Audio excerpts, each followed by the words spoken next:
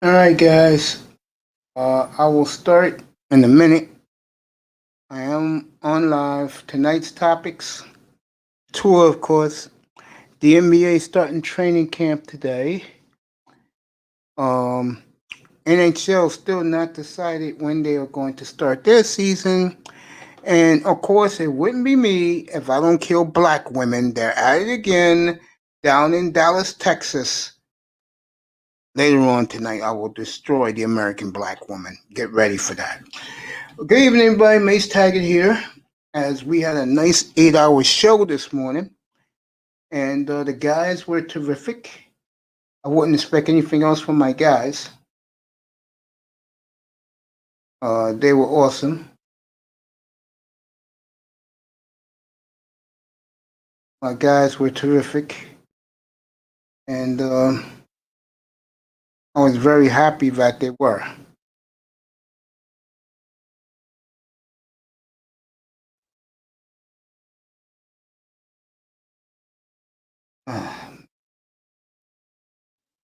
Looking at my fantasy team, Brady's off this. Was Jared Goff playing? I will find out. I'll do that tomorrow night when I'm up here. All right, let's get to it.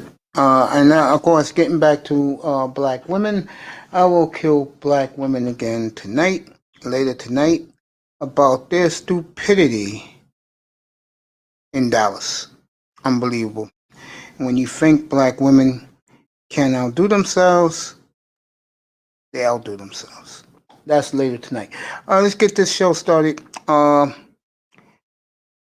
around the league right now, the Pittsburgh game, who the hell knows what's going to happen there? Pittsburgh's been pushed back to play tomorrow afternoon, and then I believe Pittsburgh's going to play the Redskins next Tuesday. I know it's Dallas and Baltimore next Monday, part of a doubleheader. Fox gets that game, and ESPN gets Buffalo at San Francisco, which I think is going to be a hell of a game. Next week is going to be something. I'm going to get to this week's marquee games.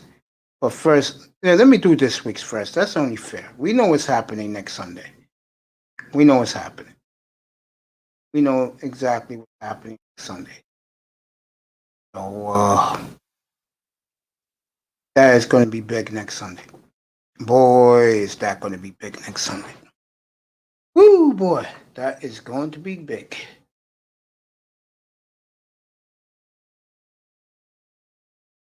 Doug Peterson's on the hot seat. You know Chicago's firing now. My good friend Matt Nagy's on the hot seat. We're going to have a great Black Monday. I will be here. I won't even take a nap. I will be here live 9:45 Eastern. You will get the coaching firings. I love that when that happens. Coaches getting fired. Um, we'll have Black Monday when the day after the season's over. Should be fun. Should be a good day for everyone. Have a good time. I will play press conferences of the coaches getting fired, and we'll have a lot of fun with coaches getting fired. Let's give you to week 13, and then we'll do the big ones next week. The early games next week, Browns and Titans should be an outstanding matchup in Nashville. Raiders must win against the Jets. Don't flop against the Jets, please. Vikings will get to 6-6. Bengals are at Miami should win that game. And it's going to be a little tough because Miami's looking past them. Let's be real. They're looking past them, getting ready for the Chiefs to come in next weekend. Indianapolis at Houston. That's not going to be easy for Indy. Lions fired everybody. Bears should get to 500. Stop that 5-game losing streak. Saints Falcons is a rivalry. Even if Daniel Jones is playing, Seattle's putting it together in all cylinders now. They should wipe the Giants off the field. And if it's Colt McCoy, Seahawks in a romp. Rams at Cardinals is a big game. We won't see that one here in New York. We'll get the Seahawks. Uh, Late games. Patriots at Chargers, who cares? Eagles at Packers, who cares? Broncos at Chiefs is Sunday night. And then Monday you have the doubleheader. Washington at Pittsburgh. Uh, Early on Fox, and Bills and 49ers, and then the Ravens and Cowboys next Tuesday. Who cares? And that will be a Fox night game in prime time. That's then. That's next week. This week coming up now. Next week is the week. Okay? Not kid ourselves. Next week is the marquee week of the year, folks. And we'll tell you doubleheader games. Early.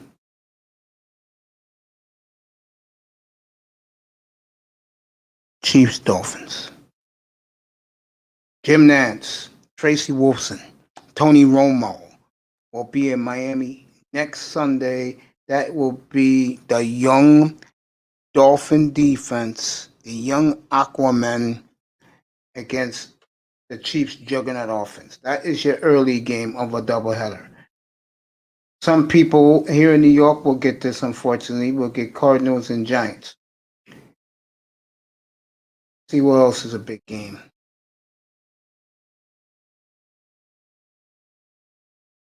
See what else is a big game. Your late games that are going to be big. Okay. Jets Seahawks is only interest to me. Colts Raiders. So the Colts are on a road trip. They go to Las Vegas. They go to Houston and Las Vegas on a 2-game trip. Washington and San Francisco. That's where Troy Aikman and Joe Buck will be. And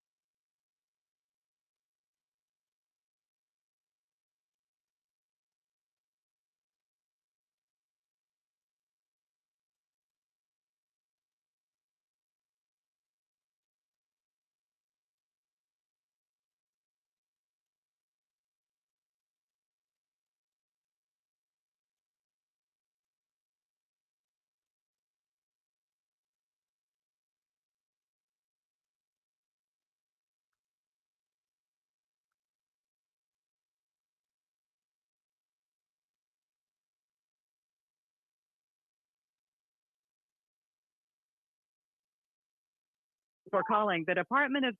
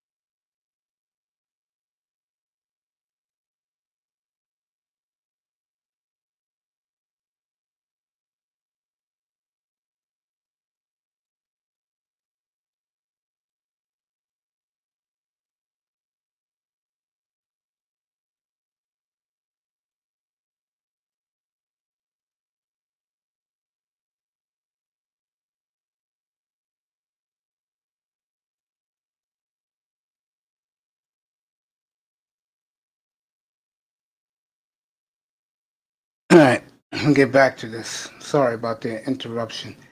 The late games is Washington and Frisco. That's where Joe Buck would be. Saints Eagles is worthless.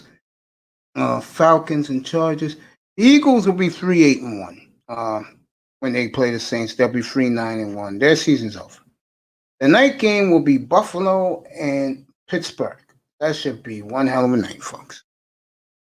Double D, what's up, baby?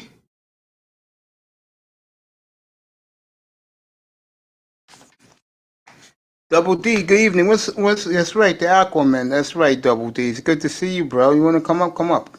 Sophius, what's up, bro? Darth, what's up, bro? Yeah, man. Yeah, man. Dusty was right. What happened? Darth, I got fired. you got what? Hello? You got fired? Damn. Wait, shit. Fuck. Yo, you got fired? All right. Darth, Hello? you got fired? Yeah, man. I got fired, man. Because you reported those women hitting on you? Those girls hitting on Yeah, you? basically it's this mixed chick. I didn't really like her. Um, and pretty much she said I touched her butt, so I got fired. Okay, let me get this straight. She set you up because you reported or you didn't mess with her. She told the superior that you touched her ass. Yeah, And they fired I you. don't like her. I never liked her. I don't like her. Bro. So basically, she went to the store manager and said I touched her butt. Wow, man. Dusty called it, man. Damn, bro. Yep. I'm sorry to hear that, man. He called him. Yep. And bro, this is what I do. Everybody that comes in, I put my hand on their shoulder, like on the top of their shoulder. I'd be like, "Hey, what's up?" Or I give them a fist pound. And pretty much like when she said I touched her butt, and I was like, "Okay, well, show the video." And the video, like you couldn't see where my hand went. So yeah, I got fired, man. I'm sorry to hear that, bro. Yeah, man. It's all good. But yeah, man, Dusty called it. Dusty called it. I should have reported that bitch. Yeah, man. She was putting her hand on my chest and you know what I'm saying, all that shit. Yeah, man. I should have did it. Sorry to hear that, man. That's a fucked up downer for me. I don't like to see none of my boys hurt, bro. Yeah, it is what it is. But yeah, what's the topic, man? I don't talk anything, man. I'm gonna kill black women later on. If you didn't hear the latest shit that happened down in Dallas, bro. You just can't make this shit up with black women, bro. Jefferson, get your ass up here, bro. The link is right here. You just can't make this shit up with them, bro. You can't make it up. Yeah, man. I mean, You can't make this shit up, man. the latest one is these women are Eric Black. Come on, bro. I'm down to the link. I'm dropping the link. Eric Black is in the chat room. You just can't make this up. You can't make it up. I'll get into it right now. I'll do it again later, but I'll get into it right now. This black chick at this expensive soul food restaurant in Dallas, a multi-million-dollar soul food restaurant. The guy was playing, music you hear at a club, I guess, because I don't go clubbing. She started twerking against the wall. He went on the owner went on a rampage, black guy. And all the women at the restaurant was cursing at this guy saying, why did you even play that music? And then all day today, I heard Oh yeah, I know you talking about Kevin those Kelly. girls that was twerking. Yeah. Yeah, I know what you're talking about. Yeah, most of these women on YouTube are bashing the brother who owns a business. And then Kevin Samuel said what happened to him yesterday was, no, not yesterday, today was, he was at the shopping mall and 3 girls were acting all stupid.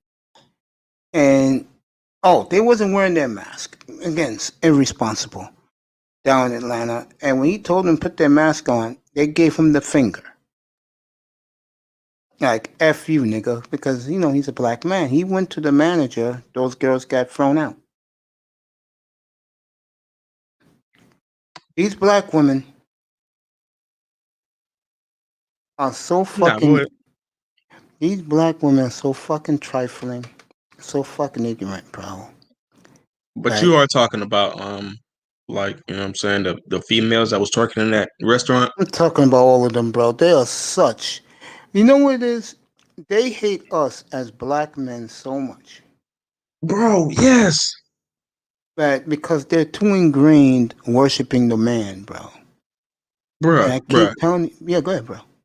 No, I was saying this. It's a mixed chick that I mean, okay, it's a mixed chick that fucked me over, and she knows I like white girls. So I didn't know that about you. She But lied straight about up, you. like, oh, he touched my ass. Like, bro, I never touched your ass. Never. You touched my chest. I ain't never touched your ass. But hey, man, Mr. Clean was like, yo, you touched her ass. Like, bro, come on, man.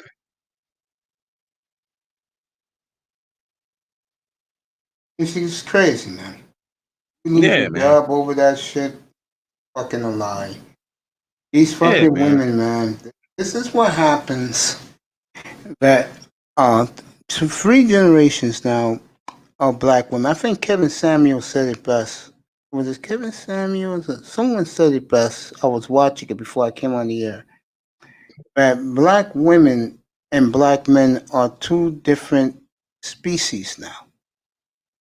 Yeah. Black women have segregated themselves from black men. And one of the main reasons why I believe, I know it's true, but I see why they have done this is because what can we give them that the white man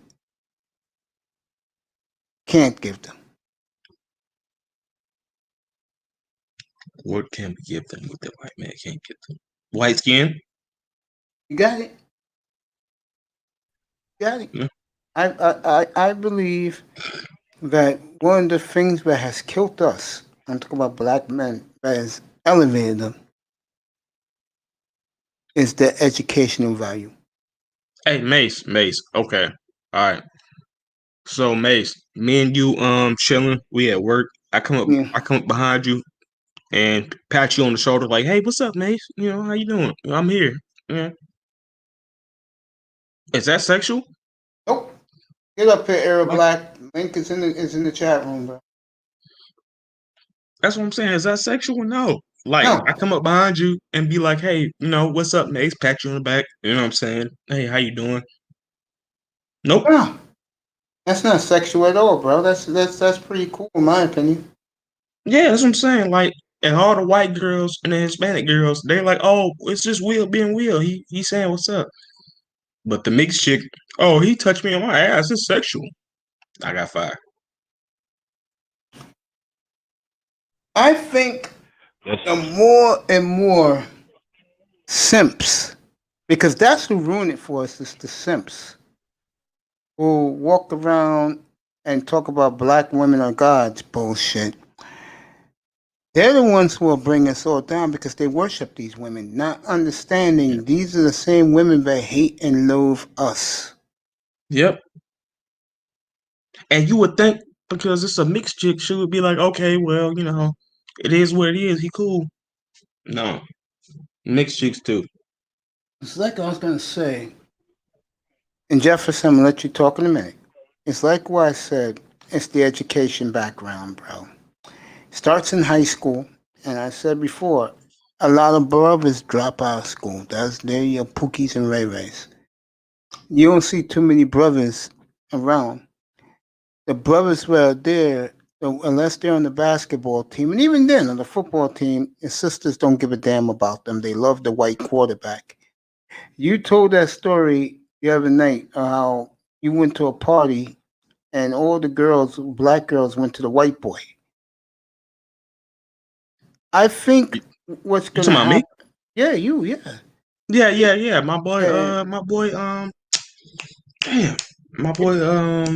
damn, I forget his What name. you're gonna see happening, and black women are gonna regret it. More and more brothers are gonna leave this country and don't look back. Yep. Especially your finest and your brightest. They're leaving. I'll say by 2030, instead of 52% of all black men 18 to 65 not married and no kids, that will probably skyrocket to about 75%. Hey,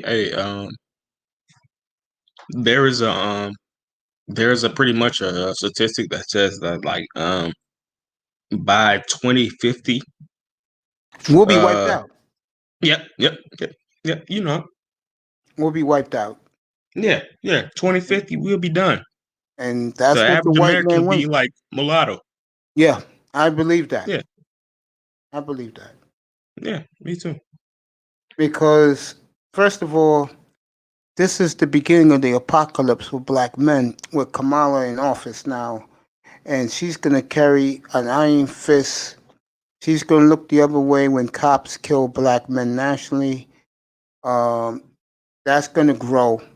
You can bet on that. More black men will be thrown in jail this decade. You can bet on that. Bro, look at No, it. it's just 2020. We Yeah, I'm got about to 10 say years it's going. only 2020. Look at it, bro. I mean, shit. I have white homegirls I work with, and they like, oh, okay, it's just Will being Will. He cool. You know what I'm saying? But the mixed chick comes out and says he touched my butt. Really? I don't touch nobody's butt. Really? Crazy. Yeah, man. So that's why SBM is trust me, bro. It's lurking. Yeah. I don't blame you, bro. Okay, Jefferson, all yours. Man, I regret what happened to you, bro. I got caught up in one of those situations, and I'll give you a suggestion. It may or may not work for you, but it worked for me at the time. I had other female coworkers come in and vouch for my character and say, no, he just, he tapped you on the shoulder. Sometimes I don't hear him or something. And it could have been one of those things where you might have been talking to her. No, it's the shadow of the doubt. We're black. They Bruh, instantly I don't had say we white did hoes something. saying he don't touch no ass, bruh. Trust me, bruh. I'm Oh, surprised they damn. didn't go with the white women Then vouch for you. only thing I'm gonna say to you, bro, if you got white women vouching for you, and that actually happened the way it did, like for me, they were gunning for you for whatever Yep, she's reason. playing for you. Yep. And the thing is, they used her, and she might have been in on it because honestly, have you ever had an issue with that woman beforehand? Bruh, the only issue I had with her was she put her hand on my chest. She's 16. She put her hand on my chest, and I told her like, hey, Oh, like, see there. I get it. See, underage, she, yeah, it is unless you say something, bruh, and you got to call it to their attention. Look, I don't feel comfortable around this little 16-year-old. I ain't losing my job for no little 16-year-old. I ain't gonna mess with anyway. Facts. You know, yeah. I told her that's like, one don't of put those your hand on my ones. chest. I told her don't put your hand on my chest. I'm an adult, and Facts, she bro. was like, Apply okay, that oh to the well, you know next you like one. it. You know you like it. Mm-mm. Yeah, We know that we know that's a thought mentality, and bruh, with Me Too and Time's Up and uh shoot, everybody's on edge, and man, the levels of what's going on, and I don't even hey, talk about it. I you can't know, even get in a group to talk about it. They get dirty with Jefferson. it. This is what I I did. mean, This is how I fucked up. I started ignoring her after that. nope, I started you ignoring didn't her. mess up that way. What you should have did was say you should have made it known that she put you in an uncomfortable situation. I'm a grown man and I'm black. Once you say you a grown black man and you legal to white folk be like, wait a minute. Yeah, you know what? He ain't never tried to and did and why he want to lose his good damn job. And but the thing is that there's something a little extra to that. I don't know what it is because you got blindsided. You thought you handled it like an adult. You thought you cleared it up. Say, look, you underage, da da da. Look, as soon as you turn 18, hit me up. I'm fine with that. But before then, leave me alone. And you thought that was the proper way to handle it. And I've been put in a situation like that, and I thought it was a proper way to handle it, and then they said something. But luckily, the film, when they said, well, it looks like, I said, dude, when a man grabs a woman's butt, there's always a face he makes when he grabs the ass.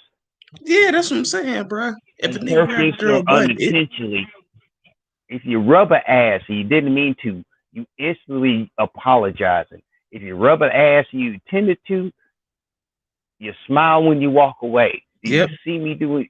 No.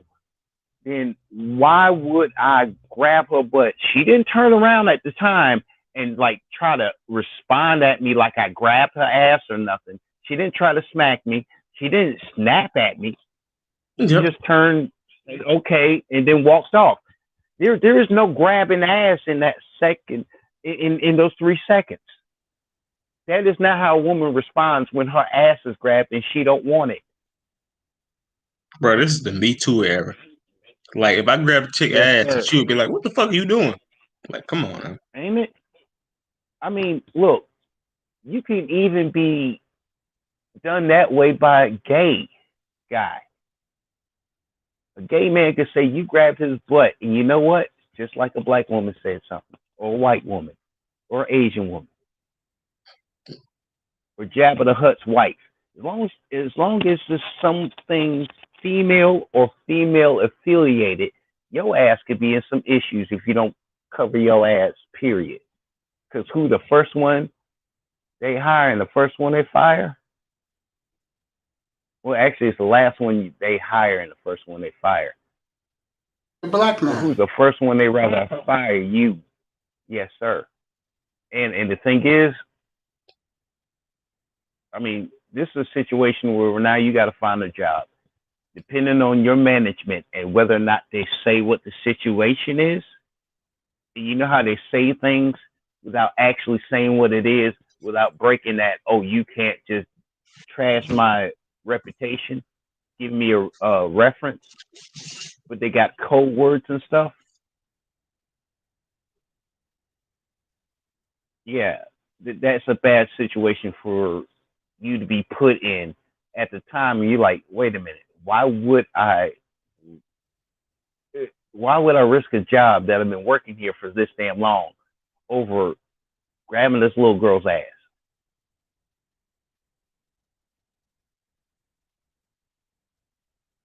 Now, Yeah, technically, man. I mean, I think you got some legal recourse available in slander area, and then wondering if she's working at your spot. She's 16, and they're gonna have to verify some stuff because you want all the video. And they deleted a whole bunch of stuff. Then you're like, wait a minute. So you don't have the evidence of this, but you got no, this they specific have thing the 'cause video, she bro. said- Not of her. Not of. They don't have a video of you clearly grabbing her butt. Yeah, right. All they had the video of You just it was pretty hitting much her. me putting her hand like on her back. That's all they had. But he was like, "Oh, she's 16. You doing too much. She young." I'm like, bruh, You could sit there and say how many 16-year-olds listen to you when he calls their name. And I was trying to get her attention because I was trying to tell her something about work. Hit the It ain't like, even that. share, It's and like, subscribe bruh, button, everybody. Watch it. What you But say, you Mason? see how that's an open door and they can't prove that you grabbed the butt. But Right. she is just responding like you grabbed her butt and she didn't want it, or she was shocked by her butt being grabbed. Because there's a instant response when a woman get grabbed unnecessarily or she didn't want it. And That's right. that's the key. White Now men you do it can all actually white see men do it on all that the video, time. she didn't respond. White Like, men I do it grabbed all her the ass. time at the workplace. That's what I'm saying. Yes, Yeah, sir. bro. Every chick that comes in, I either give them a fist pound or I put my hand on their shoulder. It's the Young same man, thing. I got a rule. When it comes to women, okay, fellas, don't talk to the women at the workplace. I don't give how fucking fine how they are. Do not date women from your community.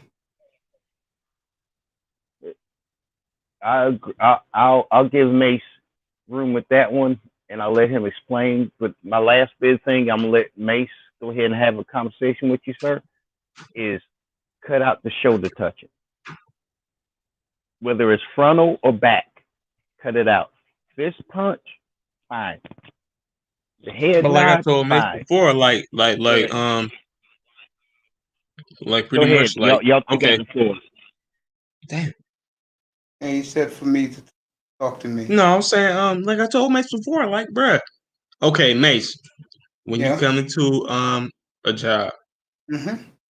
and it's like hey, how you doing? You know what I'm saying? I put my hand on your shoulder. Like that's not, you know what I'm saying? That's not weird. No, it's Yeah, normal. that's not weird. Like it's like your homie.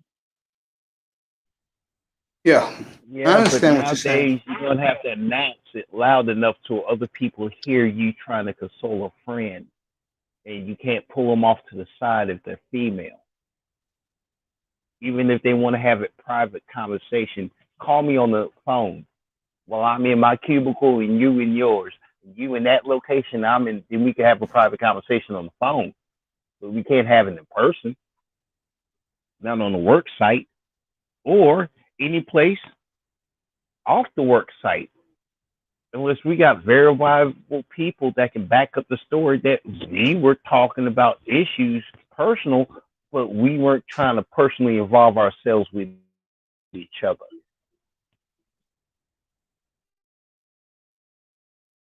Right. But at the same time, though, I mean, come on, man. Like, if you see somebody you cool with, bruh, 8 months. I've been working there for 8 months. Like, if you see somebody you cool with, bruh, put your hand on their shoulder, ain't no big deal. Come on, man. You're right, but how long was that young girl working there? 8 months. She's working 8 months too? Yeah. Bruh, even Can I ask you a quick question? Just a quick question. yeah. How old was your boss? And was he male? Nah, the dude who fired me was male. Yeah. No. I mean, like the main boss. That could just be the dude that just likes firing people. No. The area manager is he was gay. But the main boss, yeah, he was straight. Let me ask you something. Yep. Was the area manager kind of cool with that little young chick? Yep. You know, the young girls. Yep. Okay, there you go. That's the connection right there. Yep. Yeah, I know. Cause bruh, trust me. I was just wondering because I can tell. No, trust me. I've been fired from a job for bull crap, and that Yeah, really I feel bothers you, me. bro. The area manager, he don't like my ass. He don't like my ass. There you go. Yeah, I know. He don't I like was my just ass. trying to catch up because you and Mace had a conversation, and I was kind of getting the indication that that's where it was going, and I didn't want to disrespect the moment or disrespect Nah, you you good. during this time of stress. So I was just trying to catch up in my own special way. But yeah, Yeah. I'm You caught good. up Yeah, now. trust me, I'm the caught area up now. manager I don't see like what you my mean ass. when you were talking to Mace and everything. I wasn't there, but yeah, Mace, Yeah, I feel you. go ahead. Yeah. Go ahead and help him out, man, with this one. Because hell, even on this one, I'm a little bit at an age where I can still be trapped in it. You know, so hell, give me advice too. Like I said, guys, the two rules I live by. I don't talk to women in the workplace, and I don't socialize with women in my hood. Because people are gonna know your business, and people make up shit. It's like you said, Darth. The manager and her were a little friendly, so he had it in for you anyway. Yeah. Bruh, did Dusty not say this shit last night? She did. Yep. He was like, bruh, quit that job. Stop fucking with that job. And I was like, oh, no, I'm good. I'm fine. Good.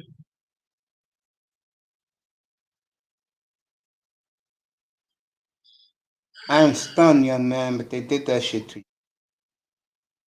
Yeah. Sorry to hear that, man. I'm really pissed off myself. I'm like, wait, what? Right now? Damn. Bruh, and the fucked up part about it is like pretty much like all those girls, like they fucked with me hard. And I pretty much gave them like game. You know what I'm saying? So that's the part that fucked with me because it's like, bro, I gave them game. Like, don't fuck with this type of nigga. You know what I'm saying? You know, don't do this, don't do that. Yeah. So it's like the mixed chick was like, she fucked the whole shit up, man. Yeah, I'm gonna man. give you a bit of advice on this one. Don't be the straight man that's her bestie at the job. You might as well be gay. Yeah. Be honest Yeah, with I you. feel you on that. Now, you Because want that's who to fired me, calm, the gay dude. be nice That's who to her. fired me, the gay dude. Yep. Yep, And you know why? the gay dude. You know That's who why? fired me. Because she probably said something about you, and them girls came up to your back and said, "Oh, don't be talking about him like that. We can't be. Nah, he cool. He don't bother nothing. He say something nice. Hell, I felt fat one day, and he noticed the dress. You bought a new dress. That, you know It what? was the mixed chick That's a good style with who something on it. fired me. And you just walk off. You give them that compliment, that damn thing. They're like, they sit there and say, you know what? You just said something nice to me. You don't even know what the hell you said. You're just walking by and wanted to say something nice because you didn't want to say something nasty. Yep. It was the mixed chick Speaking of who folk, fired me. bro, yeah. And see, that's where they're applying their power because they get a position because, as a black man, they could give you the management position, but no, you're not ethnic enough no more. I mean, I'm not going down a list of what the hell they want, but if you got a gay area manager and I mean, I'm pretty sure you worked jobs there for like years, and they didn't even try Bro, to make you I've been a assistant. chef for like 3 years, bro. Oh, come on. See there? Another chef? Did they even Yeah. did they even get did they even get you a chance to No. apply or No. even fight for the head chef's position? No. Oh They ain't man, even bro, fuck me on manager status. bro, I'm telling you right now, I wanted to be a chef. I almost went to culinary school, but then my buddy who came out of culinary school said, "Dude, you already know how to cook. I mean, Yep. only thing you need to know how to do is chop, dice, do the thin slices. Man, your knife work is your only problem. Once you figure out the knife, you're gonna figure out the flavors." I was like, yeah, but they got pretty plates. You know what the best pretty plate is? A plate that's gonna fill up the whole damn plate, not the little ass dish in the middle of the damn thing. You got like a 12-inch dish. You got 3 inches of surface coverage, and it made sense to me. So I didn't go to culinary school, but you know, the Michelin stars, everything else, that was my dream and stuff. But nah, if you're not given a chance in the kitchen, but you're doing all the kitchen work, you the guy show up when two guys call out sick, and you make the ends meet, and everybody's satisfied, and the food still gets out there. And you don't even get a chance. And then some little youngin come in there, so you grab the butt, and you in the kitchen. Right. So that's a double damn stab because You in the kitchen, you cooking. I ain't got time to grab ass. If I would Bruh, have grabbed the bruh, ass, yeah, man. she would have had a butcher knife in the butt because I was probably cutting something up. And if I would grab the butt, I probably would stab her. So she ain't got no Bruh, stab wound. I ain't grab her butt. bruh, at the same time, bruh, like, bruh, if I'm playing grab ass, okay, well, who else do I'm playing grab ass with? Like, there's like what, 4 or 5 other females I'm talking to, like, cool with, like, who else am I playing grab ass with? Like, we're literally, like, you know what I'm saying? If I'm playing grab ass with one chick, I would be playing grab ass with somebody else, right? Yes. That's what I'm saying. Yeah, like if I'm doing that shit to her, then I'll be doing that shit to other females. So who But up if to you're my doing playing this grab to ass? legal females, why wouldn't you just stay with the legal females you can hump instead of mess with some 16-year-olds you can go to prison for? Right. If I'm doing that with some 16 years old, I'll be doing it with everybody. I'd be like, oh, hey, you 16, fuck that shit. You got a fat ass, let me grab ass. Like, bruh. You saying that sentence didn't even come out your mouth right because you wouldn't even say that. It came out your Yeah, mouth awkward. I know you telling the truth. yeah. That's what I'm saying. Like, bruh, if I was doing that shit with one chick, I'd be doing that shit with other chicks. So it's like, but I got fired for that shit. So fuck it.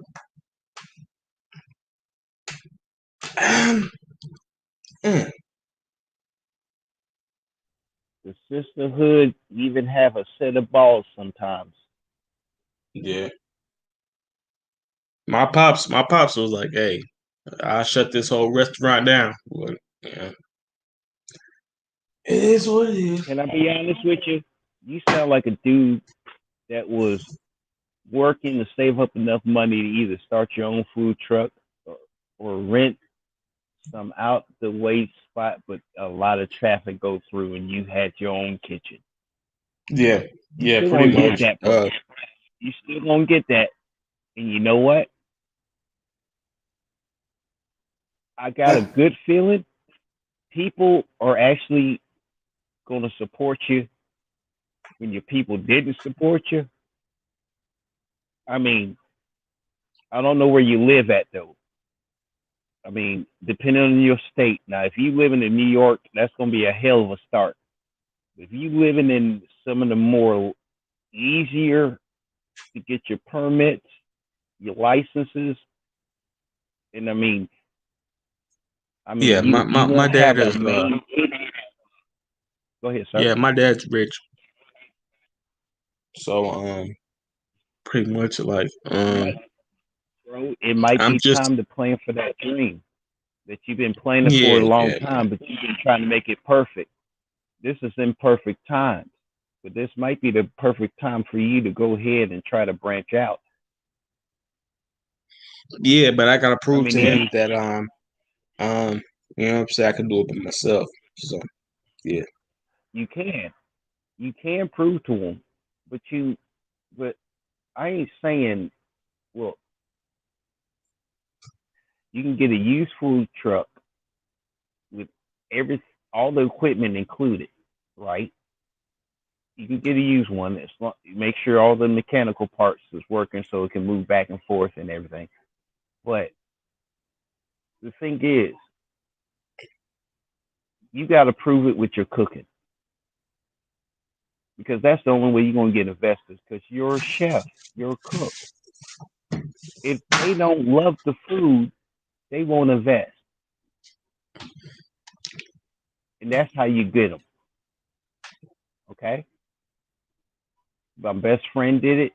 He told me to do it, and I was working on it. But my my my restaurant would be just Heart Attack Jack, but someone stole my name because pretty much all my food is just fat, and damn that butter tastes good in it. Ooh, you put some lettuce on the side. No, I'm eating salad. Mine, yeah, you know, the salad's just there, so someone said they ate healthy with a diet soda. But you look, that's how you impress them. Okay. The best way to do it is find quality products you can get, and you can convert something, bruh. You can get a little cheap ass little truck that can tow a trailer, and your trailer is set up top notch like a kitchen. And you've been wanting to do it, I bet you, for a while now. Yeah. And you know, people right now, I mean, shoot, my buddy right now, well, what he was doing was hitting construction sites down here. You go by the construction site, boom, drop off a card, whether or not the wives were coming by, dropping off food or whatever, something different. Next thing you know, he get called. Yo, man, we need this here. We need this here. We need this here.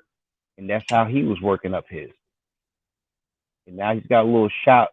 It's shut down, but the manager was nice enough to say, look, right now I ain't making no money, period.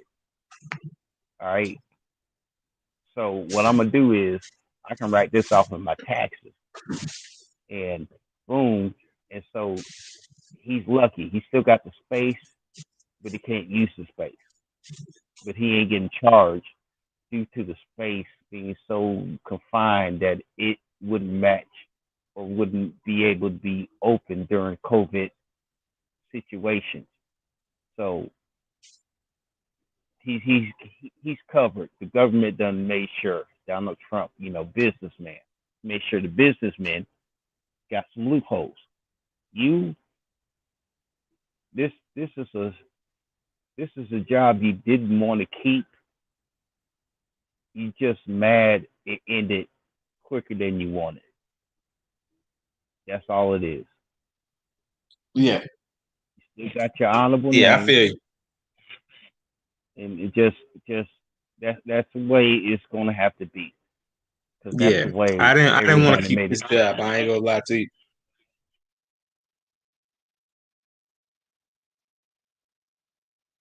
Still regret you lost one. Because it's kind of hard to go Yeah, ahead and man. replace one.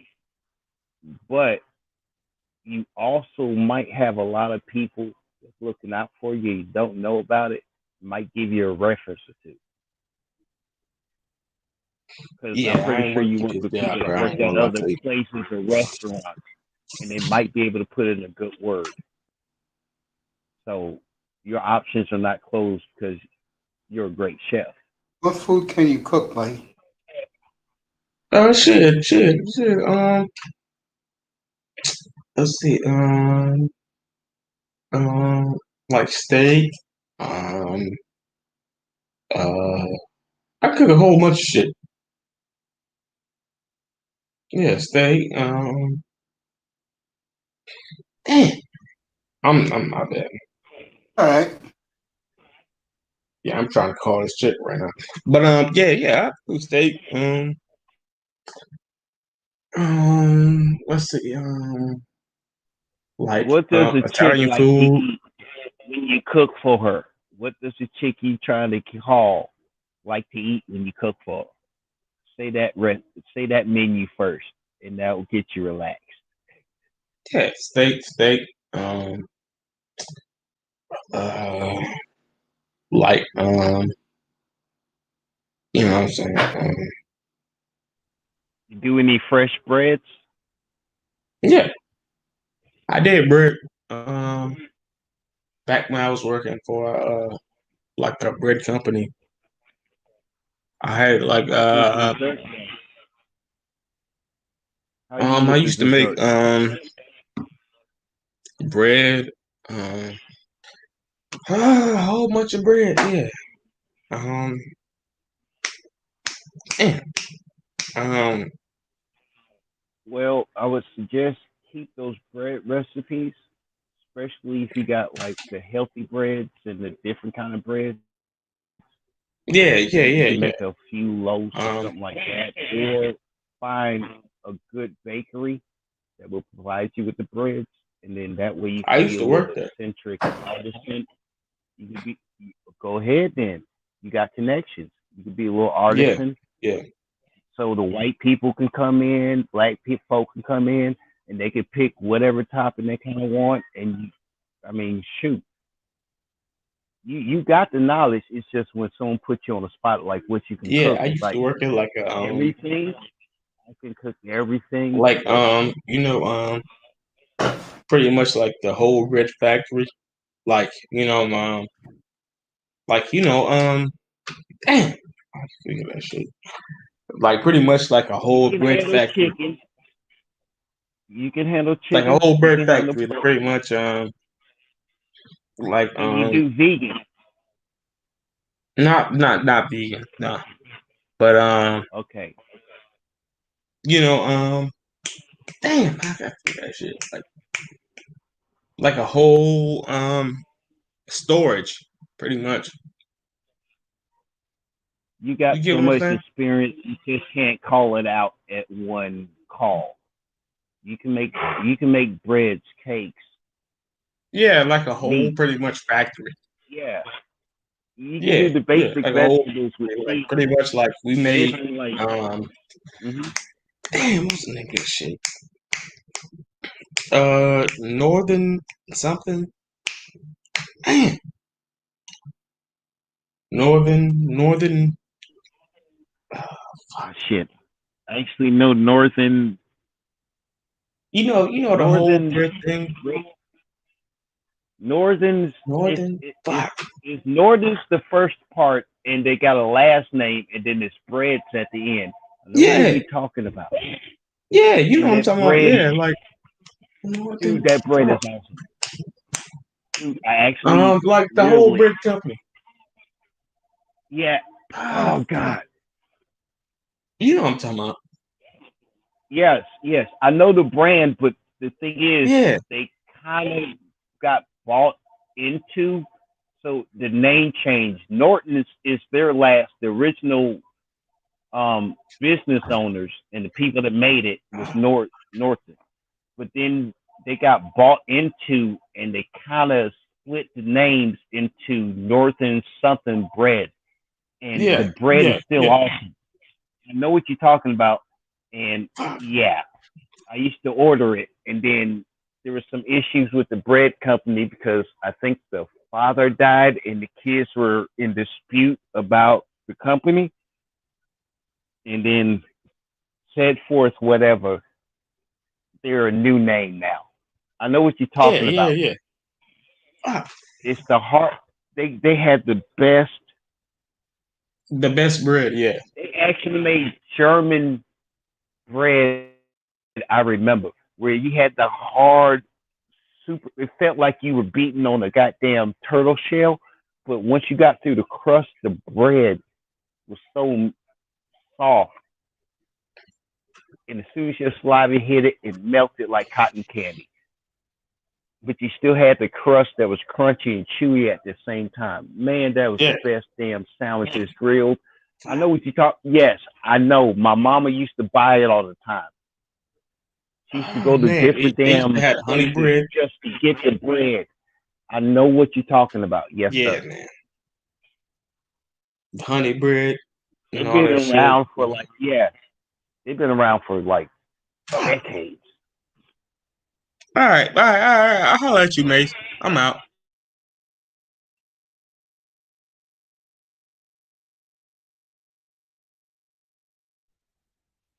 Well, young man, don't worry about it. You still got a lot of life to live. But boy, I hate the fact that it happened to you. And I hope anybody that listens to this in the replay will take it to heart, take it to mind, and quit saying, well, they ain't going to be me. Because everybody said it ain't going to be me until it was me.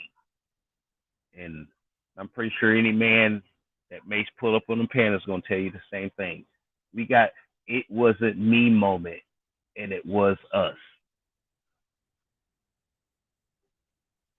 So just keep yourself safe And you're going to have to think about every option they're going to try to get rid of you on. Because you're still a black man, and that's still been the rule since black men were slaves in America.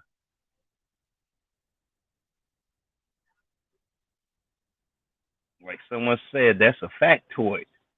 Since, young people like to go ahead and change words instead of saying fact. It's been a fact since slavery. It ain't a factoid. It's just a fact.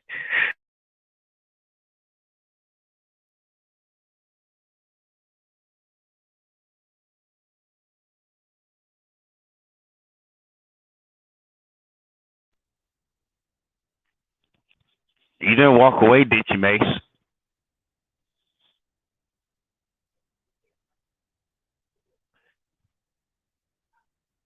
Okay, I'm not sure if Mace walked away or maybe he's taking a moment to actually absorb what the young man said, because that's some serious. That is some straight serious right there. It ain't easy.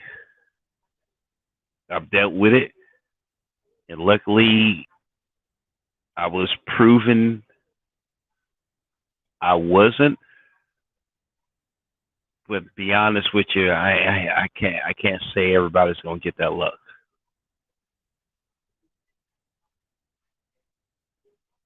You may or may not be in a position with your job qualifications, your education, and your skill set to get another job. Because the stereotype is still there for us, while everybody's saying, we so damn special, we like white men. We're not.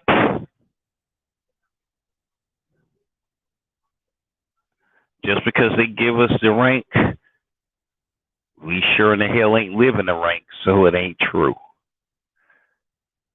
You gotta be careful, people. And I'm gonna remind you something.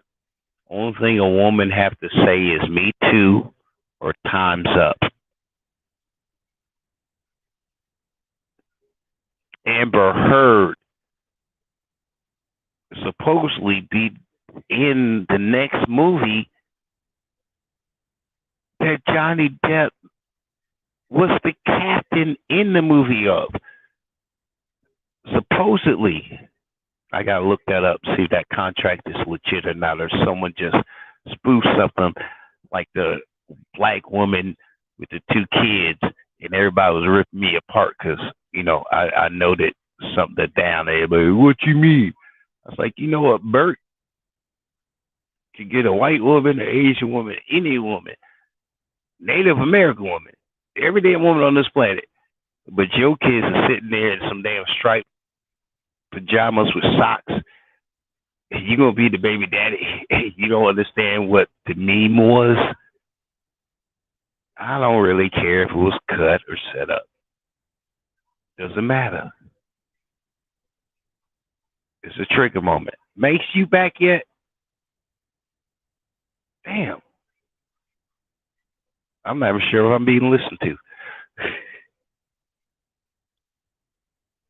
But honestly, people, man, let me tell you something. If I don't think you're a piece of crap, you don't think you're a piece of crap. Doesn't matter what the rest of the world thinks. Because the rest of the world ain't going to have your best interest in mind. I'm not out to screw you. You ain't out to screw me. It seems like we got a good damn contract. Let's not screw it up.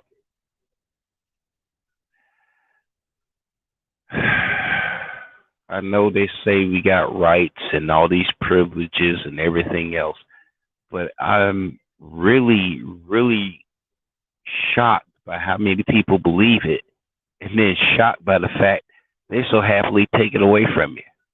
It was a trap. My man deserves better than that. He's been verified. I mean, I'm pretty sure some of them white girls that verified him had a blue check. He still got screwed. Only thing they need is you a black man, and you always guilty. Now, I'm going to drop off real quick. When Mace get back on this, he'll go ahead and holler and say, Jefferson, get your ass back up here. Till he do that. Because, honestly, I'm a little bit messed up with my boy saying, damn.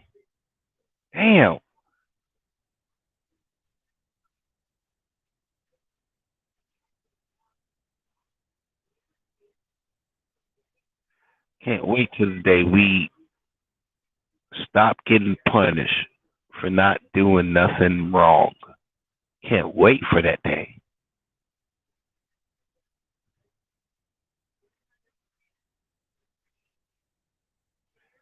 But I hope he thinks about maybe just, you know what, follow that dream. Hell, you were living a nightmare or working at the place. You might as well live the dream and work in your own damn kitchen.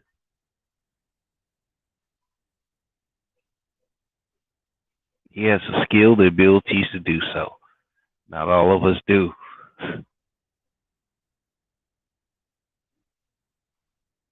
Some of you are 9 to 5. Some of you are saying you're entrepreneurs. Just really, girl sell 3 extra weave bundles she didn't use. She's an entrepreneur. It's been used too much. Just like the college degree. I can go to PBS College and get a college degree in Sesame Street logic.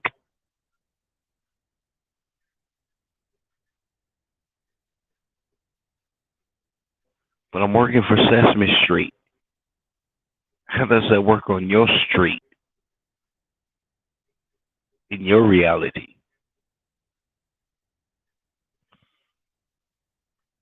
I'm trying to figure out which puppet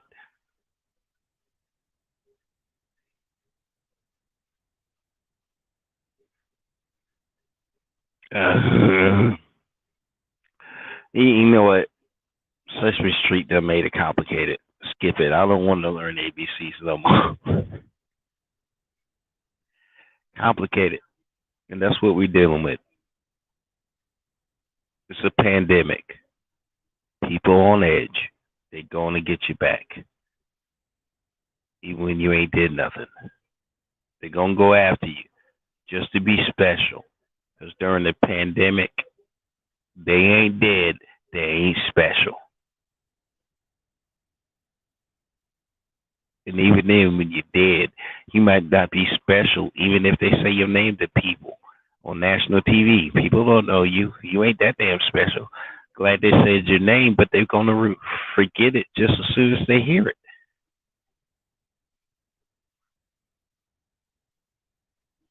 Just like everybody keep jumping on Tua. Okay, look.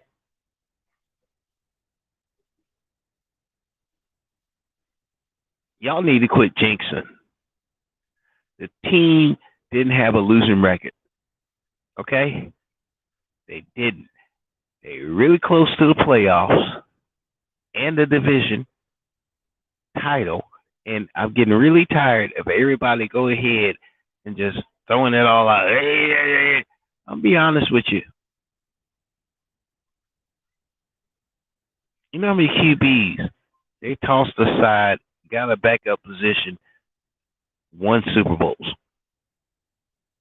That's the reason them guys still get a chance today.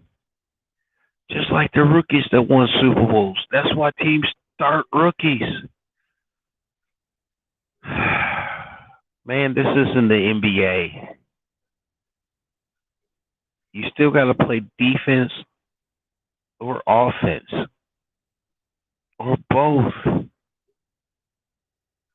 Really good. Or exceptional on one end of the field versus the other side of the field. It's football.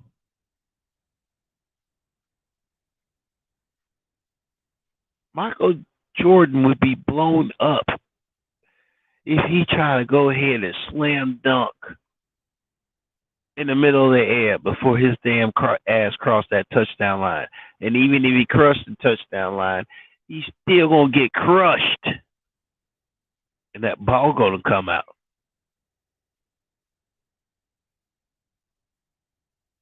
Okay.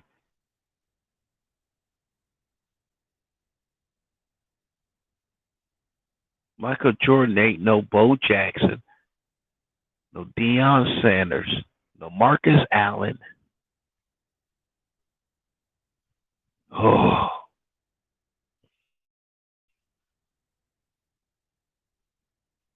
and the one sacred Bear running back that should have scored in the Super Bowl.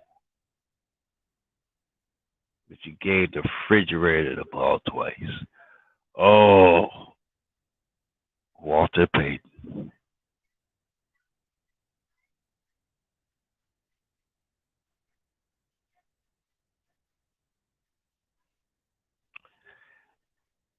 And on that, even I was child time screaming, "Give Payton the ball." Why are you giving it? That's fine, but no, Walter didn't score.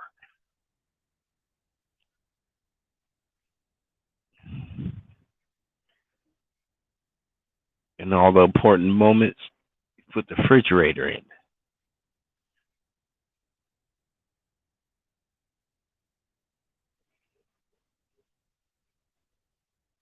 I ran for a whole season, and then the big game, you don't even give me a ball to score. Well, that's fine at 10-yard line, but you want me to run 90 yards? You can't give me a 3 and in. Not once during the Super Bowl. Yeah,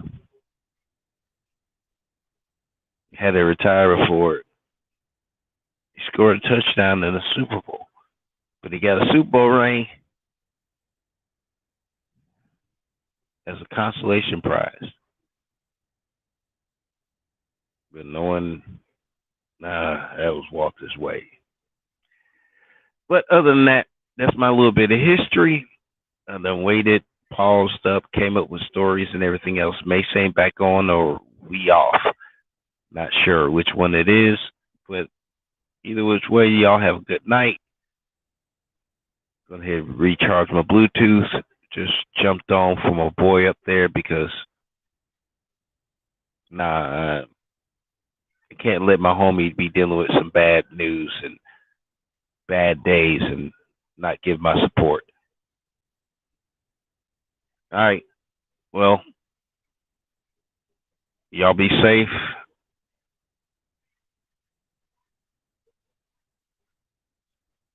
To the next day. And this crap's all over. Wish you well in my prayers and give peace to all.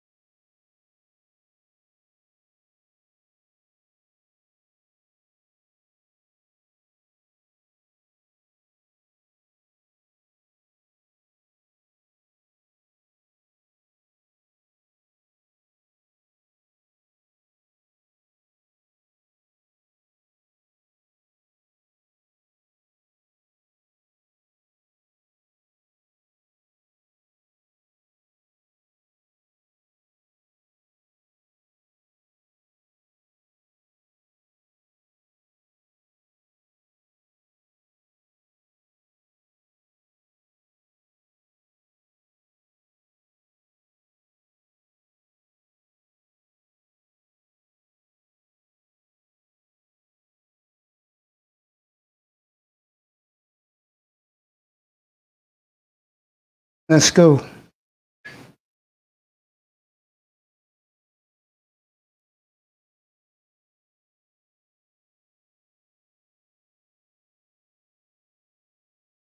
Jefferson.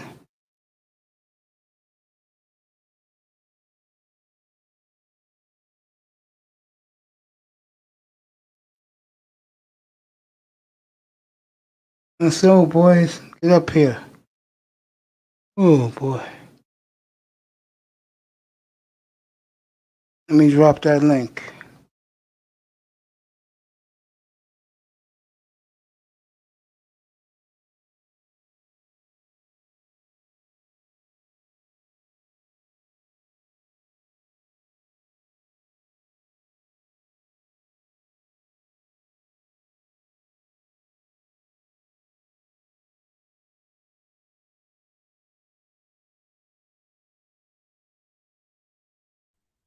Dusty's out here. Slow fierce, bro. Yo, Dusty. What up, old man? What's up, man? You know our boy Dolphin. Slow fierce lost his job today. Yeah, Yeah, he said that the girl told the boss that he touched her ass and he fired her. he snitched on her, and that's what happened. No, he didn't snitch, but she just shot him down, bro. What do you mean shot him? That doesn't. Man, the manager told she told the boss that he touched her ass and they fired him. Unbelievable, right? I mean, this is why I said he should he like this is why I said he should have did what he did just to prevent that from happening. If he would have I would snitched, agree with that. if he would have snitched, he would have had retaliation protection against that. Yeah, bro. Sorry, but you should have took your advice and told people that she was fucking with him, bro. Well, that was a great show we had this morning, wasn't it? Oh man, you know, I went through a situation like Dorf Slofia's. I had taken a second job at a restaurant type of situation, a place where they serve food, and there was a little, big butt white girl, and she was looking for attention, and me, I'm kind of quiet and kind of nonchalant around them like that, and she tried to pull that same junk.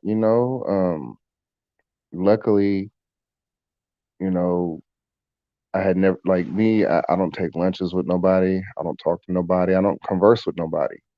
And luckily, what had happened, for me, what happened to my benefit in that situation was the young lady. She had came to me one day and asked me how many baby mamas do I got, and I looked at her like what does that matter? Like and she started talking about how it's always the dudes that look good. They got a whole bunch of. I was like, look, man, you know, with all due respect, like I come here to cook burgers.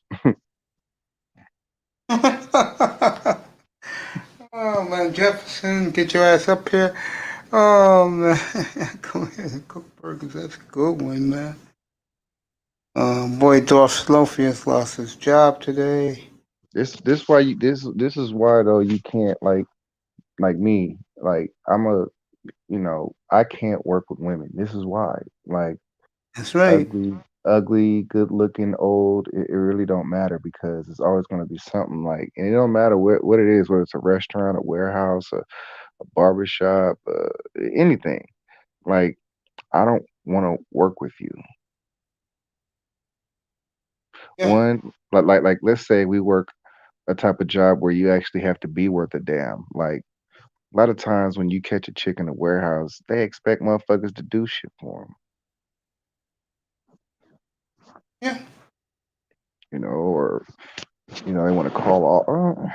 This is why you just can't talk to them. That's right, bro. Oh, That's why I ignore them altogether, bro. but I could tell by the way he asked the question it was going to be a problem. Yeah. Shame. Damn shame. What's up, I Tess? I'm good. How you doing, buddy? Vibing, man. Yeah. Good. Oh man. Yeah, bro. Fuck wherever you want. Football, baseball, whatever. Women. Yeah, bro. Hey, what was you trying to say, Sean? I couldn't see your comment. Honestly, man, you know when you tell somebody something and in 72 hours it happens. Say it again. You know how you tell somebody something and in less than 72 hours it happens? Yeah. That's what happened to him. You were right about he didn't want the job. He hated the job. He needs to move the hell on.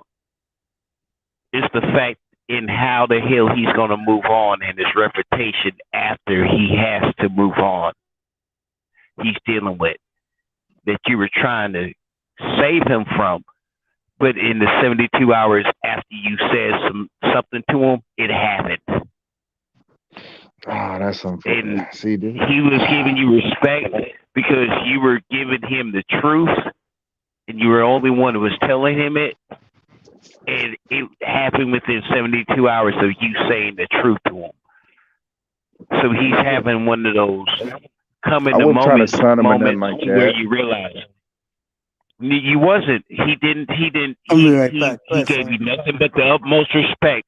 You absolutely respect him the way he came off.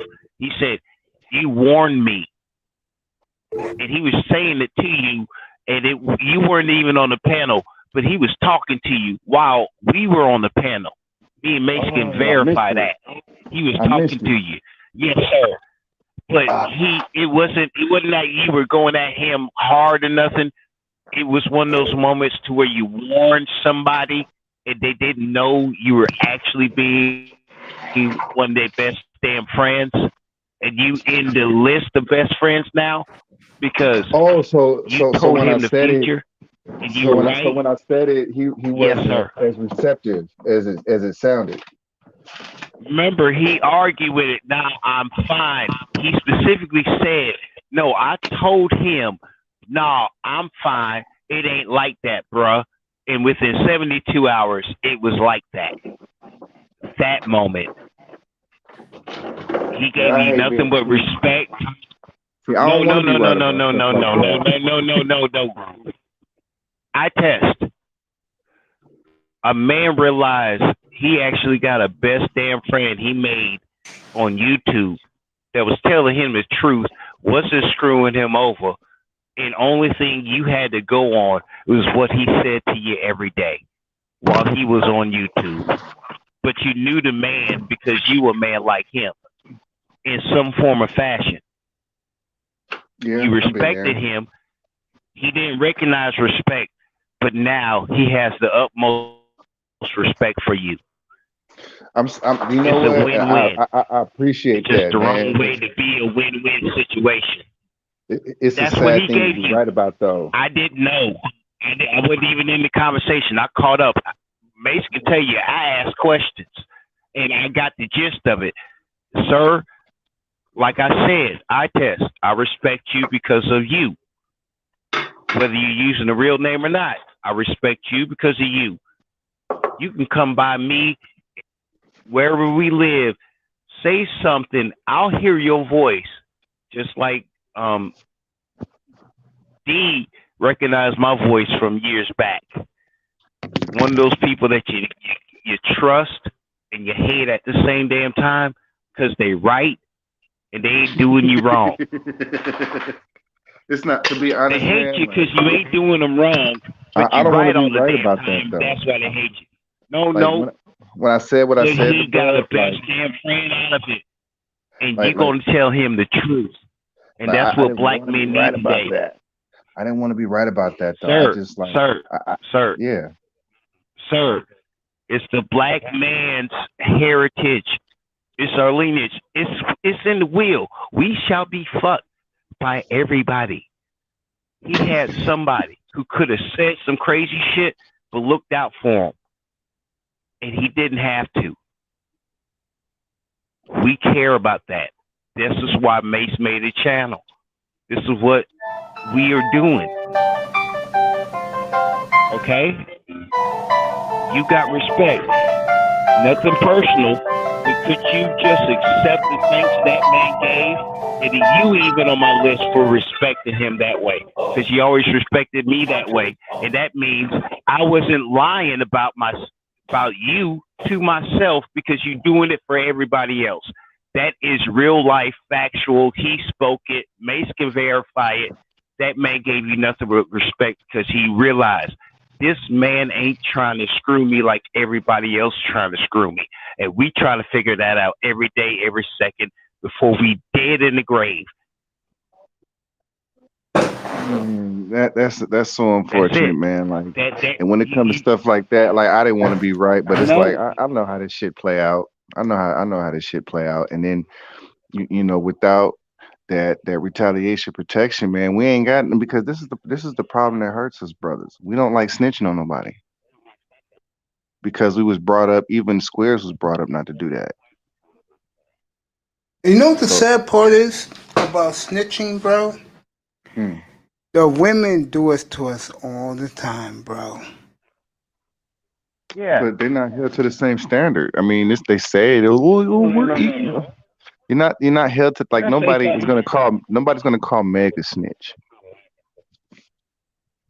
But it's all right for Meg to put you in a situation where a man happened to save all the butter off his prison plate just for you. But see, this the thing. Like, what I've learned. There ain't no thing. Like, no. There's only one thing, because the man saved all that butter off his prison plate.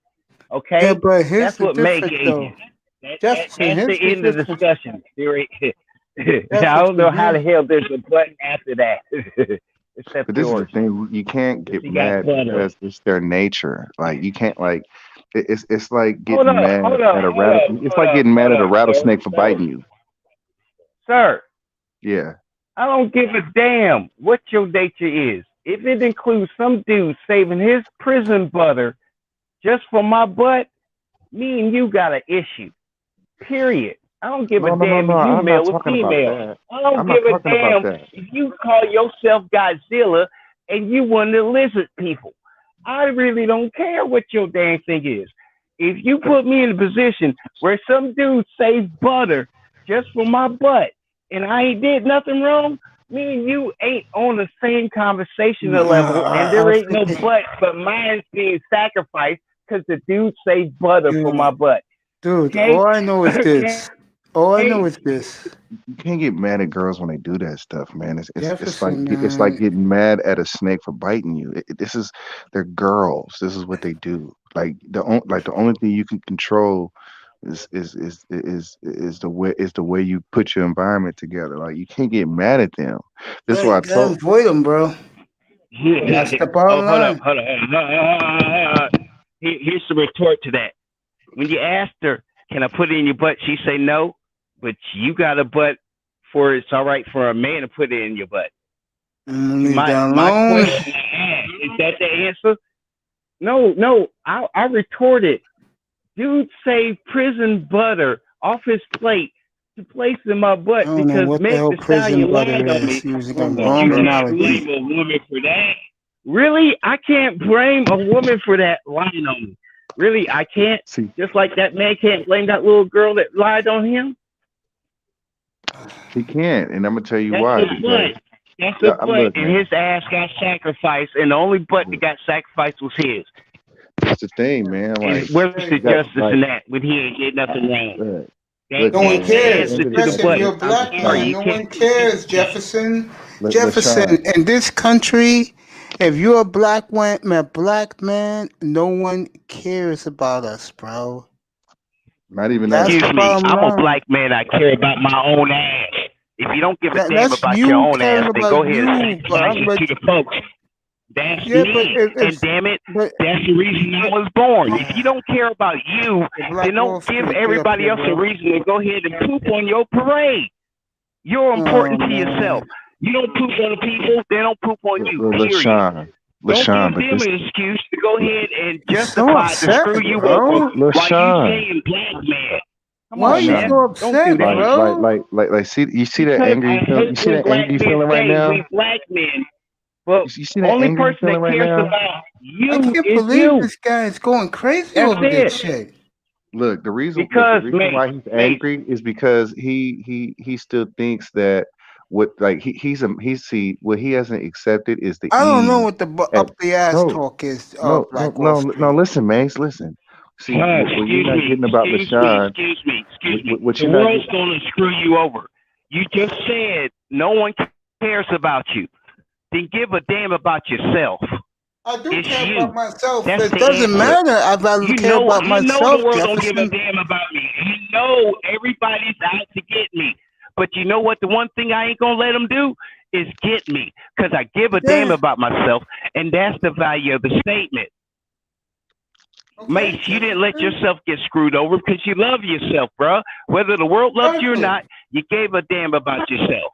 That's Damn what the right. statement meant. That's Okay, all it but it's meant. the way. Don't take it wrong.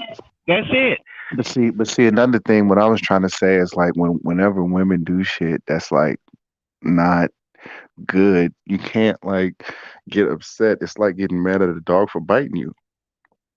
You can't. It's their nature, dude. Like it's you getting upset at. It's like you can't be surprised at how easy they just attack your manhood. It's just what they do. Like Yes, you fucking can. strange bitches. I mean, you can, but what good is it gonna do? Like, are you gonna get mad at a rattlesnake that bites you? No, it's a fucking snake. Dude, you just get mad and walk away. You don't deal with them. You don't put a brick in their head or nothing. You just don't deal with them people no more. But it's good they open their mouth so you know what type of people they are, or you wouldn't be knowing anything and you'd be dumb enough to believe them. That's the reason why. But You this is what I'm got to know saying. who the hell Like, got your best interest and who the hell don't have your best interest. If you're going to walk around like Forrest fucking Gump and think you're going to buy some Apple stock now, I get it, and I'm not saying that what you are saying is not true. All I'm saying is you can't be mad because like it's their nature. It's their nature to try to bitch you up. It's their nature to try to fuck you over. Like not fuck you over, but it's their nature to try to see what they can do. And if you allow a little girl to get away with some fuck shit without checking her, like my man did, you can look at the future and see what's going to happen. It's what they do. It's like us wanting to fuck strange pussy. It's what we do. It's not who we are, because who we are is LaShawn Jefferson and absolutely. Dusty. But what we are as men, and what you have to understand is what they are girls. And because they are girls, you can't expect anything from them that you would expect from me. All right, I'll let you up. There we go, I-Test. I-Test, I'm glad you finally answered it for him because you know what I was doing? I was giving you every damn thing and all this, and I was being hostile, right? Sound like it. But the thing is, this is all the excuses these guys keep snapping at you at, ain't it? I wasn't attacking you because you I-Test. I know you got your stuff straight. I test with a single word. That We was dealing with Dusty, a brother. bro. Yeah, that was Dusty. I'm sorry. No. I'm talking about I-Test when he gave the advice the first time, and the man said he was there. Now, I'm getting to Dusty. It's all connected. May says something. I-Test says something. Dusty, you're 100% correct, sir. You lived your life, dealt with the wrongs and the rights you did with making mistakes and making the right decisions. You give the best advice. It's just that when look, it branches out. We'll listen to somebody else's channel and those other people, and we'll hear the people.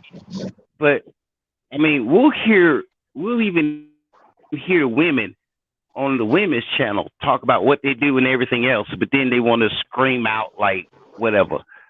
It's just a whole bunch of excuses just to make Again, if yourself you ignore important. these women like And I the do, you rare wouldn't thing have is, these problems, bro. I Smoking the do, blunt stuff. Mace. Mhm. We all do.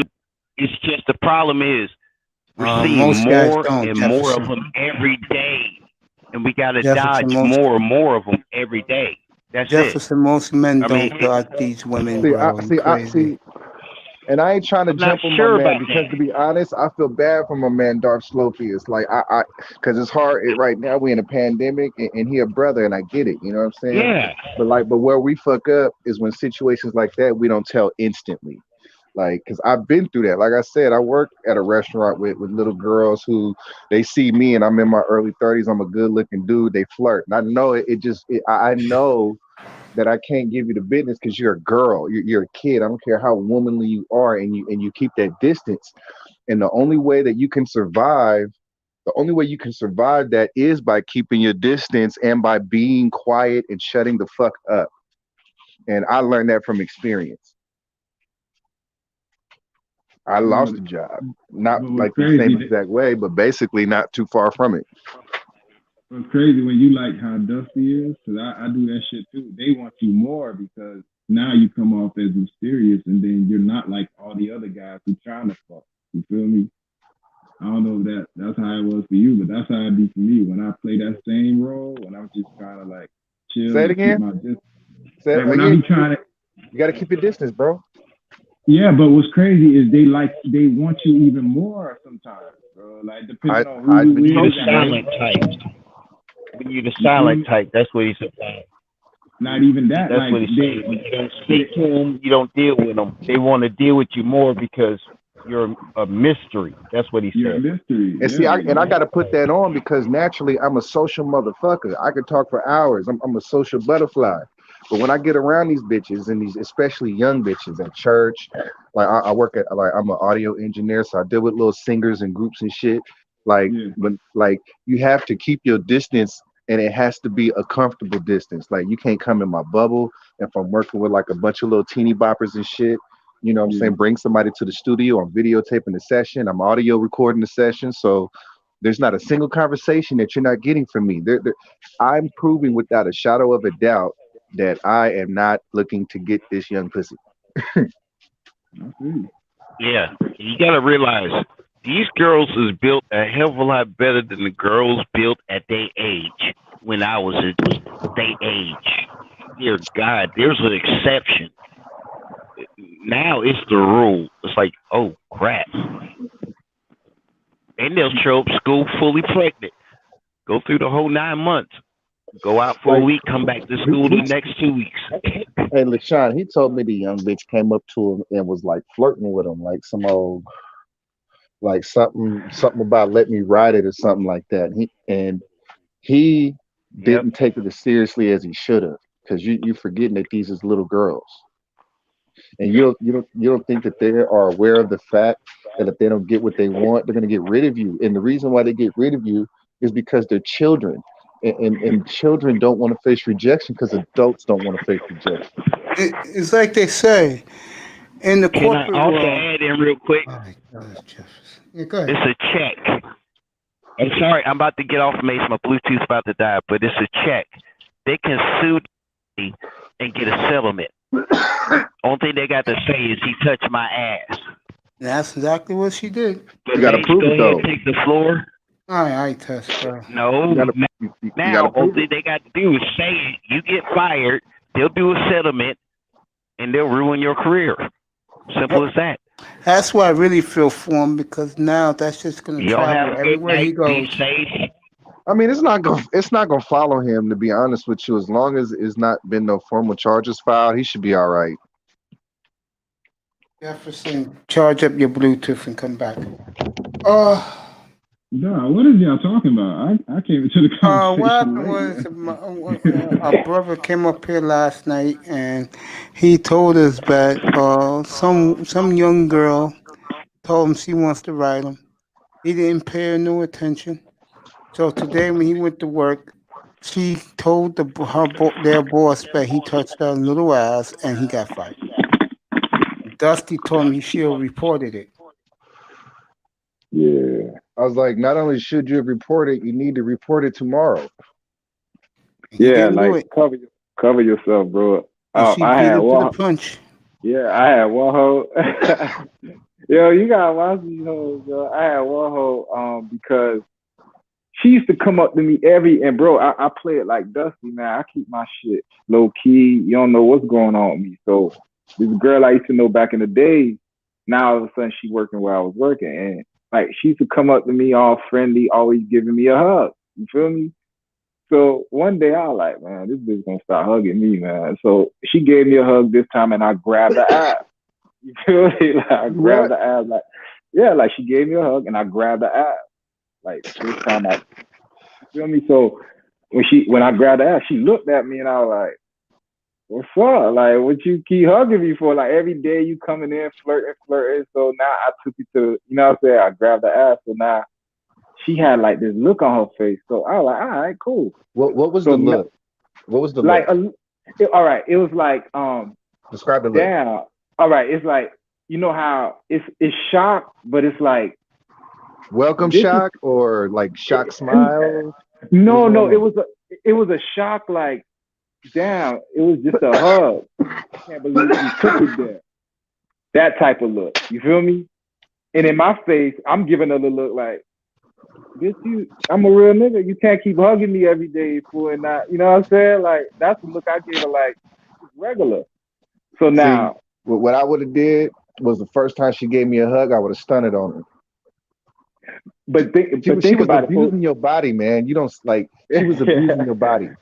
Like, I get it, but I'm the nigga. She felt entitlement. But that entitlement that they tell us that we feel. She felt it to you, brother. She felt like she could just come to you and get a hug, and her sickness made her feel like she should be able to come to you like you at church. Come and get a hug and expect not to feel no wood on your inner leg. I feel you, God. But here's the thing: it's more than that because I played that over there, so I got all of them. Like, you know how you the elusive one. So all of them want to be that one that even though you're not gonna be their girl, like they know you're not gonna wife them or nothing. They want to be the one that you always gravitate to, you always vibing with. Cause I'm like you, I'm kind of a social butterfly, but it's only towards female. Like I don't fuck with dudes, so I'm always bouncing around female to female. So when she did that, I guess she was trying to like. You know what I'm saying? Like, be like one of those females where everybody like knows, like, that's my homie. You want to know like, what's going on? Whatever. No, I peeped it. No, but here, let me finish the story and you're going to see what happened, bro. So after she gave me that look, I was like, all right. Like, she gave me that look. I was like, all right, cool. So I kept, and this is a night job in the hospital, by the way. So now, you know, I'm moving around. Bro, so I'm moving around. Oh, I only fuck with educated, bro. College bound, that's it, bro. So, I'm just moving dignity around and self-respect everywhere, right?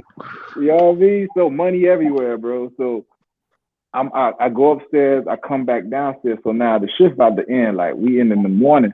So now she come up to me like I be in this back room, like waiting for the shift to end. She came up to me, she was like, yo, stop, go play. Nigga, listening to everything I say. So she came up to me and he was like, yo, I kind of felt uncomfortable when you grabbed me like that.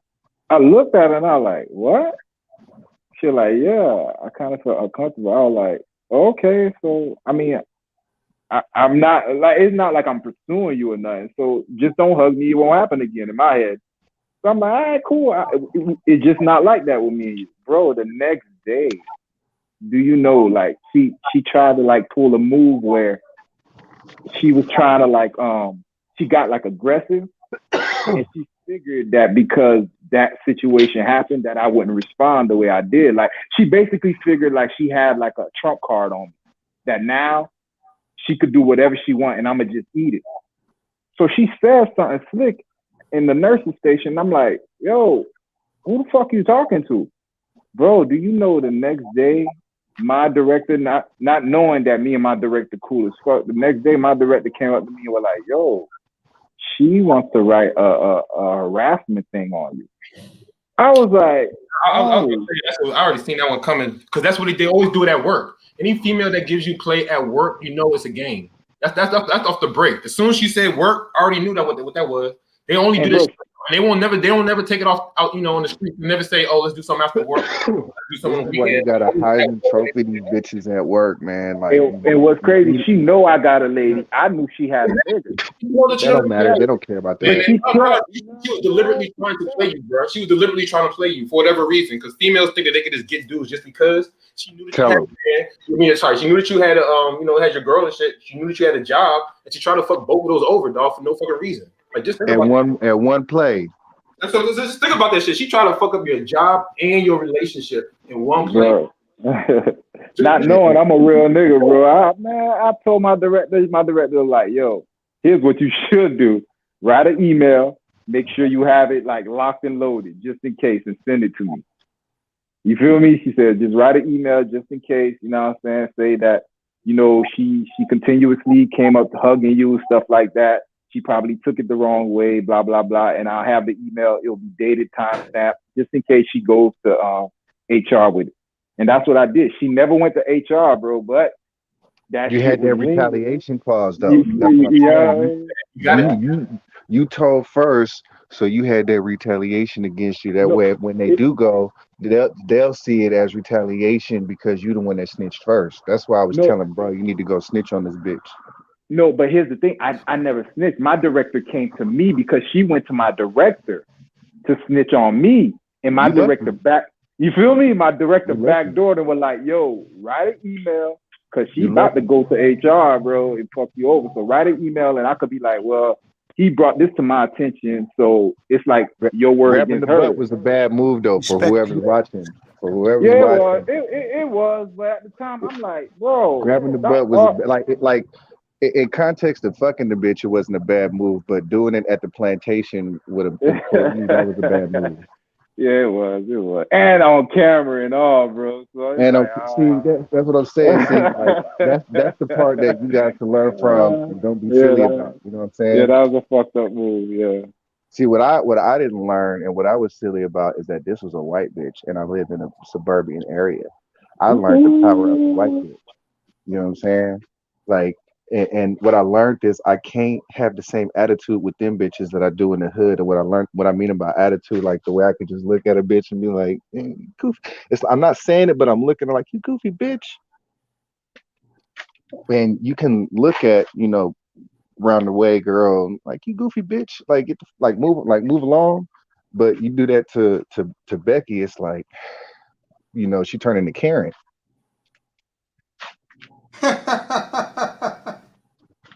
Yeah, I don't like the white girls, bro. No white girls is dangerous. Black Wall Street. Don't you have? I don't have any stories. Women don't approach me at the workplace. Go ahead, Black Wall Street. I'm just commentating right now. I had a long day, so I'm on one. I feel you, bro. But this is what we got to learn from, man. Like, we got to learn. Like, whenever anybody approach you about anything, I don't care if she black, white, green, Asian, a man, even like some plain dude. Hey. You got to go to HR. Go to HR. Get off that snitch. I'm a real nigga shit, man. Like, this ain't the motherfucking cops, man. This the plantation. But either go to HR or have have one bullet in the chamber, like your boy I-Test, like he had that email already set. So whenever she would make a move, you already had something to retaliate. You gotta have something like that just to cover your ass, Like how that work, you gotta cover your ass anyway. Man, you gotta be proactive, man, because it's like the police. The one who calls the police, the first one to call the cops, the other one going to jail. Right. That'd be less headache. Jefferson says, my boss came to me, yet she forgot I knew her history of sex in the office. None were black men, none her kids, Miss Eva. See like that shit don't even like to me, like that shit don't even matter, because at the end of the day, like that, it's like they're girls. You got to understand, like, this bitch don't know how to lead. Like, she's like, her nature, not who she is, but what she is. Like, she can't lead.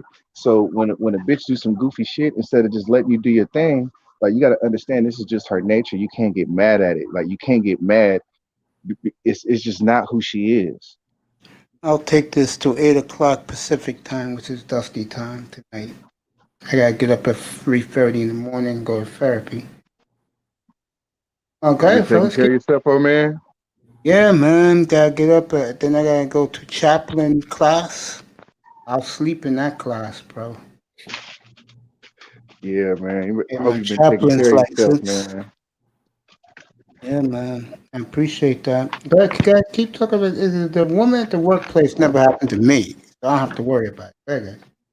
You can't because I've done the messiest shit that you could. Like when I was 18, I fucked 3 bitches at my job, and 2 of them was on my shift. And Nah, I'm good. That was a whole playground. like like just all of the things that can happen. Well, luckily I didn't get into no HR type of situation with nobody out of smash, but I'm a little Nigga, you older lucky you too. ain't getting no clan situations. Say what? Lucky you ain't getting no fucking clan situation. What are you talking about? Yeah, with 2 white girls fucking with you, right? No. The white girl was somebody who was somebody just I worked with. I wasn't fucking her. I know you wasn't, but she was fucking with you. I mean, that was just one situation. That was Really? really, you know, that was just one situation. I don't really have a whole bunch of situations with them that I can reference. Really, bro. Okay. Um, Let me get back to the topic we was talking about a few hours ago, which was absolutely outstanding for 8 hours. We'll start with you, Black Wall Street. Do you give your Ravens a chance tomorrow? Or no. No. No. I'm just so sad right now. The past month has just been so sad for me right now. I mean, all I can say is that maybe we can get some of these backup guys. This is going to be like a preseason game for us. Let's get some backup guys in there, see what they can do. That's the best I can say. We got to play again on Sunday. It's like, it don't even make any sense. No, your game is moved to Monday night. On Monday night? Okay, yeah. It's Hey, can this I is ask you a question, Black Wall Street? so what? Can I ask you a question? Yeah. What does it feel like to have your team built in an unorthodox way like that? What you mean with the read option stuff and all that stuff? Like how does that make you feel like as a fan? Like that I mean, I know it works sometimes, but there's other times when it just really doesn't, and there's other situations where your quarterback's weaknesses get exposed. Like, how do you feel as a fan about the way your team is built and how unorthodox it is? The way I feel about it is that like I'm super happy about it because they saw a black quarterback and they tailored the offense to him to his strengths. Like they never a lot of times these quarterbacks they come in and they try to make them to be drop back guys or they get them hit all the time and then it never pans out. So at least they've committed to this black quarterback and his skill set and building up the offense around him. Now I appreciate that. Now I know he is limited, but we all knew that even when he was in college that he was limited in some ways. So, I mean, he seems like he's developing. I've always felt for the longest time he just needs a reliable pass catcher on the outside. I really hope that Dez Bryant can do something for us because if he can, he doesn't have that outside a threat on the outside, and he never did. He's only been in the league 2.5 years, but You don't like Hollywood? he's not a number one. He's not a guy who's going to move the chains. When you need a catch on third down, he's not that guy. When you need that goal line, like the way that their offense. That's why I say I love their offense because it gets people open in their own kind of way. But you need a guy that's gonna he's gonna win a one-on-one situation. The Andrews guy, I mean, they run that play over the middle all the time. They don't they don't figure that out. So they just need a guy like a regular wide receiver who can catch the ball on a one-on-one situation. I think that's the only missing piece for it. And I know he's limited and all that, but I like the fact that they're at least taking making the offense built around him, and that's more effective than that drop back Flacco offense that we had. So All right. So now, with that being said, back to your Dolphins. Why do you not? This is why you should be mad that your quarterback got benched. Because why are you not committing to your quarterback? Because he's trash. I just think for Miami, they're right in the middle of a playoff race. Like you want to you play to win the game. You play to win. You know what I mean? So Thank you. I'm gonna tell you what the problem is, though. The problem is he's getting pressure to make the playoffs. And why is he getting pressure? The fuck? He Why is spent all that Flores fucking getting money. pressure? He spent Why is he getting 256 million. pressure? Eye test is giving you the answer. Why? Go ahead, eye test. 256 million, nigga. You ain't spend that just to look at it. You need results. When you And spend he's that, getting the results too. That's the scary thing. It's not like, I'll say it again, of the 250 million, 246 million of it's well spent. the only garbage was that O line. Other than that, that nigga spent that bread. I want to see return, nigga. ROI, nigga. Turn on investment, motherfucker. What? And I Go ahead, I just keep rocking, bro. I love this boy. that course by nature leads itself away from being non-committal towards your asset. Yeah, But he's not an asset that the guy really wanted. He was basically forced upon him. So he just showed him, look, this shit you're giving me, bro, it depreciates real fast. I could do all this all day. But it depreciated right before our eyes, dog. So he's showing him, look, moving forward, you give me what I need, I can make this shit work, but I can't work with this guy right now. At least right now, he's not up to speed. Because remember, the team that returned, he added on to it. So they've been together a year plus. The people that's there. Only a few pieces have been added that's contributing right now. So he probably is not up to speed with everybody else because they've been doing this since last year, the last 5 games last year and this year. See, this how this how I look at Tua Tagovailoa. Now, you can relate it to a Madden situation, right? He's like the guy that's 71 and your quarterback gets hurt, and instead of resetting the game, you just finish the season out with him. No, they're looking at it more as like that, like, because I'm saying, like, we see what he is, we see what he could be. I mean, we all watch film. We ain't stupid. We know that he's gonna be a good player. I do, you do, I test don't, and neither does bro. I don't think he's gonna make it, bro. I don't think he's Sam Bradford. That's what he is to me. He's Sam Bradford. Did you see? Are you old enough to remember Drew Brees when he came out? I caught him when he got to New Orleans, but I caught him I caught him at the tail end of his San Diego days. Now the problems that Tua is having, if you go back and look at season 1, 2, baby and 3 girl. of the Chargers, he was the same problem. Like, those are the same problems that Drew Brees was having. Like, like the holding on to the ball too mad. Drew Brees was. This is what I'm saying. Like, and in the nature of his size, he didn't do so well in the red zone. You know what I'm saying? Like, it's just certain problems that lend themselves to short quarterbacks, and he's just going to have to get over them, just like Brees had to get over them. I agree with that, by the way.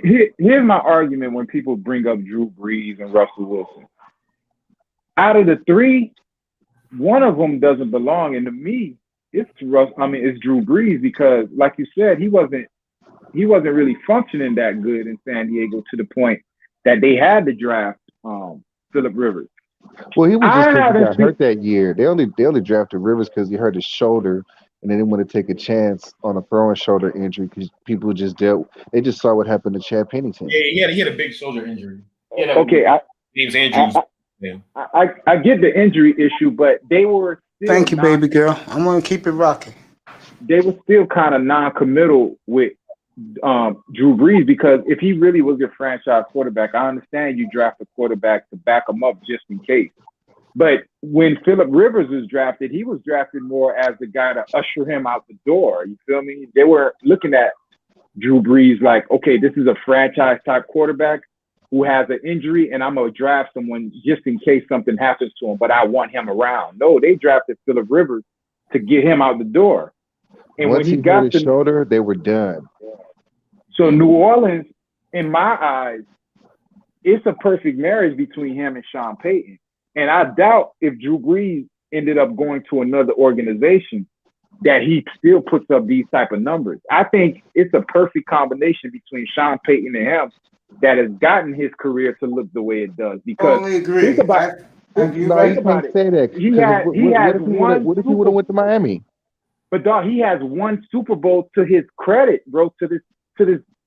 No, ever since Drew Brees has been Drew Brees that I know, is that one Super Bowl and a bunch of mediocre seasons and a bunch of throwing records. In the last hasn't 4 years, shown they've top- been real good. But that's what I mean. What has that gotten him? He hasn't pushed them forward. He hasn't been the difference maker that a top tier quarterback like a Aaron Rodgers or a Tom Brady. I even know. Actually, he kind of making a good point right here. Come on, bro. Like you got to Mhm. really like break Yeah. it down in the context. Yeah, Reggie Like, Bush that year. come on, dog. Like, and then remember they were still kind of rolling off the whole Katrina thing. So they had momentum. They had city behind them. They had all that shit clicking for them. I'm trying to Sometimes think who they had. They had Lance Moore back then. They had My boy Joe Horn. Joe Yeah, Joe Horn, Horn. fucking Marcus Colson, who big else? dudes. All the motherfuckers. And then you look on the defensive side. That's when that defense, you know what I'm saying? They had what's that name? Malcolm Butler. No, not Malcolm Butler. Yeah, they had Malcolm Butler. They did. Oh, they did. Yeah, they did. Yeah, the year they won the Super Bowl. Yeah. No, so they had a bunch of motherfuckers, bro. Oh and they yeah, haven't Sharper. Yeah, they had Sharper. Yeah. Darren Sharper. That's what I was thinking of. Yeah, he had this guy too. He had both of them. So now you look at that and you look at his career since. Come on, bro. Like, is Drew Brees really like that? Or can you look at his career and say it's a combination of Sean Payton and familiarity? You know, he's been there his whole fucking career. This is what I like about Tua, because Tua, when he was in college, showed that he was a winner. Yeah, that's why I say he'll fit in Miami. He's a good fit. I've been saying I don't like him, but he'll be all right. He's just going to be a game manager. Everything everyone could say, I could throw back something else. He had 5 number 1 receivers. That's true. I said that. So it leads you to believe like it could be a lie. Like his whole career could be a lie. He could be a product of the system in Alabama, just like Brees could be a product of New Orleans. What it is this. I tried to explain this to you. Me and you was talking the other night. He's the type of player. He's like Baker Mayfield, better accuracy. He needs guys around him. He needs a power running game around him. He needs an alpha male receiver. I'm telling you, better than Baker Mayfield. Yeah, all right, but he's but Flores wants the offense like Cleveland's offense. They're going to get those 2 running backs in next year's draft. I promise you. Man, it's so many things. Like Flores don't want to run. He don't want to run no ball, yo. Yeah, yes, he does, bro. Yes, he does, bro. You got to run the ball to keep it honest, bro. At the end of the day, he's not trying to turn Miami to a power running team. Oh, yes, he is. Because you know why? I test. His defense is his ego. It's his staple. And coaches like Flores likes his defense. He's not like Belichick, bro. He's like Parcells. He grew up here in New York. He's going to be like Parcells, bro. He can put power run the game, run the clock, keep his defense fresh. And he's going to tell his defense to go like wild dogs and go attack the quarterback. Yo, I'm a 49er fan, right? And we had one of the most explosive running games last year and one of the top 5 defenses, if not one of the top 2 defenses last year. Facts. We still have a top 5 defense this year. So what I'm saying is defense in a running game is not all you need, bro. You're going to need a quarterback. Let me ask you a question. I got to say that. Let me ask you an honest question. Quarterback, bro. Who's my now. wide receiver? Yeah, go ahead, man. Who's my wide receiver again? He's on the Saints now. You talking about? Emmanuel Sanders. Mike. If Emmanuel Sanders catches that football, Mike. If Emmanuel Sanders catches that football, are you world champions right now? You fucking right. Everybody knows. Is that power running game and a championship defense? Would it have worked? Yes, it would have worked. But there you go. That's it. And Jimmy G was the person. That's it. And what positions does Jimmy G play? He played quarterback, and there you go. You just proved my point, my friend. It was the quarterback He got you there. I proved my point. My He point got is you that there. Running listen, back out what there, got man. Running the game. running back, the defense got us there, but to win it, you need somebody better than Jimmy G because Pat Mahomes makes that throw. Aaron Rodgers makes that throw. Tom That's Brady true. makes that throw. Russell You Wilson feel makes me? that throw. Russell It's Wilson true. makes that throw. Deshaun Watson makes that throw. Makes that throw, bro. The other quarterbacks, the other ones, they don't make that throw. And, Oh, one more and thing. fucking, If you want to compare Tua to somebody, Deshaun Watson. Deshaun hell, Watson's a winner. hell no. He's No, a winner, Deshaun, That's a bro. bad comp. Deshaun Watson, I'm he talking won in about the. Clemson, I'm talking He about won the in Cle- winning. That's right. He won in Clemson. He beat Alabama. but he was stacked. But then he came to the league with without a stacked team, and he still showed you he's the real deal. There you Tua go. hasn't- Yep, you're right. Oh, that we talking about 4 yards, 4 touchdowns, all that stuff. Yeah. Tua hasn't showed nothing yet, bro. His 4 games, he's averaging 150 yards Because a game. he needs that receiver, bro. Bro, This you guy can't tell needs me Tua top tier Tagovailoa is the type top of tier. no. Go ahead. Because I'm just gonna say, but Tua is the type of guy he needs talent around him. I Who's get your it, but comp for Tua? you don't draft someone who needs talent around them. Did the Number coach 5. want him? My No. comp for Tua is Sam Bradford. Same type of skill set. Sam Bradford was accurate as fuck, just not as big. Just take away their physical stature, but look at their take away their physical like their size and all that. Their ability. But just look at the skill set. The same quarterback. I agree with that. By the way, And what's crazy? The same quarterback. Both of them are injury prone. he reminds Sam me of Bradford. Sam Bradford. Now, when I think You about You know, my Sam comp for Bradford. Tua was actually Drew Brees, just athletically, arm strength wise, accuracy wise, and just kind of And what they like to size-wise. do. Like mine for him was Drew Brees. I didn't think about that at all. Like when I Because you think know why? Most people just look at the size. They're like, he's short, Drew Brees short. Make it work. it. No, that's don't with work Russell like Wilson. Because he had big exactly, hands. bro. Exactly. Well, But like you look at Russell Wilson, he's a 1-and-1. Like there's nobody like him who's throwing the ball right now. The only No. person who had a deep ball that accurate was Dante Culpepper or Randall Cunningham, I could think. Yeah, you're When they talking had- facts tonight, boy. You're doing good. by when the they way, had- Randall Cunningham was my comp for Deshaun Watson when he came out. And that's a good comp. I never thought of that. That's a fucking good comp. Yeah. Reminds me of Warren Moon. That's what he reminds me of. Nah, Warren he's better Moon with than that. bigger arm and a better thrower. Putting his body on the line. That's a perfect. That's a perfect comp. I never thought of because I was like, he's not Vic. Right. You know what I'm saying? Because what's the name is more Vic than anyone. Lamar. Yeah. Watson remind me of Warren Moon. Kyler Lamar's is better than Vic to me. running Vic wise, was but not throwing trash. wise. Vic was Running, right. Man, running Vic wise, yeah. is the best dog fighting business. What you mean? Vic was Sean a Watson, bro. I tell you, if you know, but we got Chris Greer, GM. He don't got the balls to go get him, bro. I would take him right now, bro.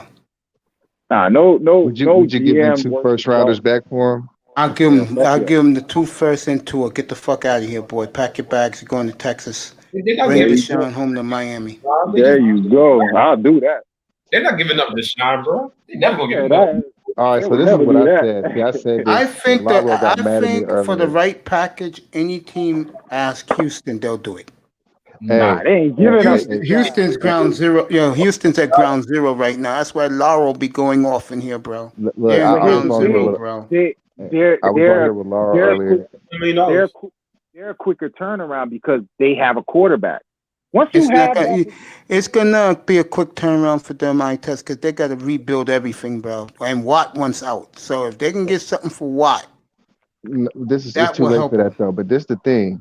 What you're not failing to realize is that Houston is in such a bad position I that agree. if they truly really want like there's put it like this, the only assets they have is these receivers, and nobody's really looking for a receiver right now. Nope. So you really can't you can't make a move. And I told Laura earlier, if you guys really want to rebuild, you need to trade Deshaun Watson.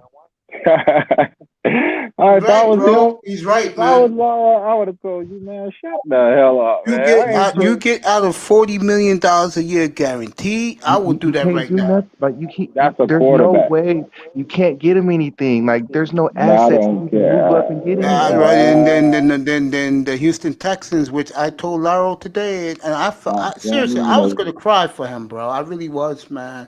That's Oh why I my said, God. yo, Laro, I'm not playing, bro. I'm not laughing, bro. Your general manager, your team is so fucking nondescript. It's ridiculous, bro. What's up, Luke? See, Good evening, Comandante we don't Luke. have to say nondescript. That's generic. What they are is like this is the problem with them. Like everything that they had good, they let go. Like Sound like the like Dolphins. they had DJ Reader. They should have re-signed Reader. They let him go. You know what I'm saying? They let go of DeAndre Hopkins instead of paying him. Really, And if they they were don't. smart, Yeah, they would have checked. Because this is the thing, you're thinking about money wise. You know, you got JJ making 20 million a year. You got D Hop making like 14, but he wants a new contract to get Julio money, so that's like a 20 mil. And then you got Deshaun Watson going from like 12, 13 mil up to 39. It's like you have to make room for that. And I understand. Okay, we got to get D Hop out of here, but it's like no, No. you get rid of JJ Watt. Exactly. right. He's broken down. He keeps getting hurt. He's getting older. And they made the bad bro, decision. They did. I'll They s- fucked up. They got I'll rid of say it Clowney, again. all that shit. If you offer the Texans our two number ones and two, they'll take it in a heartbeat. Shit, offer that Mm, shit, man. I'll do that. Well, They'll they're not- take it in a heartbeat. They'll take that shit in a heartbeat. because first of all, they're gonna be closer to the playoffs, so they're not gonna be a low low round pick. It's not gonna be like the 4th or 5th pick. It's gonna be like the 24th or 25th pick. They're not gonna The Texans or Miami? Miami. Either way, Yeah, though, but they're this is going to the get a thing. top 10 pick back, which is theirs. They're gonna get Nobody. their pick back. Yeah. No, you don't know. They're not. No, fuck. No, we're not giving you Yeah, nothing. they traded those picks to protect Watson. Why would they And trade? how's that worked out, Wall Street? Exactly. He got rid of everything. How's around that him. worked out for See, them? The same I, thing I'm saying but about see, that was a scary move, and you can't move scary like that. I'm going to say it again. I He doesn't did have this. a reliable pass catcher. That's the reason he doesn't have anybody to go to. He's having a monster year, by the way, Wall He has Street. no one to go to. None of Deshaun's having a monster year this year. No one talks about because they suck. And again, they're nondescript. I'll say it again. This is what happened. A year ago, Bill O'Brien looked at the Dolphins and he said, "This is one of the worst organizations I've ever seen. They suck so bad. If we can get Laramie Tunsil, we're going to win the Super Bowl." Calls up Miami. Miami said no. Calls up Miami. But you Miami said no. gave up the King's ransom, though. Because he thought Miami doing wasn't extra going to. for Kenny Stills. Like, why? And he thought that Miami wasn't going to be building this quickly like they did while his team is in the toilet. It backfired on him. He's an idiot, bro. Who gets We're rid of laughing at them now, and But guys see, like he made that move out Laro, of fear. See, Lou. he did that because he didn't want Deshaun Watson to retire like Luck. That's No, why I'm he not did talking that. about It was a Watson. scary I mean, move. yeah, that's true. If that And was it's if gonna that was backfire. He gets if beat that up. was true, then why get rid of his receiver? That'll make him want to retire faster. You know why? Like, you get Because rid of Hopkins, that'll make me say, you know "Fuck why? this, I'm done." I test. Look what's happened this year with Deshaun Watson. He's having a monster year, bro, but no one talks about it because the team sucks. He's But having here's 24-5, bro, and I think That- he's near 3,000 yards, and he has 6 games to go. And that's my point with him. That's a quarterback. That's a quarterback that with the house on fire, you could rely on him. That's Not what happened a- to Seattle a couple not- years ago. not- Not Seattle a rebuilt. quarterback that when everything is going good, that's when he flourishes. But as soon as you hit some adversity, then all of a sudden he has a thumb injury. You don't want that as your quarterback. That's He's what gonna happened to waste away, Seattle. bro. He's in Houston. He's gonna waste away. I totally agree. and nobody's gonna remember his name except for us who watched him play. The kids aren't gonna remember it. See, they remember Michael Vick, you know what I'm saying, because they saw him play, and they watching Deshaun now. But that's the thing, he's in Houston, bro. Like That's why I've been saying they're nondescript he's not franchise. you know, and then without D Hop, it's like it's really hard to be prime time. Bro, You see how turned the you. national media is glamorizing firsting for next Sunday in Miami? Why? Because of the Dolphins' mystique, bro. They want to see the Dolphins good Y'all ain't again, got no bro. mystique, They man. ain't got no Miami had the mystique, man. mystique. Miami had the mystique until Marino I left, bro. know. You crazy, bro. Man, What bro, they that shit was 30 years ago. Like nobody care about that shit, And then, well, man. they care about it now because they're No, they sending their don't. #1 broadcast team to Miami. And Jim Nance don't even give a damn about doing Green Bay and the Eagles this weekend. He skipped that shit like his fucking feet Do were you on do you fire know and do went you know straight to who's Miami and playing? Kansas City. Do you know who your because players are? Your maybe he players are thought millennials. Tua. Millennials don't give a damn about the fucking Marino.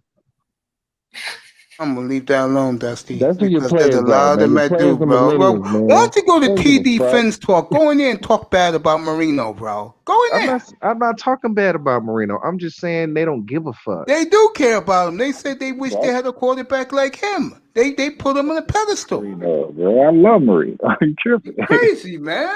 Like, That's like okay. fucking 49er fan giving Joe Montana no respect, bro. What? No, it ain't about being disrespectful. It's just like T.Y. Hilton don't give a fuck about Peyton. That ain't his quarterback. Yes, he does care about Peyton. That franchise No, cares no, about no, Peyton. They no. wish they had Peyton and Luck right now. You crazy?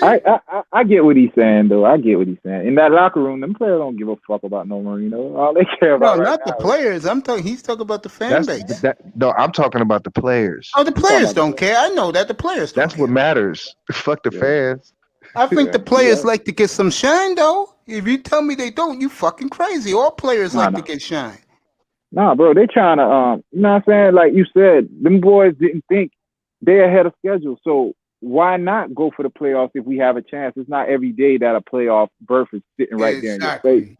So you can't Shit. poo-poo. You can't look at it and be like, I don't want to go to the playoffs this year. I'll go next year. I test all next week. They click on NFL Network and ESPN locally down there. It's all gonna be about their defense against Mahomes everywhere across the country. You should just be upset that a quarterback who hasn't lost a game or has only lost one I don't game, care about him, bro.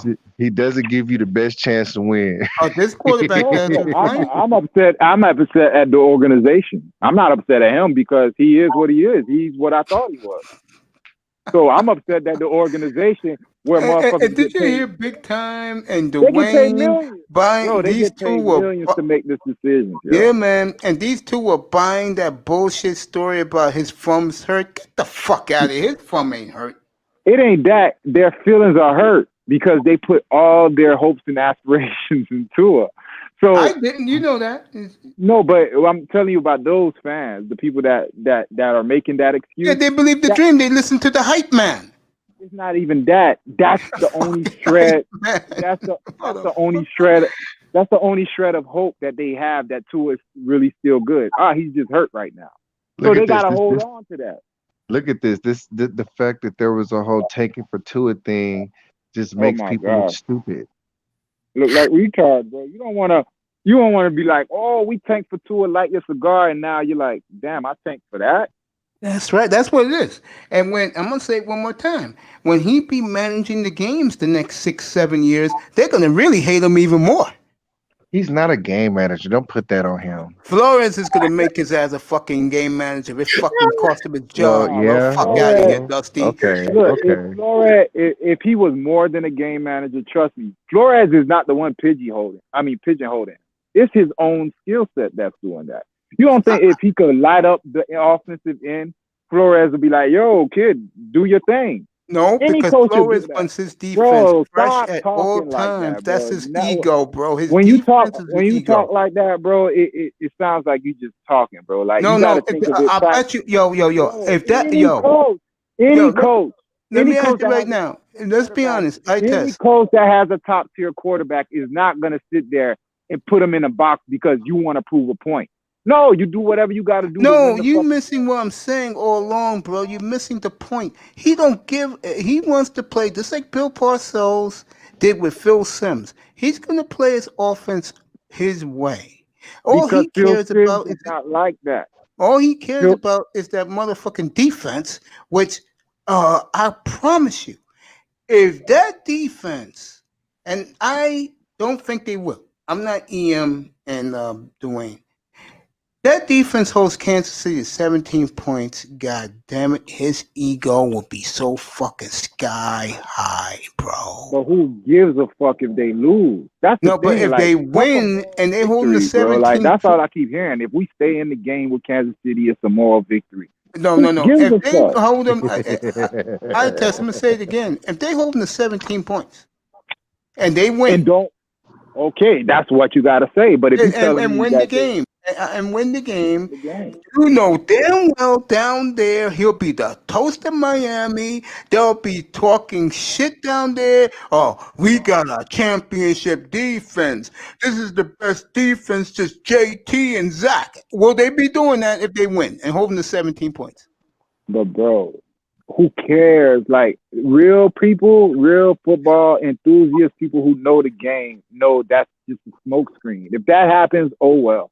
But what happens in the playoffs? Like, is your team really ready to win in the playoffs? I think they That's all can. that. I think if we do get in, we're gonna play Tennessee. So we'll see. That's We'll a good see. matchup. That's a good matchup. We'll see. I think we'll be all right though. I think we beat the Bengals. We'll go 2-2. Get in. We'll be the sixth But seed. bro, See, what gives you that I'm more- arrogance? I don't have arrogance, Dusty. It's I'm more. arrogance. No, it's I'm more not. interested. I'm more interested in moving forward. Yeah, everyone is still content on this season. Like, if you really like a Dolphins fan, your mindset should have been like, "Yo, we suck," and then this season should have been like, "Okay, we don't suck that bad," but everything that comes along with this season Yes. should be taken Exactly. with a grain of salt. And I what agree should with happen? that. What should happen is that you just take it and be like, okay, we win, we lose, we lose. But what you should be looking at is that quarterback position. That this whole year should have been a quarterback evaluation season.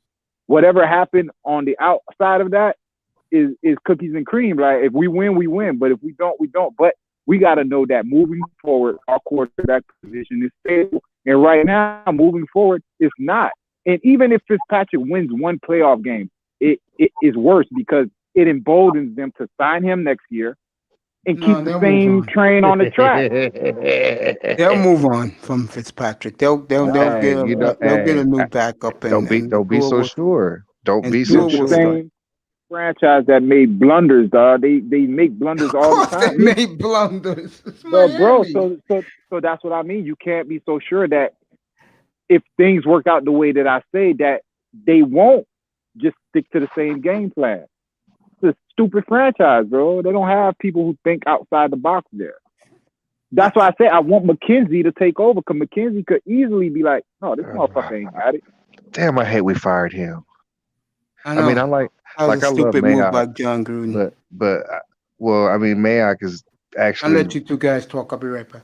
Mayock is actually And proving his worth. But championship defense. McKenzie was successful. He was a brother. He was successful, and I was happy for him. And he's a Raider. Champion. Hey, baby. I'm happy, Okay. bro, that he's over here, yo. So if he's here, why not fucking use him, yo? Greer has a track record of fucking shit up. Bro, the minute he got rid of Minka, I was done with him, bro. Like, but I've been done with him. But Minka Fitzpatrick, yo, you picked him. And you let this coach come in and say, get rid of him? And then to give That's you idiot, a contender in your division. God, he's a fucking idiot, bro. Nah, look at the Steelers defense. Ever since he got there, you remember for years, the Steelers had no secondary. As soon as Minka stepped on that field over there, bro, they whole secondary transformed. And you got rid of him. Fuck out of here. This is the same organization. That's why, bro, with all the I wouldn't have picks got rid of Minka Fitzpatrick. He would have been miserable, and I'd have paid him a lot of money. Nobody That's it, would have Fitzpatrick. Like nobody made that move. Nobody was sent, bro. Just Dolphins. Well, and my girl fucking says they Texans. was playing him out of position, though. But you got to understand, he had nobody. He had nobody here around him. So what you do, if he's bitching about getting played out of position, you tell him, look, man, this is not the end result of this. We have a plan, but you're going to be the main part of that plan. No, you get rid of him because he's disgruntled. That shows me you got no nuts You feel me? No, There's that no was a way that was a grab his pants move. That was a move like this is my team, and if you talk that shit, I'm shipping you the fuck out of here. But even with that, bro, you pick and choose who you do that to. You could set an example by getting rid of lower tier players, the Hall of Fame type players. You don't do that unless you're an idiot. That's How like you call that's the a equivalent. second year player as a Hall of Fame player? Because you could look at his traits coming from college, bro. He won the John Thorpe Award. Nick Saban said, out of all the players, you know how many motherfuckers came from Alabama? He said, out of all the players, this is the smartest player I've ever coached. He was a captain the whole time there at Alabama. John Thorpe is for exemplary character on and off the field. You don't get rid of players like that. And go look at that award. Every player that has won that award is in the Hall of Fame. I looked it up. So I'm not just talking. I mean, even we had to get rid of Antonio Brown, man. I mean, I feel you, man. It's a tough one. But he was not your product, bro. Like the Steelers hurt more with that than y'all did. He passed by the Raiders. I ain't get rid of Antonio Brown. He took a shit on y'all and left. Hey, he shit on himself because that would have actually been a good situation for him.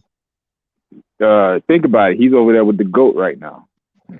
You cannot tell me Oakland would not, or Las Vegas wouldn't be a better situation for him than what he's in right now. Come on, man. Quarterback wise, team wise, yes. Quarterback wise, who knows the playoffs? Because you let Brady in, it's a whole new ball game. Because remember, experience is everything in the playoffs. Because you know what it is. The nerds. I think right now. I think today, right now, Derek Carr's a better quarterback than Tom Brady. Today, right now, this moment. Right now, I say they neck and neck because Derek Carr is flourishing under that system. You don't want to give it to him. No. Think about it. Brady is in a whole new system. He doesn't fit that system. He's deacon duck and take shots with the tight end. They want him throwing the ball down the field like Jameis was doing last year. That's not his fucking game. Why you think fucking what's his name pissed off? The receiver, big time. Hey, what's his name? I knew Mike Evans was gonna be pissed off. I knew that Brady going to Tampa was gonna be a disaster before it even happened, just because the nature of Bruce Arians' offense. You gotta have a cannon to be able to play that type of offense. Like as garbage as Ryan Mallett is, he would do better in Tampa than motherfucking Brady. Anyone with a cannon, like you said, you got to be able to take shots downfield. Yeah, and you ever throwing back shoulder fades to Gronkowski, like nigga, that like leave it alone. Yeah, that shit don't work no more. That was 2000. Everybody knows Brady washed.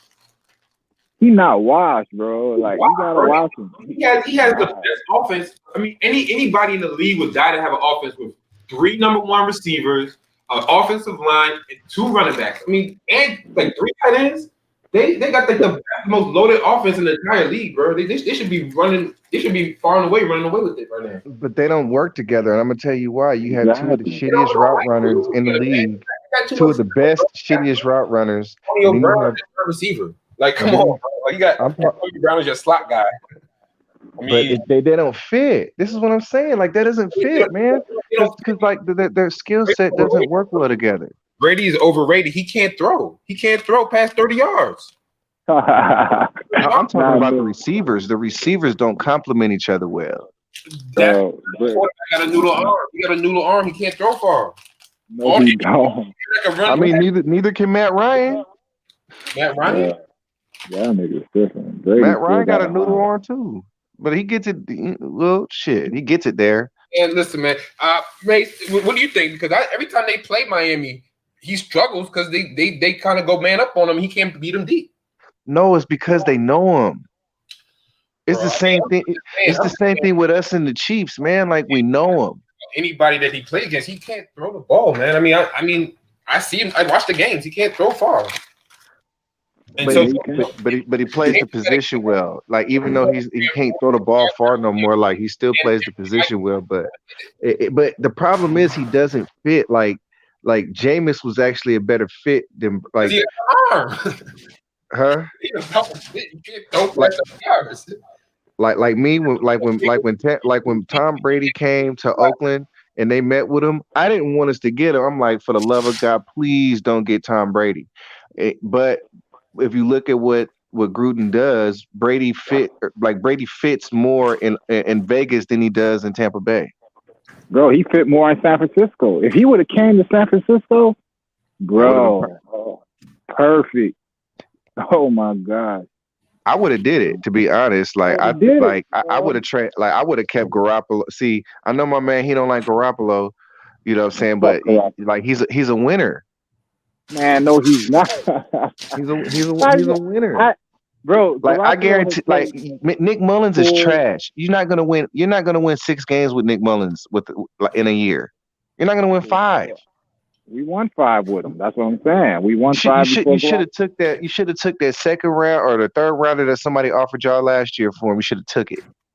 At this point, bro, we can't do nothing about it. Moving forward, we could get rid of Jimmy and then make room for another quarterback because he ain't it. I'm telling Why you, bro. Why get rid of Jimmy? He's not like Jimmy is the reason why you guys got to the Super Bowl. You think it's the run game, but like it's the application of it. Like without Jimmy being Jimmy, that you wouldn't have been able to you guys wouldn't have been able to run it the way you did. What's up, NBA fan?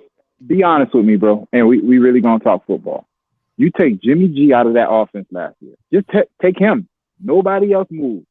You put Aaron Rodgers, Tom Brady, Russell Wilson, any top tier quarterback in that offense. Francisco's a dynasty right now. We don't lose, bro. Daniel Sanders catches that football. Our team That's was a negative. So you can put Rodgers in that, but you can't put Brady in that. You can't put Breeze in that. Our team was so stacked, bro. It didn't matter who was pulling the trigger. That's how. That's arrogant, man. See, that's arrogant. The point was proved. See, when my girl come back, I'm gonna introduce you to her. When he introduced. Yeah, I think I just needs that introduction. When he threw the interception in the divisional championship, the divisional game, he didn't throw a ball no more. That was the last time. That was it. So,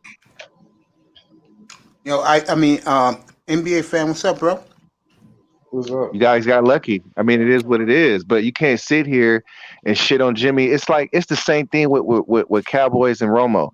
Like these Cowboy fans hate Romo so much, but he got you there.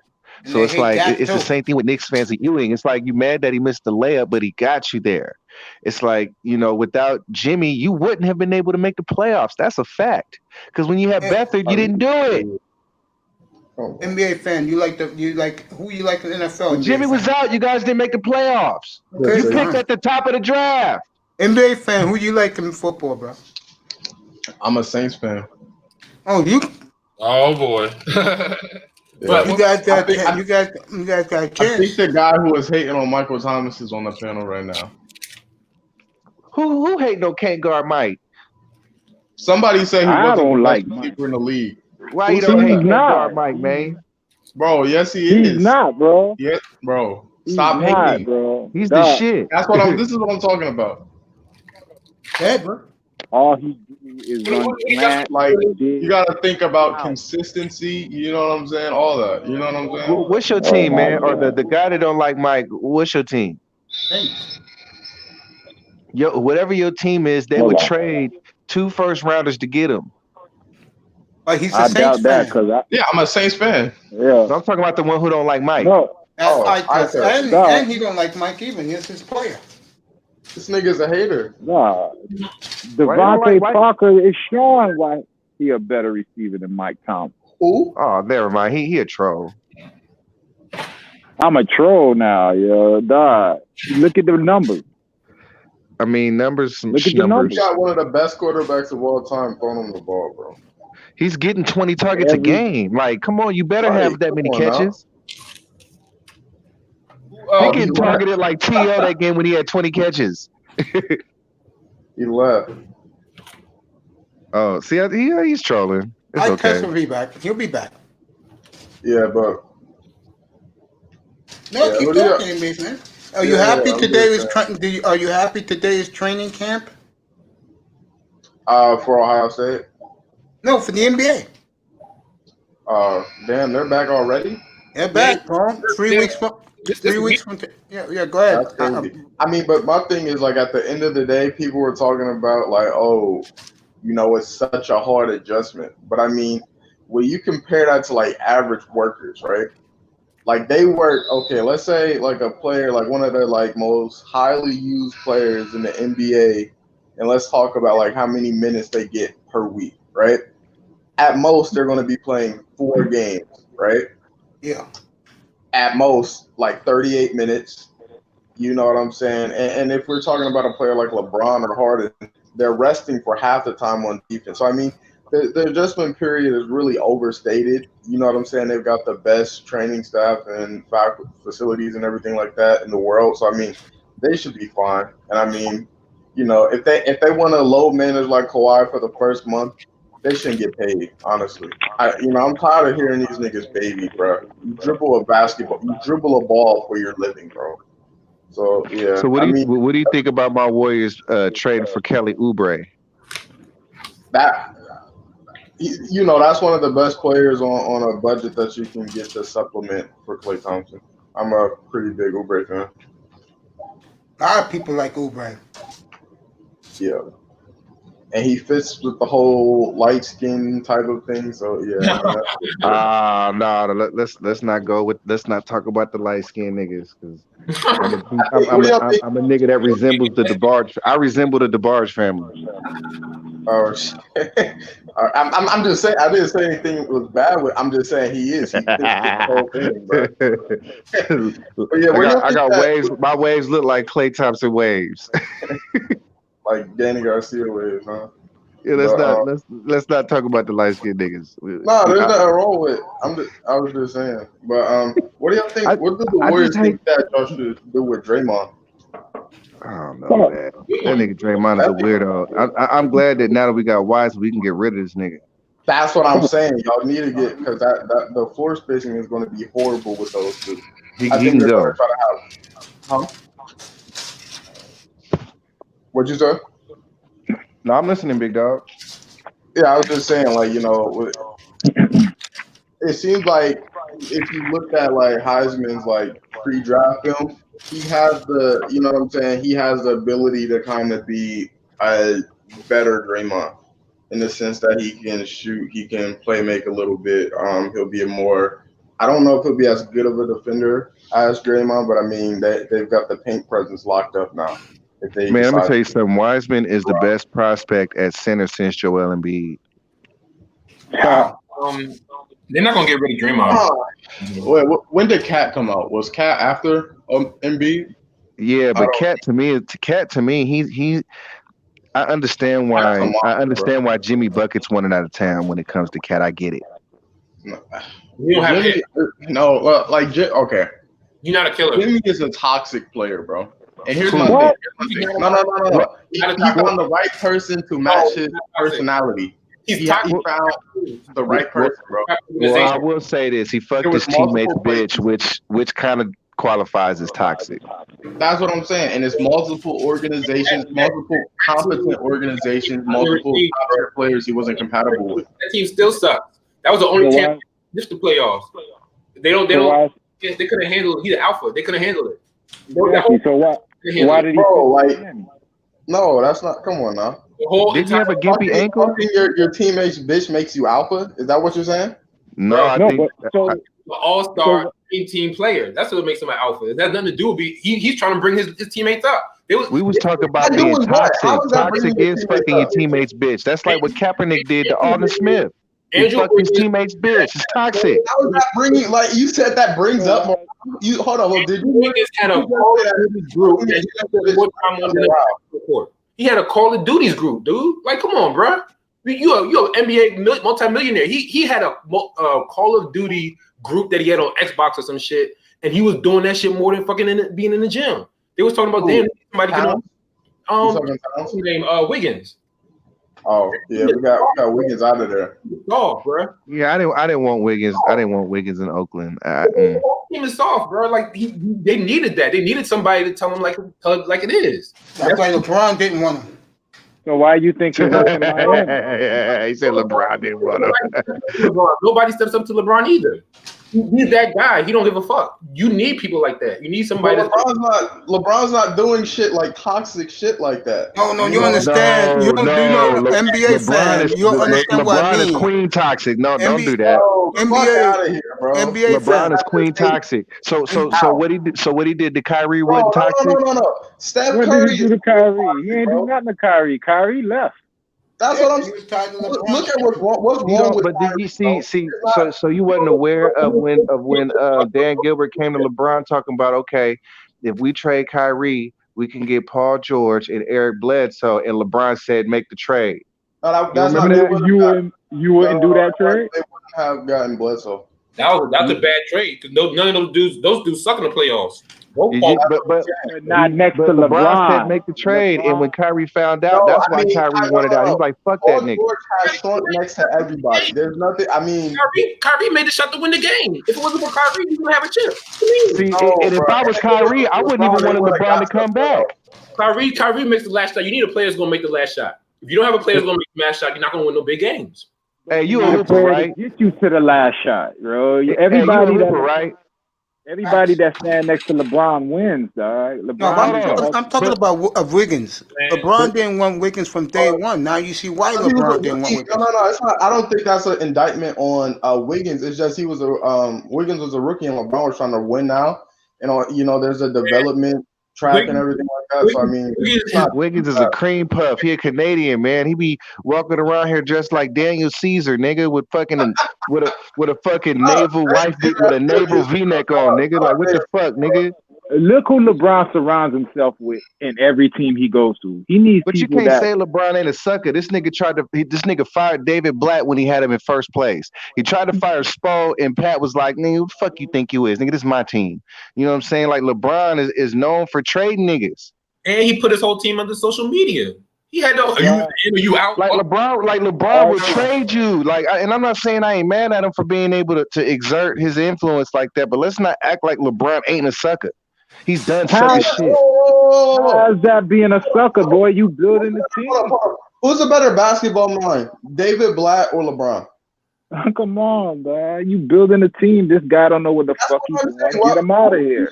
Who would you want to build? How do you fire? But this is what I'm saying. How do you fire a coach that got you in first place? Bro, because he didn't get him in first place. LeBron got him in first place. Who did he have on his team? You don't understand. LeBron is the de facto coach. How many coaches could not have done that in the NBA? How many that year could not have done that? Just sit there. I got it. Just sit on the bench. They have three They have LeBron, Kyrie, and Love. Who could have been in first place? If LeBron don't like you, you got to get your packing bags. That's how it goes. And see, if I was Kyrie, I wouldn't even want LeBron to come back. But that's not your team. That's LeBron's team. I'm just saying though. Let's just keep it a buck. If you was Kyrie, you wouldn't have wanted LeBron back. LeBron is a 6'9" point guard. If it was Kyrie's decision, if it was up to Kyrie, he wouldn't have been back. But that's LeBron's team. He held that team hostage, even though he was in Miami. The minute that he said I was coming back, nigga, red carpet. That's his fucking team. Yeah, facts. As it should be. Facts. Motherfucker could go back to Cleveland right now and they'll open their arms to him, dog. Stop playing. LeBron is that guy. But why fire Spo though? Yeah, that was a bitch move. Why fire Spo?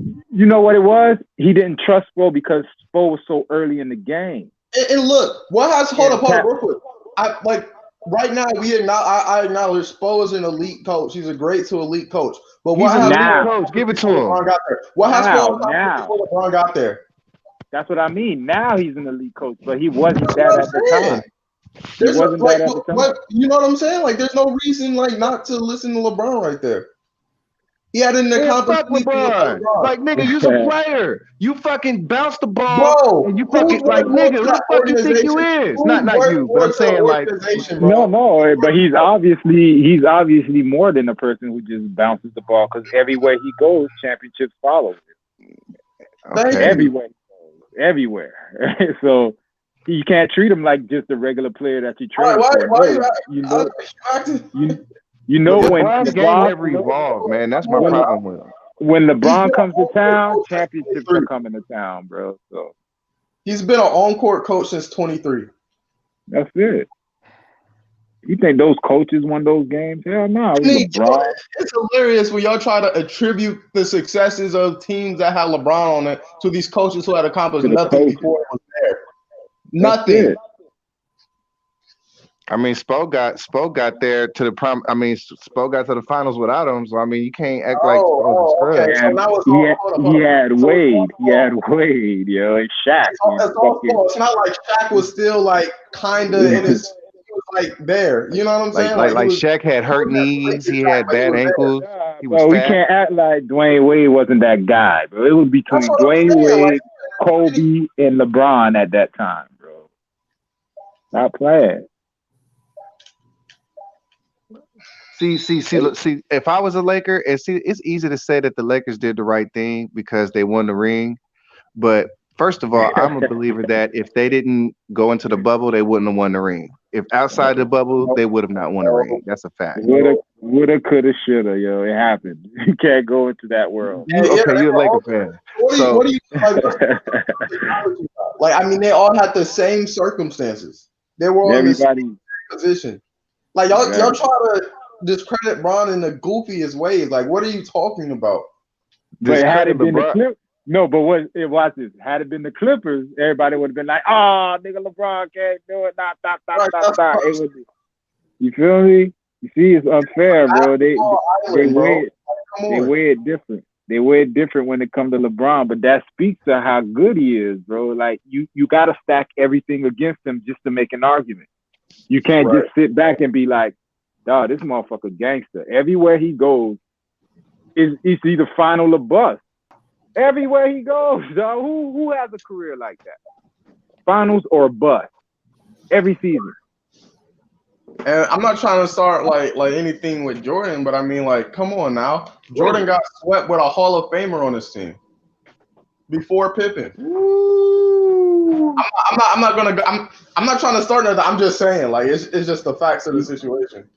You could start it, nigga. Michael Jordan took how many years off? 2 years off? 3 years off?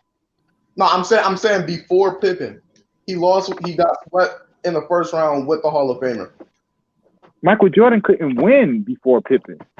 So people be acting, people be acting like, no, I'm agreeing with you. I just want to continue making your point. People be acting like Jordan is king shit. But if you stack his shit next to me, Kobe has had the better overall career. Because Kobe. Let's not. All right. Yeah, look, Kobe. Don't put my mute button on, man. I'm not going there.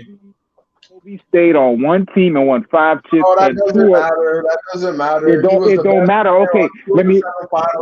All right, I'm gonna make you. I'm gonna make one of your points for you. Kobe won not alongside a Hall of Famer. He won 2 championships not alongside a Hall of Famer. Okay. So Pau Gasol's not a Hall of Famer, bro. Hell, fuck no. You know Pau Gasol is not a Hall of Famer. He is not a Hall of Famer. You know he's not no Hall of Famer. Hold on. Are you serious? Is a Hall of Famer. Hall of Famer, bro. No Hall of Famer, bro. Get the fuck out of here. As soon as he came, no, he's a Hall of Famer, bro. Yeah, He's a Hall of Famer. Bro, you trolling, bro. Pau Gasol's a Hall of Famer. He was winning. He went everywhere he goes. What you talking about? You tripping? You tripping on that? Here's the thing, bro. You didn't think. We got to send bro some vitamins, man. We got to send bro one a day. Who's not a Hall of Famer? He said Pau Gasol. Pau Gasol is not a Hall of Famer. Pau Gasol's a lock. That's for what? See, Mason, now we got to send you some fucking Alzheimer medicine now, man. Yeah, he's a lock, bro. Gasol is a Hall of Famer. You tripping, bro? Like, are you blind? He's gonna make it because he played with Kobe. Man, we got to get this nigga Cash App so he can get his eyes checked. That's what I mean. Is he a Hall of Famer? If he played with Kobe, he got tips. Okay, if that gets him in, all right. But that's gonna get him there. So we're acting like he wasn't like a multiple-time All-Star. Yes, he was. Okay, all right. That's it. Like he was like a role player on the bench with Kobe. Let me change the question. Starting center. Let me change it. If he's a Hall of Famer, right? Is he the equivalent Hall of Famer of a Scottie Pippen? Did he have a? Fuck Oh, out of if here. he's a killer, Scottie Pippen, no. He was winning in Europe before he came into the league, bro. He been winning everywhere. As soon as he came into the league, rookie of the year, he went to Memphis. They started winning 50 games, bro. They was like the laughing stock. Yeah, true. He came I from understand. Emerald, get back here, bro. he was to go after that. After that, right? I understand what you're doing. Where he went. You're trying to minimize Kobe's 2 championships, but you can't because you can't prove to me that Hall of Fame. Fine, He got it fine. without We'll Shaq, give you bro. that. Hold up, bro. We'll He give you got that. 2 without Shaq, back This to is- back. those are- Jordan those has are never two done that. championships, Jordan bro. hasn't done that. Jordan hasn't done that, and LeBron hasn't done that. Tell me Bro. a championship. Tell me a championship LeBron didn't have. LeBron one has or not. two Hold up. I'm about to LeBron has not had. Here we go. Kobe had Here we go. 2 finals performances worse than Uh-huh. LeBron's worst final Man, you performance. talking about performances? I'm talking about. What do you mean? That matters. Uh-oh. Did he win a Yo. Let me say something, Mace. championship? The most Did he win impressive a thing LeBron championship? did was none of his rings was the most impressive thing he did. The most impressive thing he did was to take that team to the finals that he played. It was to take that team to the finals against, what was it? Who did he play San against? Antonio. That was the most impressive thing he did. Exactly. He didn't do nothing impressive up until, after that point. Yeah, because he was 23. Because he was 23. He didn't do anything impressive before. If you don't want to count the Pistons, the 25 I didn't say greatest before. Pistons. I said He after said that. after he did that against San Hold Antonio. on. After that point, he's been with nothing but Hall of Famers throughout his whole All right. career. Nothing That but was Hall of the most impressive thing he did. All right, but hold up. Was to take Ilgauskas Farage to the finals. That's it. After that, it's been nothing but Dwayne Wade, Chris Bosh, Kyrie Irving, Anthony Davis. Get out of here, shit. bro. Chris Bosh was a Hall of Famer before Pau Gasol. Okay, so leading. Hold up. So leading the finals in every statistical category. Oh my God, here you go. The first unanimous Hall of Famer, MVP winner of all time is nothing impressive. If you give Kobe, on top of the defensive player on the year was on that team, but that's not impressive, right? If you give Kobe, Dwayne Wade, and Chris Bosh, they do not lose a final. You give Kobe, Anthony Davis. Okay, man. All right. Yo, you're not calling me an old nigga tonight. Hold on. So at this point, we're going into hypothetical land rather than focusing. No, we're not. No, I'm here. Because hold up. Just check me 1 second. If we put LeBron, loses. He never loses. They win 7 straight. They win 7 straight. All right. Let's stop the hypothetical. The facts are. That's what I'm saying. You started it. All right, I'm going to stop the hypothetical. But the facts are, LeBron did not win championships unless he was next to a Hall of Famer. Continue. Okay, all right, I'll give you that. But here's the thing. What was his competition looking like? Was he going up against, no Hall of Famers? Like, is it bad for a player to have help? Like, what's That's a mute point. That's a mute point. And my point is Kobe won championship, 2 championships. Pau Gasol is a Hall of Famer. Yes, he is. We're not doing that. We're not doing that. We are. Yes, we are. That's like saying Rich Smith is a Hall of Famer. Yo, I'm telling you right now, Pau Gasol's been retired, 1 year or 2 years now? Pau Gasol's not, look, Chris Bosh goes to the Hall of Fame before Pau Gasol. Pau Gasol's going to go before him. They're going to give it to him for sure, but I mean, that's kind of... Chris Bosh was the #1 option on his team. Pau Gasol has never been a #1 option. He was #1 in Memphis. When he was in Memphis, he was a year, bro. He was a rookie since he was 18. He was an 18-year-old. Get out of here. They ain't run the offense through Paul Gasol. They didn't come into the game. They didn't come into the game saying, if we stop Paul Gasol, we're in. He played in the same. No. Hold up. You want to know? You can hold up real quick. You're conceding that Paul's a Hall of Famer, right? I got you. This is going to shut everybody up. Yo, I got you. This is going to shut everybody up. Game 7, 2010, Boston Lakers. Kobe played the worst game of his life. Yeah. Oh yeah, 6 for 24. Who won that game? Who won the title for them? It was Pau Gasol. Don't let me bring up that. Hold up. Don't let me bring up that. Who hit the dagger? Ron Artest hit the dagger, not Kobe. This killer mentality. You had Dwayne Wade and Chris Bosh, and you lost to Dirk Nowitzki. Stop talking. I got this. Yo, NBA fan, I got this one for you. Dirk Nowitzki, hold up. NBA fan, I got this for you. See, this is what I do for you. Dirk Let- Nowitzki, Jason Kidd, Sean Marion, all of them will be in the Hall of Fame. You think Sean Marion's going to be in the Hall of Fame? Sean Marion's a lock for the Hall of Fame. I'm done. That's not my point. I'll give you that. I'll give you that was a bad finals performance. There's no making that. That's up. the worst final performance. You're 'Cause right. Do you know why it's the worst? Hold on. You know why it's the worst? The competition you went up against and what you had.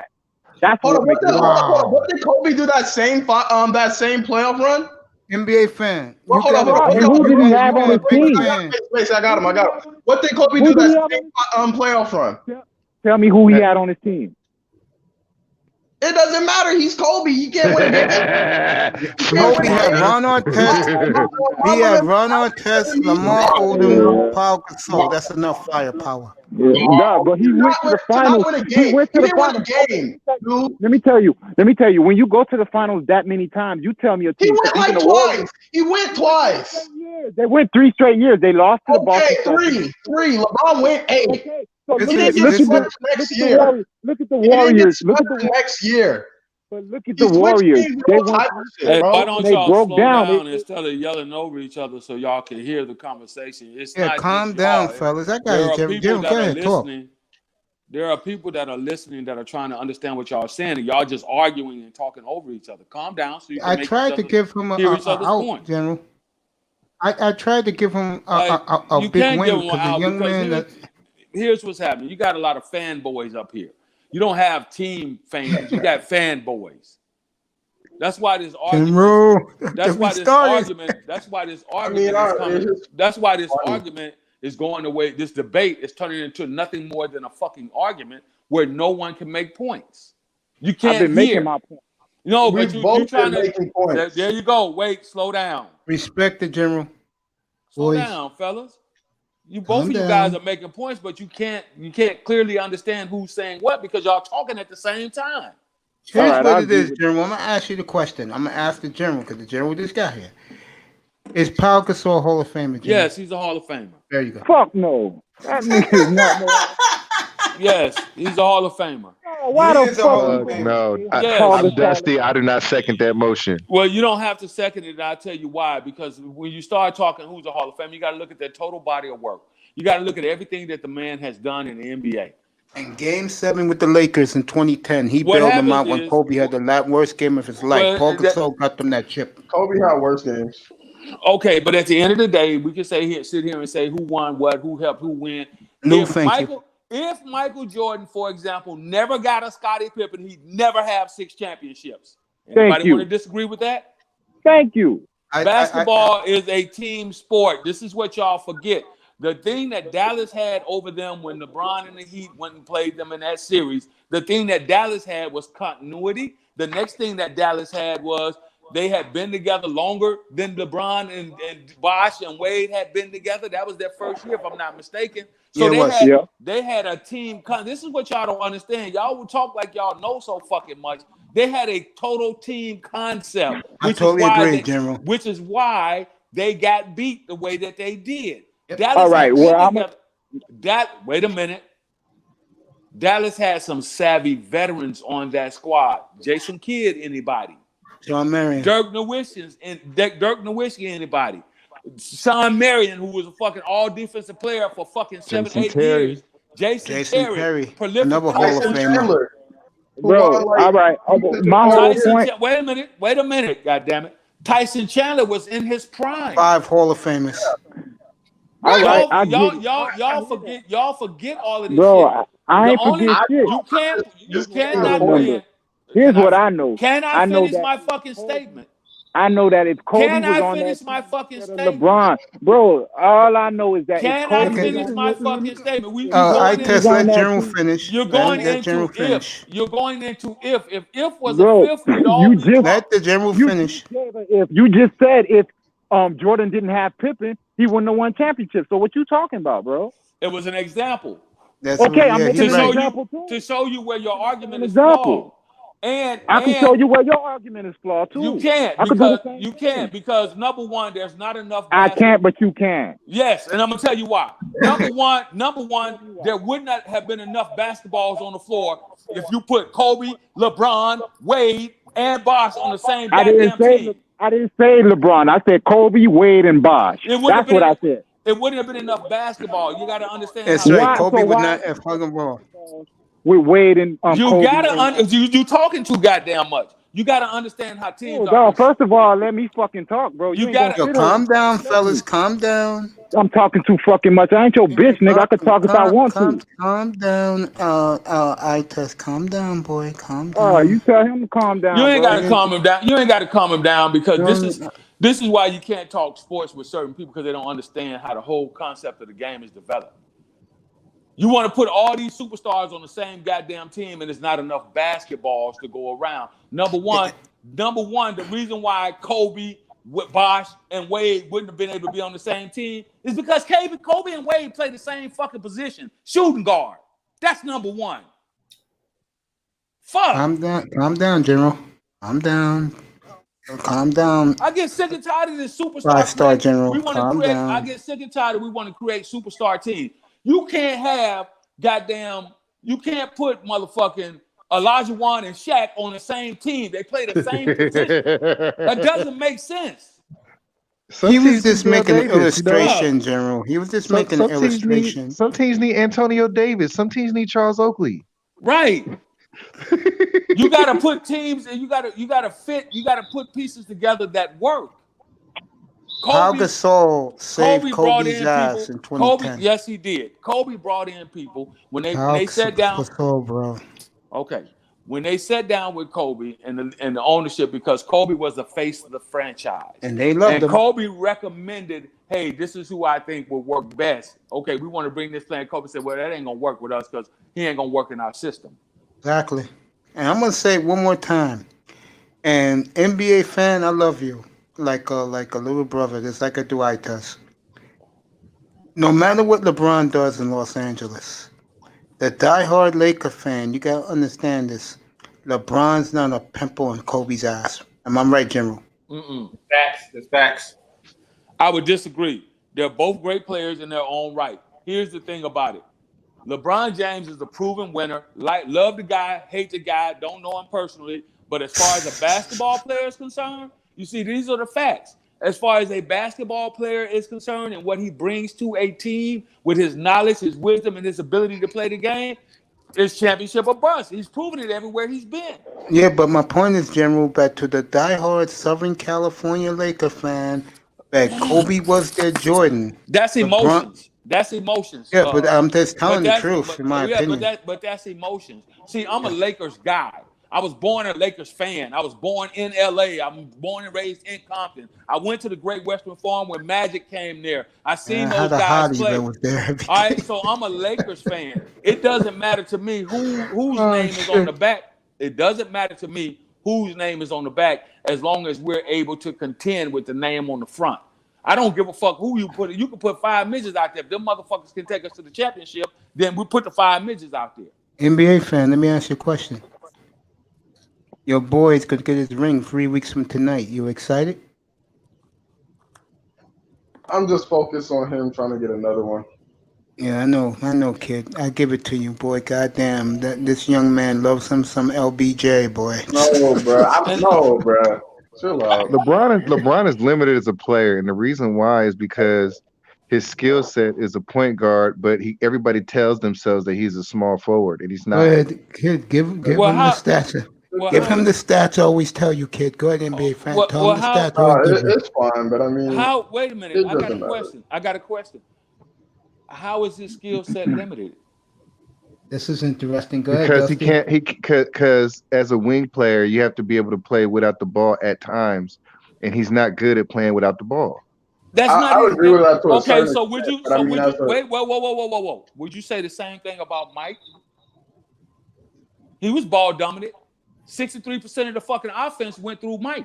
And nobody was ball dominant than Kobe. So would you say the same thing about Mike? Mike didn't play without the ball. I'm gonna say it again. But that's the triangle is a good No, exception. but see what you're doing now. You're talking about a scheme versus a player. That's what Don't you're worry, doing. I test and get back to football. But what scheme can you put LeBron in? You could only play You can put the LeBron LeBron James way. You got to play like the Showtime Lakers. I'll say it again. You can put. I'll say it again. Damn, okay. 30, All right. 30. No, I'm gonna give it back to you. Give me a second. This is for my young friend, NBA fan. 30, 10, and 10. Nobody on the planet has ever done that. You can hate on James all you want, but 30,000 points, 10,000 rebounds, 10,000 assists. He's just about ready to eclipse this. Some of the most dominant numbers in the history of professional sports. James has done it, and he's going to do it. It's what we're talking about. Stats are great, but what we're talking about is the eye test, and what we're talking about is the way that the man plays the game. You could put LeBron James damn near in any offense or defensive scheme in the NBA, and I totally agree. You're gonna win. You know why? Because he has the ability to adapt the way that he plays the game. Imagine, and coaches are smart to develop schemes which work best for their players. Imagine, that's why Phil Jackson. So if he's so good at adapting, why he couldn't let Kyrie be the point then? He did let Kyrie be the point. Kyrie was his most efficient with LeBron. He did. Yes, he did. That's who played the point guard for them in that series was Kyrie Irving. He quit on the Celtics. When Like, you come think on, about man. it, he quit on the Celtics. No, that ain't what happened. What happened with the Celtics was that the young dogs won without him. So when he's coming back playing that leader shit, they're like, nigga, we didn't win without you. What the fuck you talking about? Who you think is a better player right now, Tatum or Kyrie? A different position. No, but who you think is a better Apples player? and oranges. Doesn't matter the position. Who you think is the better player? Yeah, exactly. So who do you start your franchise with? You got I'm going with Tatum. You got Tatum and Kyrie. I'm going with Tatum, man. That's right. You're Why? damn right. Why? He's a fucking monster. Here's the question: why? He's a fucking monster. That's why. What makes him a monster? Because he could dominate when he wants to, and he's getting into that point right now. He's getting right there right now. I'm trying to figure out what exactly are you asking, what context. His ability to play up ball, his defensive potential. I mean, he's not producing at what his peak will be defensively, but those are a lot of things you can build around with most players in the NBA compared to Kyrie. That's why I have him here. You know what I'm saying? He's not as good on defense as man. There's a lot more to build around, and he's younger than man. He doesn't take as good a care of his body. Tatum? No, Kyrie doesn't take as good as care of his body. I totally agree with that. Kyrie's injury prone. Young man, let me ask you a question. Have you made up your mind yet? On what? I'm talking to you, NBA fan, about coming up on Wednesday and Friday nights to analyze NBA, because those are their best nights. Welcome aboard, kid. Welcome aboard. Appreciate you. All right. Let me go ahead on and break this down for you guys. Tatum hasn't proven that he can step up in the big games and that he can win. That's the bottom line. You're welcome, in the NBA, that's the bottom line. I want players who have the ability to step up when at the crucial times, take control. Kyrie has shown that he could do that. You're saying Tatum hasn't? Nope. Oh, what do you call it? Not in the big game. Like he didn't win no ring. No, he it ain't about winning no rings. It's about in the big games when it counts, when it comes down to it. Jason Tatum has the ability to fade away. You know who really pushes that team to excel? That boy Brown. That boy Brown. He's coming into his own too. Jalen's coming into his own. That boy Brown is a dog. Fucking Celtics, bro. In my opinion, get it done. Can I finish, brother? Go ahead. In my opinion, Brown is a better player than Jason Tatum. That's my opinion. He's a better defender. He's a better rebounder, and he steps up when the game is on the line. He's the dog on that team. Jeremy, you gonna be up here Wednesday nights and Friday nights for I'm NBA? gonna be up. Yeah, man. Yeah. Yeah, those are the nights. Brown is the dog on that team, not Jason Tatum. If I had to pick a team, and I had Jason Tatum, Kyrie Irving, and Brown out there, I'm taking Brown first over both of them. My second pick would be Kyrie Irving because what he brings to the game as a point guard is something different. Yeah, he's unstoppable. I've never seen him play that unstoppable when he came to the league. And like I said, Brown is a better player than Tatum. He's a dog. Period. You know what? I like the way Brown plays, but something off. It's just something about that ugly ass haircut that he wears. I just can't stand looking at this motherfucker. This nigga has To the me, worst I haircut don't of care all how you fucking look, time. bro. As long as you can ball, I'm happy. I'm happy with He got you. a regular haircut. He I'm cut talking it. about Jaylen He Brown. fake cut that shit. Yes, Bro, Jaylen Brown is a better player than Jason Tatum. we'll have He's this proven folks it. again. Nah. Go ahead, General. Rock it, General. Go ahead, bro. He has proven it. I love this, man. This type of rooms every day is electric, bro. Appreciate you guys, man. I don't hear anybody disagreeing with that. No, You see, I mean, what we is there to want to disagree with? put these spotlights on the players that the NBA put spotlights on, and we want to forget the supporting cast. That's true. You Hey. know who I'm really rooting for next year to really like make a splash on the NBA. Markelle Fultz. Oh, Orlando. Yeah, he's played well. Still can't Like, shoot. I just think they just want him to distribute. I mean, yeah, he's a good point guard, but he's limited. You know, he can't shoot. it looked like they Orlando. fixed his nerve problem though. Yeah, Yeah, I'm happy for him. Yeah, I am too. I like him. He's from my side of town. He's from the DMV, so like I like him as a player. I just if you can't shoot, I mean he's a shorter Ben Simmons. Markelle Fultz had, in my opinion, he was overrated coming out of college. He had too much pressure applied to him, just like the boy Wiggins did. That's what kind of stunted their growth. That's just my opinion. And that's what caused these guys to have some mental issues, because they were coming out of college as parade All-Americans, and they were supposed to be the next big splash in the NBA. And then they got there, and their first couple of seasons wasn't what everybody thought it was going to be, and they started taking criticism. See, here's the thing. When you're a great athlete and you're coming through high school and everybody's bowing down to you like, oh, you're the Messiah. You get to college and you're like, oh, he's a parade All-American. He's a Naismith Candidate Award awardee. He's the greatest. He's gonna be. He's a diaper dandy, baby. To put it in the words of my man, Dickie B. He's a diaper dandy. He'll be ready for the next level. The NBA has been put on notice, and then when they get there, they figure out that the guys are bigger, stronger, faster, and their abilities that they had in high school and in college doesn't necessarily translate over to that level in the beginning stages of their career. It takes a little while for these guys to come into their own. If they can stay mentally tough, then they, in about the third, fourth, or fifth year, you should see the potential begin to shine through. That's what happened with Curry, for example. Curry came out of Davidson. He wasn't the motherfucking splash guy and the change the game guy. It took that guy 4 or 5 years. Yeah, he had always ankle got hurt. injuries. He had ankle injuries. He had finger injuries. He had shoulder injuries. And everybody was saying, oh, he's too small. He won't be able to compete in the NBA. But his mental toughness was there. So now look at him. He's not athletic either. That's another problem.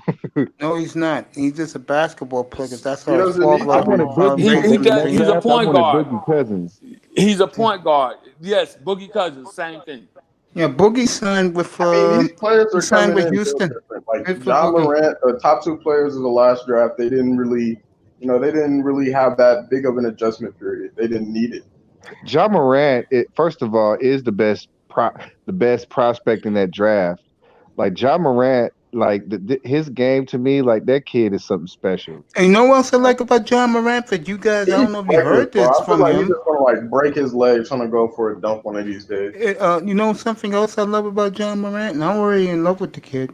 I love his lifestyle. He said no women for him. Good boy. He said no women. He has a kid. Yeah, he said no women. He said no. He said what he said was no thoughts. He didn't say no women. He said no thoughts. General. Because he has a kid already. I know he has does, and but he has General, he's a smart boy. Yeah, he's he's a smart boy. boy. Right, but he didn't say no women. You have to get things correct when we're gonna quote these guys. They did. I saw the little story, and he said no thoughts. I'm not dealing with him. I ain't fucking with him. I got a woman. This is what he said. I have a girlfriend. I have a child. I don't get involved in the thought life of the NBA. That's what he said. He doesn't. He's a smart deal boy. with thoughts. Smart boy. Gotta look at most women as thoughts. Well, is this me. is why Let me this is why he has a girlfriend or fiance, whatever you want to call it, and he already had the girl that he was dealing with. I think he's been dealing with the girl since high school, and they have a child together. So he put motherfuckers on notice. Said no thoughts. I'm not gonna deal with that. I don't because they tried to accuse him of fucking with one of his teammates' girlfriends. An And he NBA said that's fan. not true. An NBA fan. Oh, let me tell you. Iman Perry supports you with LeBron.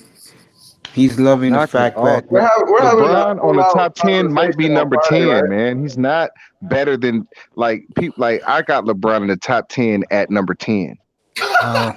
I'm gonna leave that alone. I'm not even gonna touch that. Mace, are we Well, having like? I know, buddy. I know. It depends on it depends on Yeah. if you're gonna. It depends on how you're gonna rate him. If you're gonna rate LeBron NBA overall, if you're gonna go back to the merger and start rating players overall Yeah, when the NBA yeah, and the ABA yeah. merged, then you might have a valid point to rate him at 10 in the top 10. But if you're That's talking exactly what I'm about talking. if you're talking about the modern era since the 80s, and then you rank accordingly, I believe LeBron might be a little bit higher on that list based upon LeBron be top 5 if you're going since the 80s, but I'm right. talking about since Exactly. the merger. Okay. He's like number 10. Ahead of him though. What not? Nah. I'm curious. Nah. I'm curious to know what 9 players you would put in front of him. Who what 9 players would I put in front of him? Okay, I would put Wilt Chamberlain. Okay. I put Kareem. I put Oscar Robinson. Oh. Okay. No. I put Tim Duncan. I put Okay. Hakeem. Oh my I God. put Michael Jordan. Who'd you say I put- before Michael Jordan? I put Hakeem. um No. Elijah. All right. No. Okay. Who else would you say? I mean, I understand why you would say those people. okay, Shaquille O'Neal, and then Kobe Bryant. Damn fucking right. All right. So That's eight, but all right. he's better than Oscar Robertson. You have to give him that. You at least have to say he's better than Oscar Robertson. No. I'm going yeah. to disagree with You that. didn't put Magic or NBA Bird fan, hear me out. No. Oh yeah, and I forgot Hear about me Magic. out. I got Magic is the best all time. Magic to me is number 1. Well, hold on. Okay. You gotta stay- excuse me on that. Well, hold I on. love Let's Magic. Let's All stay right, where guys, calm down. Go let's ahead, stay John. where we at right now because he's trying to make a case for Oscar Robertson and LeBron. Now you're talking about Oscar Robertson, a guy who averaged a triple-double for a career, even when they didn't count 3-pointers. Very similar players, in my opinion. This was So one how of the you shooting so guard. how do you LeBron make that was, case? You got Oscar Right. Robertson who averaged a triple-double career without he having did. the ability. He did not average a triple-double for his career. He did it. Oh my God! And then Did Mike, you I'm not? on Basketball Reference at the moment. Stop! for Did 3 you years not- in a row, but that doesn't Let me- mean he's the best point guard. Let me correct something. Right. Like it doesn't mean anything. Did you hear what I said? I said he would have averaged a triple-double career if they had the NBA, the 3-point line in the NBA at the time. That's what I said. But I'm saying that triple double. Speculation. There's nothing that, like, You never won anything until Kareem came. So you can't all those triple doubles. Basketball is a team sport, young man. Players don't go out there and win shit individually. You have some players. They were one of the worst. Can I finish? Can I finish? You have some players that contribute more to the team. For example, Kobe, Michael, Shaq. They contribute more than the other players did. They were the stars on those teams. But at the end of the day, basketball is a team sport. This is why Allen Iverson never won a championship. Because AI didn't give a fuck. All AI cared about was give me the ball, and I love AI. Don't do that. Don't do that. Yes, See, he the did, bro. problem with AI was that he was Bro, stop deficient trying in to save your defense. light-skinned They built brother. their whole team around AI. The problem with AI is that they didn't play the 2 guard. So the way that you fix that, if you know that your star player is deficient at something, what do? You go out there and you find another guard, your 2 guard, who can switch over and play at the point position on defense to shore up his deficiencies. That's how it And they happened. did that. This is why Chicago went after Dennis Rodman, because they needed somebody stronger up front to rebound the ball for Mike. That's why that's done. I know. I'm just saying that LeBron is better than him. That's all I'm saying. LeBron better than who? Oscar Robertson. Yeah, he's definitely better. Have you seen him play? Yeah, I have. Yeah. He has that. You seen Oscar Robertson play, young man? You know, he's kind of like a 6'5" Jokic. That's his game. Oscar Robertson is like Jokic, but He can't shoot like he can't shoot like Jokic. Yeah, he's better than Jokic, but I'm just saying, like, He averaged 35 points a game for a season. I can't say that he can't shoot. I'm not going to say that he can't shoot. I'm just saying that LeBron Jokic is like 2 years in. He could probably Young men, you know why Oscar Robertson is downplayed? You want to know the truth? Hey, he never ever. No. I'm gonna tell you a story, which is the truth, fellas. His big star, and they will have the first big three in the history of the sport. If a player named Maurice Stokes didn't get into a car accident, was paralyzed his second year in the league. Those are back facts. in 1958. Those are facts. If he had Stokes healthy and Jerry Lucas in 1960, with Oscar coming into the Kansas City Royals, which they was called back then, then he would have competed to win the West against Jerry West. That's every facts. year. Those are By facts. he lost his big. They lost their big star to being Maurice Stokes. Unfortunately, that he was paralyzed from the waist down. Second year in the snowstorm in Kansas City, Missouri, 1959. You remember that, Mace? You're not like not. He is old as dirt. Leave him alone. But that's what happens when you. It doesn't matter. But when you study the game and you know the history, see, Exactly. you got to go back and you got to study the game.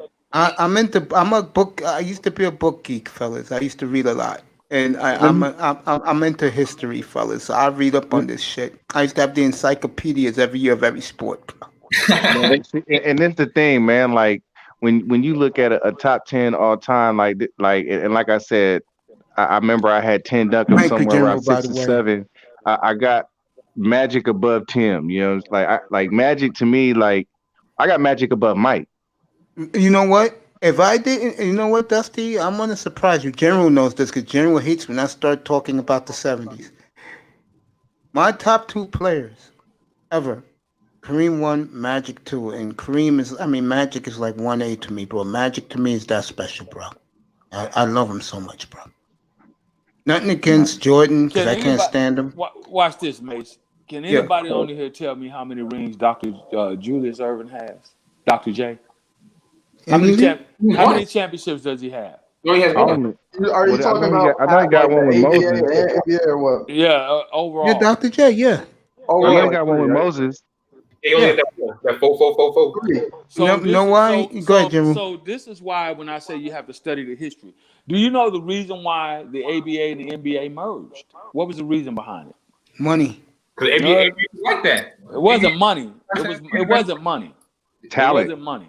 Yeah, money and talent. That's true. Okay, talent. because they figured out the NBA was like, wait a minute, we're losing revenue, we're losing viewership. Nobody wants to see this boring. It was called the Brown Ball League. The ABA had the red, white, and blue ball. They had flashier players. They brought a different level of play to the game. So the NBA and the NBA said, hey, we need to bring these guys over. Remember, the NBA at that time was still considered an mostly predominantly white league. Yes, it was back in the late 70s. Yeah, mid to late 70s. So see, when you talk about game changers, Julius Erving had one of the biggest impacts on the game ever because he caused the players to play the way they play now. That's how they played in the ABA. Now you know they smiling. Didn't allow that in the NBA. Now, Junior, you know I'm smiling. The whole league was kissing Julius Erving's ass. Who you think had the best record in the league? General's gonna smile about this. And who was the unanimous most valuable player in 1977? Correct. You goddamn right. You goddamn right. I mean, he's a big guy. But no. The league was genuflecting to Dr. J. Everything was about Dr. J. Not only was he a big guy, Kareem was a rare talent. And the NBA at that particular point in time went through Kareem when he was at Milwaukee, and then later with the Lakers. So the thing that kept Kareem from being like the darling of the NBA, that guy was because Kareem didn't do the media. When he his changed attitude. I thought it was because he was a Muslim. No, it was that's part of it too. Back in those days. Nah, you can't say that because Muhammad Ali. No, but Muhammad Ali was loved. He fell out of favor at a certain time. There you go.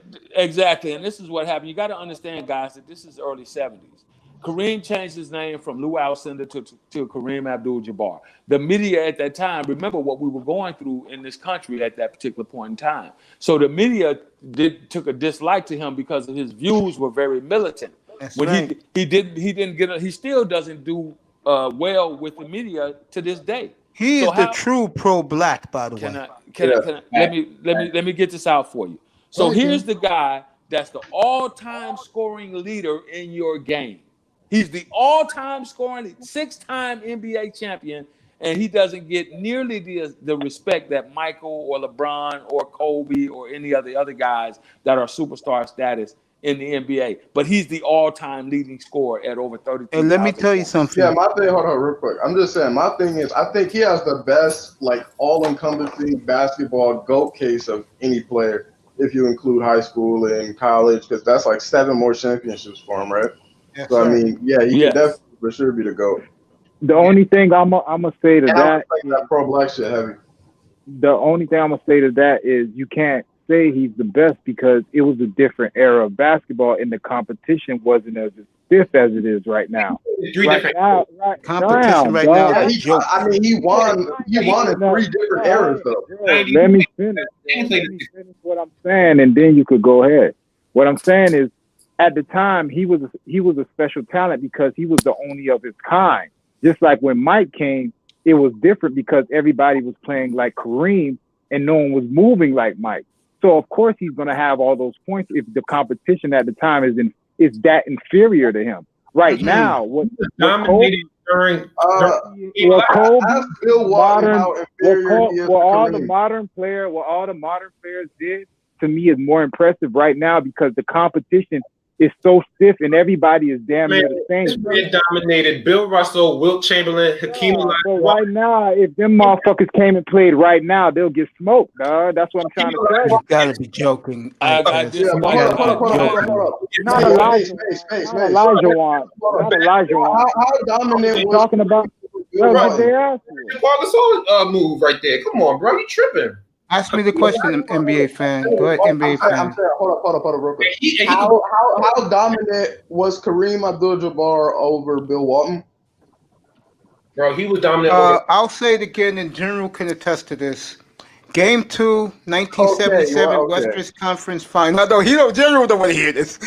1977 NBA Western Conference Final, and it's on YouTube. Kareem scored 26 points and one of the most dominant displays against Bill Walton healthy. I mean, Enough but here's said. the thing. Like, Right. LeBron does not get credit Any for of stuff them like that. fucking- I mean, like, LeBron scored 51 Guys, against the one at a Hall of time. Famer. Go ahead, Like, go ahead, nobody did. NBA fan. Any of them centers you talking about could fuck with Shaq or Olajuwon. Let me say this again. In the 1970s, this is for you, Itez. In the 1970s. No, I said aside from Olajuwon. If No. Whoa. Hold up, aside from fellas. Olajuwon. Hold up, fellas. Hold beat up. up every player that he ever played against. Like nobody even it was never discussion with anybody. No. What's up, Casper? Let me talk about. Let me say this again, and General will sign off on this. Let me say this, and General will sign off on this. Itez, back in the 1970s, every team had a big center who was pretty damn good. That's what I'm saying. When Mike came, he was the outlier. That's what I said. Yeah, you're right about that. You're right about that. Mike changed the game. Yeah. When Kareem and all them was doing their thing, they were ahead of their time because all they were playing was a bunch of white boys. Right, That's what like, I'm trying I mean, to tell you. So the game Jordan was an athletic anomaly that era wasn't equipped to deal evolved. with. One at a time. Go ahead, Itez. One at a time. It evolved in such a way so that right now everybody is damn near like their physical attributes are damn near the same. Like Kawhi's game and LeBron's game, but physically they can all hold up.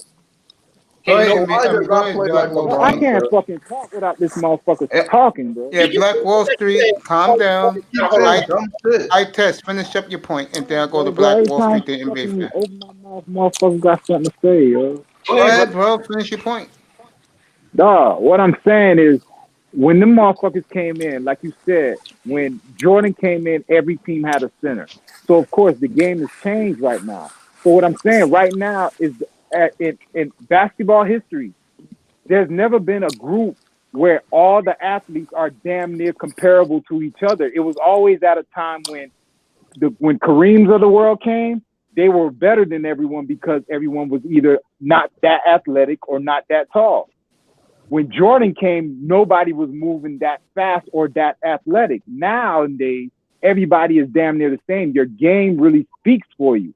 So that's why I put people like Kobe up there, because he did it under stiffer competition and still shine above them. I agree. Yeah, Black that was the era in basketball history. That type of argument, then you would say that Steph Curry is the same way then, because nobody was shooting the 3-pointers and the running gun and all that until he came too. But he was an outlier too. Young man, let me say this about all them Curry. boys, you've been had 3-point shooters. Let me say this right now. But not like. The point is, no more because that's Curry. That's a very what made Curry game so fucking crazy is that he has Steph right there to back him up. You never had. No, what made Curry game? No, I disagree. I disagree. Who else besides Dumars and Isaiah?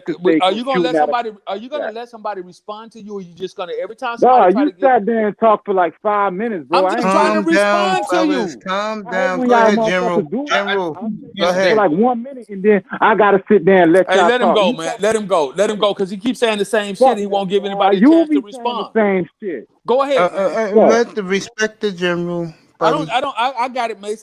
Go ahead, brother. Go ahead, brother.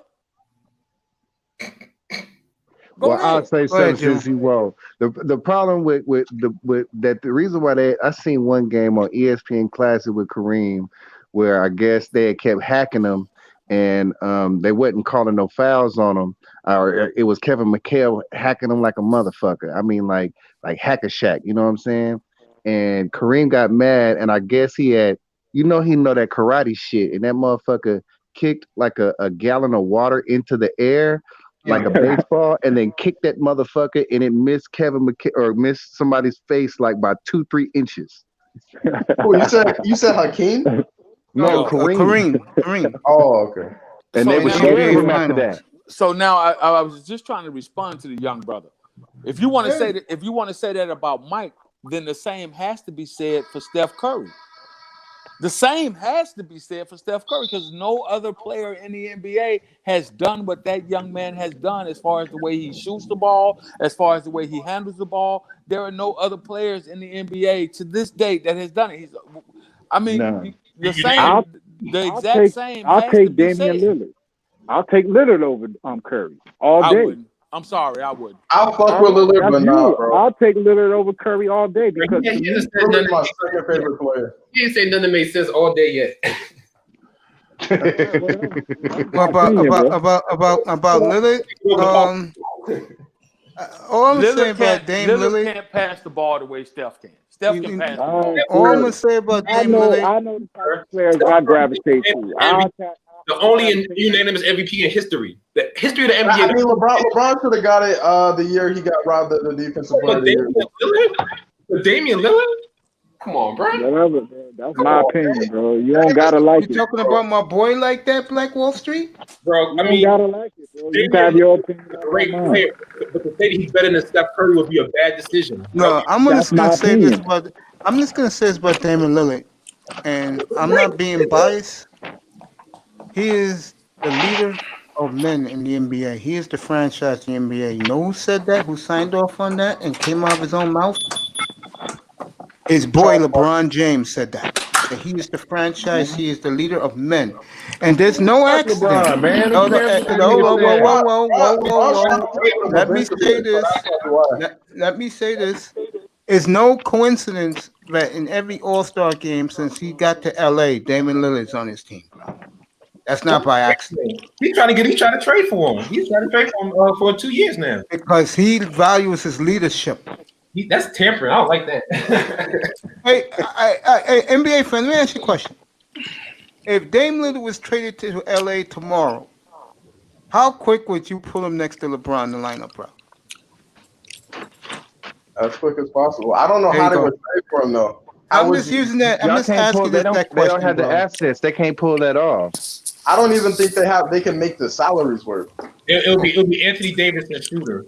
All I know is this: LeBron he got to put Dame go. Lillard in Look, if they LA. trade for Lillard, it'll be for LeBron. That's the only way it's No, gonna happen. I can see Lillard taking a huge pay cut to go to LA and play with LeBron, bro. Look, Yes, I could. if Portland is going to give up Lillard, it's going to be for LeBron. I don't think so. I think that they will trade him to get rid of the salary, and Lillard will cut his contract in half, bro, to play with LeBron. Why? His name is Dame Because Dallas. Why would he? Lillard wants to win, bro. And if His they name trade is him Dame to LA, Dallas. if they trade him to LA, he will be glad to give up half his salary to get a ring, bro. You bugging. I'd rather lose. And you know what the scary part is? LeBron will let him go off. And this rest. Bugging. If he wouldn't let Kyrie go off, why would he let Dame Dillard go? Because Kyrie is not in Dame Lillard's league, bro. And Kyrie said that himself. He said that himself. He's not in Dame Lillard's league? No, he's not. Yeah, y'all don't know who Dame Lillard is, bro. He holds on. I'm going to say it again, Black Wall Street. Wojciechowski from ESPN, when he was in Bleacher Report at the time, and LeBron signed off on it, called him the franchise of the NBA. I'm going to tell you why. When they lost their whole starting five 4 or 5 years ago, when Aldridge ran like a faggot to San Antonio, excuse my language, I'm so sorry. Shit. When these guys ran away, Wes And they lost Matthews, Batum, Nate Batum, who stayed? Yeah, I mean, he was under contract, but I see your point. And look at the team he had back then. Look at the scrubs he was playing with. When you pay somebody that much money, they're going to stay. $200 million make anybody stay. Dude, he wasn't making $200 million back then. I mean, he was under contract, Mace. What did you want to do? No, you understand what I'm saying? No. You understand what I'm saying, boys? He stayed. They gave him a bunch of scrubs. What did they do? They won 45 games. It was the 6th seed in the West that year. That's what you call leader of men. And CJ didn't develop like he is now. I mean, but Mace, what are you saying? He stayed there as if he had a choice to go. He could have won it out. Don't NBA stars win out? Yeah, but not if you're the face of the franchise, and that comes down to business. That comes down to when you're dealing with the front office and they say, "Hey, we're going to put the franchise tag on you." But General, he wanted to stay because he loves it out there. But can I finish? I understand. Go ahead, finish. But it's not about the players wanting out. NBA teams, NFL teams, they move pieces all the time. They destroy. I watched teams sit back and look. The Clippers in the 80s, they had one of the prolific starting fives ever put together with Danny Manning and them boys. And they destroyed that team because they didn't win. They busted the team up. The same thing that happened with the same thing that's gonna happen here shortly with Houston. They fucked the team up when they okay, so here's what I want to tell you. They fucked the team up because they traded that center they had. What was the boy's name? The big boy. Who? Capella. They fucked that team up. They got a better player than that now. Christian Woods is better than Capella. He fits better. But the point Mace was just making is that he stayed, bro. That's all he was trying to make. He stayed. So move.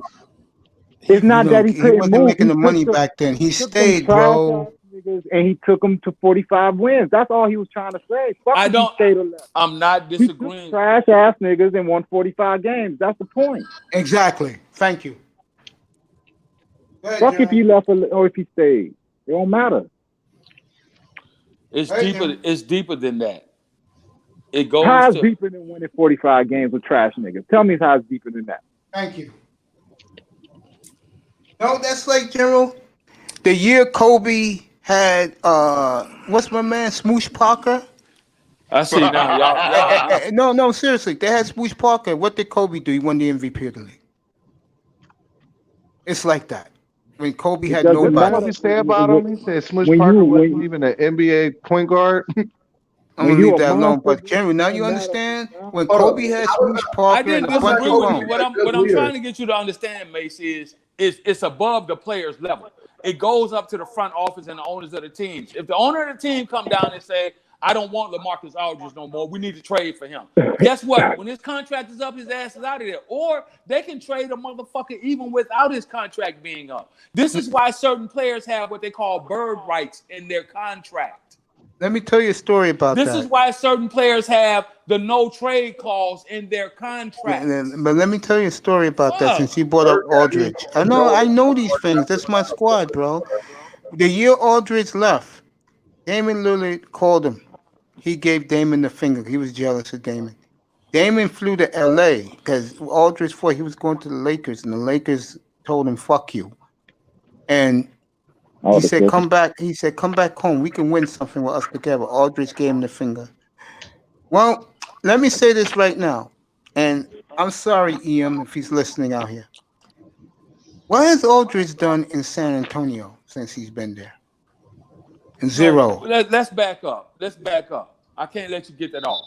The reason why he got pissed off with Damian Lillard is because he felt like Damian Lillard had something to do with him being traded in the first place. No, he went as a free agent. He didn't trade San Antonio. I know he went. I understand he went as a free agent. I know this, but he felt like Damian Lillard, as the face of the franchise, you should have spoke up and got me a better deal in order to keep me there. It's deeper than just players wanting to. Yes, some players want to. You don't know Lillard that well, bro.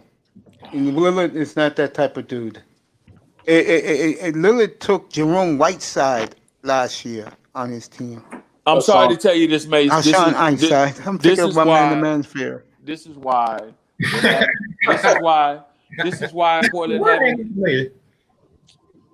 This is why Portland hadn't gotten beyond the fucking first round, Western Conference Finals. Western Conference since he's been there. That's why. They need to get rid of CJ. I'll say it right now for the record. They'll win. They'll go 54-18 this year. Stop. And lose in the second round. No, they will go as far as they can go. Let's put money on it. Knock it off, Mace. How much do you think? Where do you think they're going, Mace? The truth? Yeah. Western Conference Final. Here we go. Yam's in the room with the San Antonio Spurs. He heard it. Western Conference Final. Hey, this nigga need to change his show to Hogwarts. This nigga need to change his show to Hogwarts. So you're telling me that Portland is better than Denver right now? Oh, please, yes. We go 15 deep right now. You're telling me that somebody Portland, cut his mic off. Hey, Mace, cut your mic off. You're telling me that Portland is better than Utah right now? Yeah. We'll win that division. What about the Warriors? You're telling me that Portland is better than the Warriors? Let's see what the kid with the O does. You're telling us that Portland is better than Dallas right now. We'll run Dallas off the court. Hell, what? Dallas can't play well. Matter of fact, you'll see that. You'll see that in free. You'll see that in 3 weeks because their second game is at Dallas.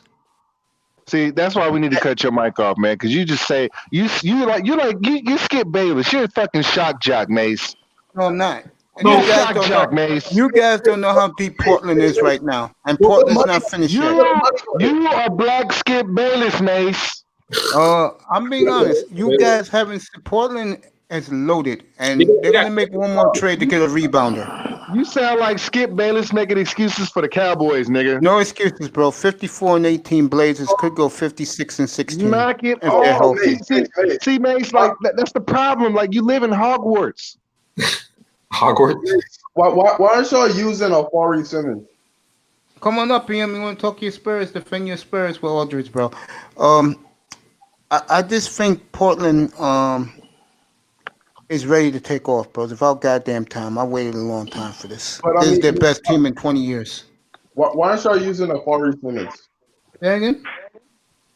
Why y'all drafted a couple years ago Afari Simmons? Oh, Anthony Simmons. He's gonna play. He's gonna play a lot, bro. He's coming on. He's coming on strong. I like what I saw last year of him before the COVID happened. Yeah, he's good. I mean, what's their lineup? What's their starting lineup? You know the backcourt, Lillard and McCollum. I don't know. I know Carmelo's gonna come off the bench. He wants to do that. They brought Hood back. Is he starting? The battle is going to be between that Covington kid, Rodney Hood, and Trent Jr. Or they may move Trent Jr. to the backup too. So hold on. That's not bad. What else plans with Hood, Rodney Hood? Yeah, he's ready to go. They gave him a new 2-year contract. He's not starting, right? They're gonna battle it out. That's why training camp started today. Lillard said today that this is the best squad he played with. He has right from, and I totally agree with him. We just need a rebounder, and one of those free guys will be moved to get a backup power forward. Look, Mace, you guys are never gonna win a ring. Never. Yeah, that's true. Never. Unless you know what? Rick Adelman and Clyde couldn't do it. It's not gonna happen. Dusty, you know what? Let's bet on it. I'm gonna go. I'll go on the limb. I'll go on the limb. They'll win the championship this year. Bro. My bet, Mace. Say again. I can my bet. I've just been saying that we can bet to see if they make it to the conference finals. You want to bet that? I'll bet that if they make it to the conference finals. What you want? Now you want to start, man. Why you gonna bet the old man's whole check, man? Why you gonna do him like that? Come on, man. He gotta live, right? I mean, he's got a lot of. I'm saying a rack though. Come on, man. The nigga might got Social Security. Why you gonna do him like that? Handshake. Everybody ain't like you. Oh shit! I got camera. What do you want to bet, man? It's not that serious, y'all. Yeah, I know. I bet you a LeBron jersey. How's that? Listen, man. No, let's do this bet. All they have to do is make the Western Conference Final. I bet you a LeBron jersey. A real LeBron jersey, no fake shit. And you want a Lillard jersey if Portland wins. That's right, authentic one. Yes. I collect jerseys. I know what real was not. That's a good jersey. Don't send him no swingmans. He said no swingmans. No, I know, dude. I have 150 jerseys in my closet, bro. I don't wear them because I lost too much weight. He said no swingman. I know no swingman. I know the real ones, bro. All I wear is authentic. I'll bet you that. How's that? He want a throwback. If I win, I'll shock you. If I win the bet, NBA fan, I want an authentic throwback Tim Duncan. How's that? Tim Duncan? Yeah, Mitchell and Ness. Yeah, they got it. Mitchell and Ness got it. You said Mitchell and Ness got it. Hold on. Let's go with the Lillard. There's a free price. If I was you, I would try to get like a little pricey. You got to get like a dope one. Like I would try to go get like the Clyde Drexler or the Brandon Roy. I got both of them, but the Brandon Roy is a size 60. I'm not fat no more. I wear 52 now. I don't know what they wear. You don't like frame the jerseys? My mother framed the Magic he personally autographed, and I met him in LA 15 years ago. I have a Lester Hayes. Yeah, like right after he dies, that'll go for a lot. Yeah, Magic was a great guy too. I'm gonna have my mother blow up the picture so you can see him autographing my jersey when I was 300 pounds back then. Oh, so you got a picture with him too? Oh yeah, a couple of pictures with him. Yeah. I got a Lester Hayes ball that was autographed, like a Raider ball with like the Raider signature on it. It was autographed by Lester Hayes. Yeah, I got a picture with Dwayne Wade. How cool was that? I remember I was like 3. Okay. I got a signed receipt from Steve Francis at the foot action. Damn NBA fan, you a young boy, man. Yeah, I see. We talk about 3 when he met D Wade. You a youngster. You're a youngster, man. LeBron is the I wonder why he calls me. I wonder why he calls me the old nigga. Y'all don't know how. Y'all don't even hold up. Y'all don't even know like what year it was or nothing like that. So I mean, he could have been like in college. Well, I know he came. Look, I know he came out in 2003. So I mean, how do you know? You like have to be millennial baby, bro. I mean, you can't be no older than 20. Like you're no older than 17. You're young, man. You're a young boy. You are. So if you met him in his rookie year, I mean, you'd be, 20.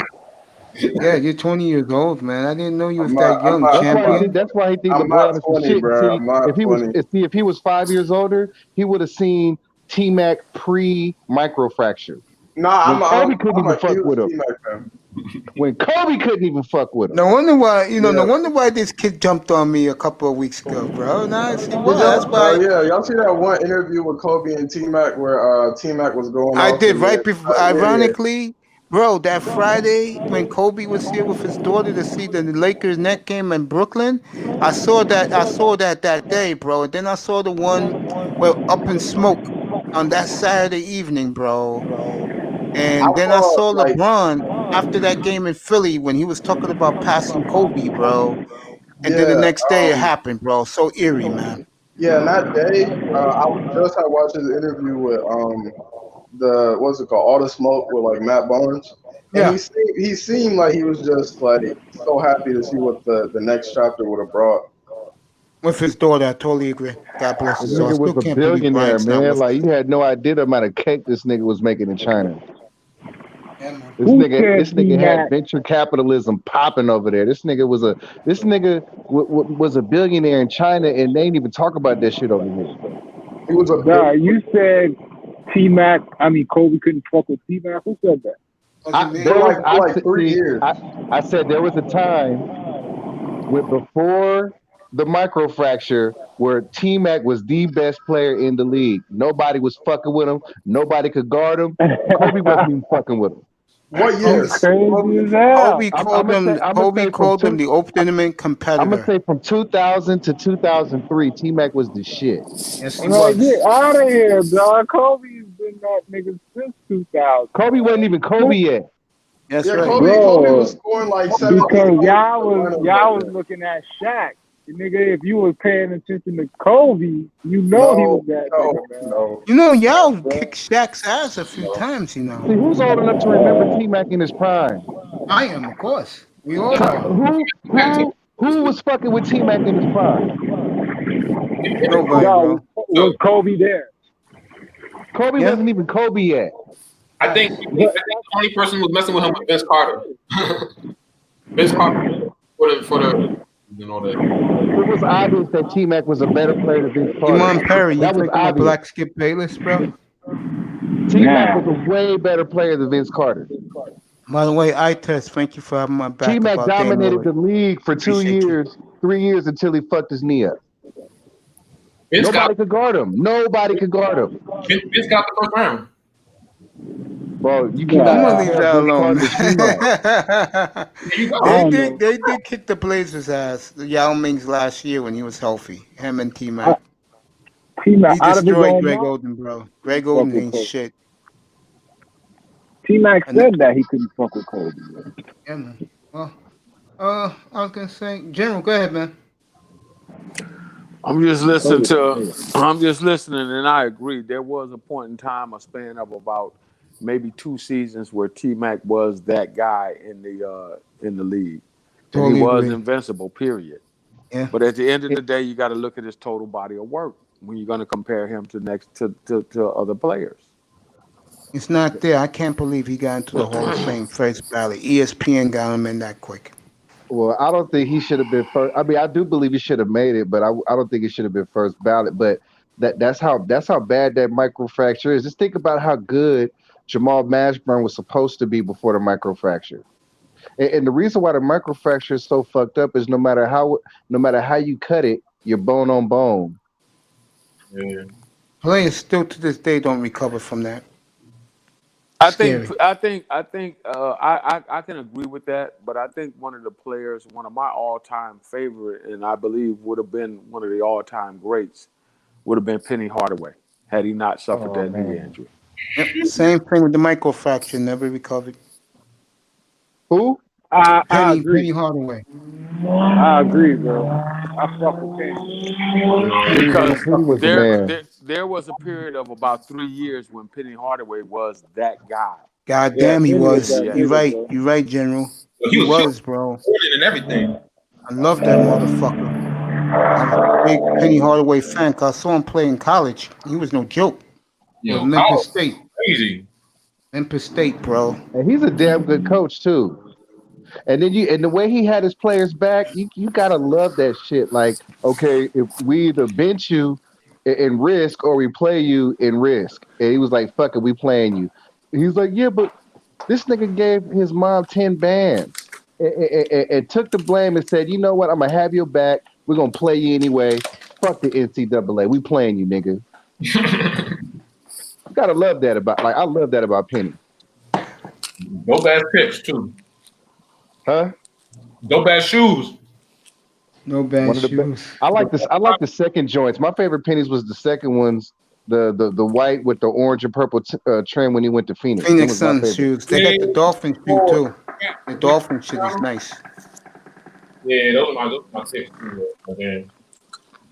I test. You ever seen Penny's Dolphins ones, bro? I test. I test is doing something. Yeah, the dolphin ones he made are nice too. But Go the ahead. reason why I brought up T-Mac is just because like we rarely see players play as long as LeBron does, and really I believe he had a little assistance, but that's here and there. Bro, Like there have been other players that have dominated. If you just look like there was a there was a 3 or 4 year stretch when Grant Hill was the same thing. yeah, injuries. I mean, and I mean, one of LeBron's best qualities is his durability. And I mean, But he's had assistance. He's been eating that Mexican meat. I'm gonna leave that alone about James. I just he was on the ledger. What you mean? It's public. What James has done is phenomenal with the numbers. What happened? Yeah. What happened to me? I said what James has done with his Yeah, numbers. what are you talking about? Mexican meat? I don't know about the Mexican meat thing. No, What is he talking about? Oh, because they put clenbuterol in Mexican meat, and that's a substance that's banned in a bunch of sports. I keep forgetting that Imam Perry's 29 years old. He is lit right now in the chat room. He's telling Dusty what the F you mean about assistance. That's what I'm Performance saying. enhancement assistance, nigga. I'm talking about. See, this the thing. When you take clenbuterol, you get these growths out of the glands on your jawline. He had those removed twice, right? And then you grow out the beard, so you cover it up. Michael Jordan had the mob on payroll. I'm gonna leave that alone because we Okay, start getting touchy shaving point. topics like Okay, that. you compare shaving points to taking performance enhancing substances. No. Here's what I'm saying, right? So basically, the mob had bets on games, right? Yeah, And they had black right? So if Michael Jordan were to lose, the mob would retaliate against the opponents. Mom took care of his dad, bro. Yeah. Okay, but this is what I'm saying. You can't look. What LeBron did when he was in Miami, what D-Wade did when they was in Miami, it's public knowledge. The ledger's public. This is the same ledger that got Ryan Braun suspended for a whole season. A-Rod ruined his career. The same ledger that got this is the same ledger that got the one pitcher suspended for the whole season. Dr. That LeBron James is on. Yeah. That Dr. Dwayne Wade Singh, is on. Dr. Singh, yeah. But see Dr. the Singh difference. in Canada. The difference between the NFL and the NBA, in the baseball and in basketball is that they can't shit on LeBron because they lose money if he gets exposed. All right, man. We're getting super conspiratorial, and there's no need for that. I mean, you could call it a conspiracy. I mean, but this is facts. I mean, this is public knowledge. He's on the ledger. It's a fact. One more hour and I'm out of here, I guess there would be no one on the NBA's part do it after he retires, right? All right, so let me clear let's this wait. up right. Let me clear this up right quick. What happens is in professional sports is the PEDs get changed every couple of years. Some things get taken off the list, some things get added to the list. So you have a valid point, but you also must understand that the way that the league regulates performance-enhancing drugs across the spectrum in professional sports. Brian Boggs, for example, one of the home run kings and shit. Yeah. When he did the the reason why they really didn't want to fuck with him is because when he got the home run record that year, the drugs that he was using was not they were not against the league's policy. Right. So that was the problem.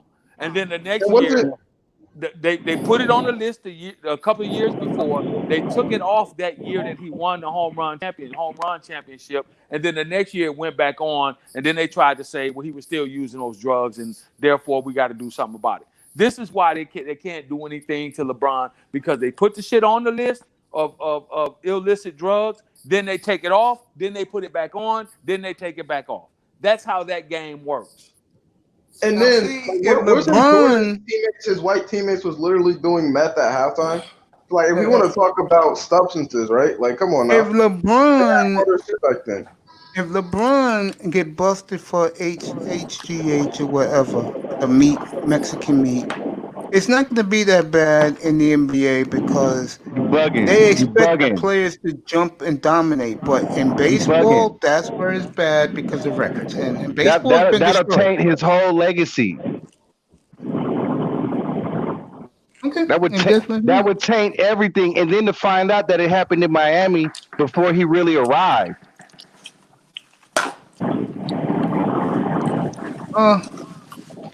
Whatever. I want to get back to football. I want to get Let's back to move football. on, nigga. Yeah, I want to get back to football. I want to talk Hey, about and eye test. You're gonna love this. You know where I'm going with this. I want to talk about the new dynamo in the NFL, the Miami Dolphins. And I want to talk about their championship defense. Oh my God, Mace. Go ahead. Eye test. Go ahead, buddy. Talk about championship defense, buddy. no, I'm not gonna do this with you, yo. Like you already know where I stand. You gonna do this every night, yo. Oh shit! Do this same, talk this same shit every night. You know that. But shit. this is what people want to hear, bro.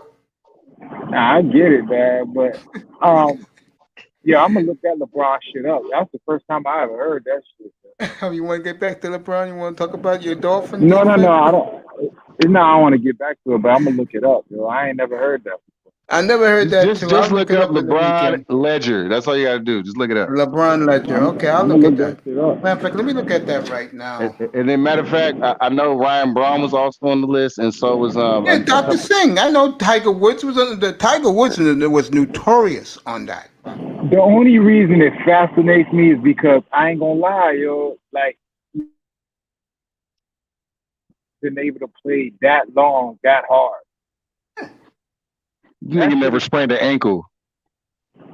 No, he had his little knickknacks, but I'm talking about to be playing at that level this long, yo. And remember, he has all those playoff years. That's what broke Kobe, all the fucking playoffs. And he just keeps going. That shit is crazy. Say hi. I'm gonna look that shit up. Baby Dusty says hi, y'all. So Yeah, I'm trying to look for it. It's not in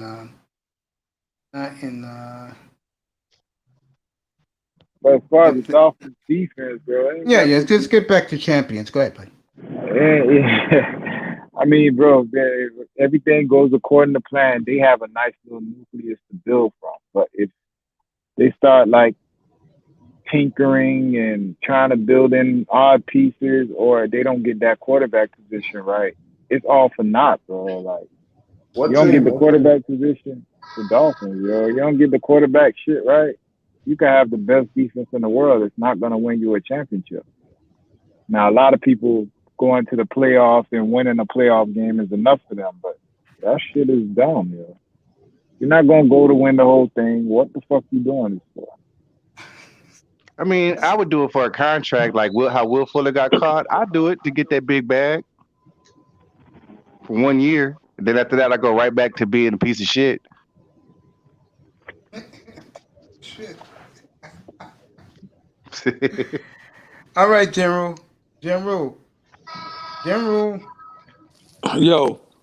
Go ahead. It's Laker time. Talk about your world champions. Talk about your dynasty in the making. It's all yours. It's really nothing to be said that I hadn't already said, but I'll just for the people in the back. The Lakers do what needs to be done in order to win championships. They do what the world Portland. is back in order, right? They do. Of course it order. is. According to me, as far as professional basketball is concerned, they do what other teams are just don't have the ability to do or just won't do. Right? They go out there and they'll go out there and make the trades, the hard trades, and cut the salaries and bust the salary cap if they have to create the team to win and be competitive. If Portland were decided to do that, or if let me see, if Miami decided to do that, then they probably would have a better chance of winning. You got to go out there and you got to pay players if you want them to come and play on your team. and win championships. I Who gave wanna go to you this. Portland though, man? I gave you this scenario before. Goddamn, the Dallas Cowboys. Jerry Jones paid Deion Sanders a signing bonus out of his own pocket, $25 million, to get Deion to come over there and play. That was just how important it was for him to win a championship. Facts.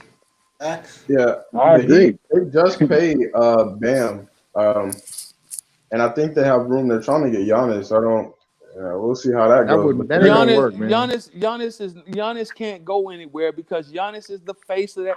You cannot trade the stars of your franchise. That doesn't make sense. Giannis can't. They're trying to get him. That's just what I'm saying. They can try. It might not work. I'm just saying they're all in. I understand that. They can try all they want to, but at the end of the day, Milwaukee is going to make it so damn difficult to where you have to trade the house in order to get him. You okay, Lakers? You want Giannis? We want LeBron and Anthony Davis in return. Nah. I mean, I'll let you guys talk about it. The general If they just want to let him walk, essentially, then that's fine. I mean, a certain way. I mean, it's easy to say it was the right move because y'all got a ring, but I'm just saying, if it was me, I would have sat with Ingram, Ball, and what's his name? I'd have rolled with the youngsters. That wasn't his decision to roll with the youngsters.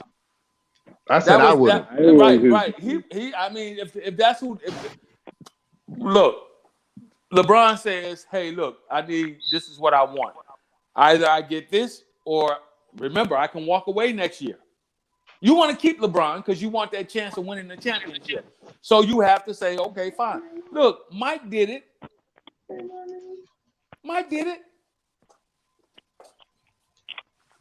Yeah. Did y'all see what Shooter said? Like he did an interview yesterday. He said that he's gonna start and move LeBron off the ball. Yeah. LeBron should have been moved off the ball 5 years ago. Nah.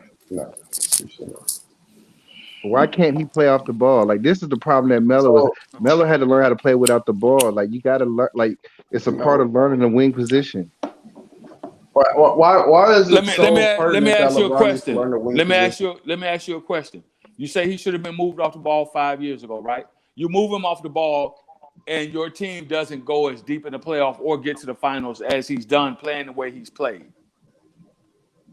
Yeah, what's the benefit of playing him off the ball? So now you got to take your chances. Now you got to say, okay, we're going to take the ball out of LeBron's hands and see how this works. They tried that; it doesn't work. He needs to have the ball in order for your team to win. To give you a chance. Let's call him a point guard then.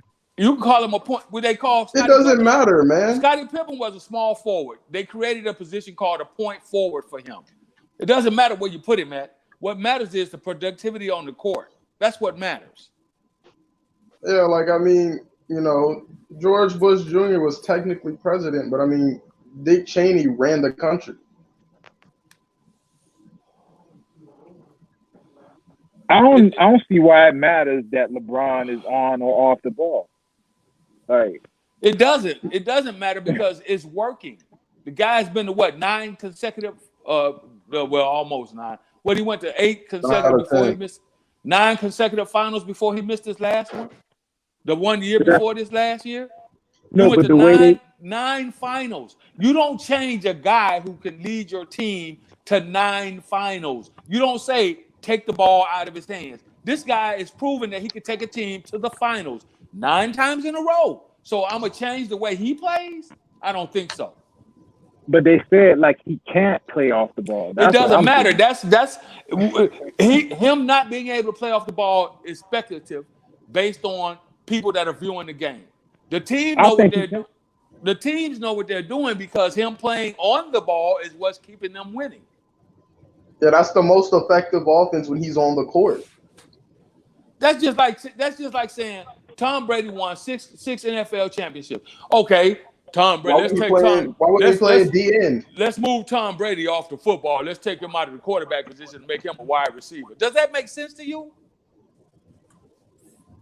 And this is that's giving him an excuse not to improve on his game. Like when you look at players like Kobe would work out with Hakeem to learn low post moves. Like you have to improve. That's neither here nor there. Where has LeBron improved? How much improvement do you need? You go to 9 consecutive finals, and you just won an NBA championship this year playing the way you're playing. Where's the improvement in that? And why does he need to emulate Kobe when he was more efficient and everything than Kobe when Kobe was playing? It's not even that, bro. He was bigger and stronger than everyone else. So But they where? played two But different styles of my basketball, question bro. is, why do you? He See, plays bully ball most of the my time. question is, why do you go away from what you're using to win with? No, Why? I get it. I'm the with normal you. You, if that's what it is, you stick with it, bro. I'm with you. I mean, in But that sense, I agree with it. But in normal circumstances, players just don't hold up when you play like that. It just exactly. LeBron just held up. He held up bully ball, bro. And again, like what he's doing is like he's actually that's the equivalent of saying, "Hey, Magic needs to get off the ball.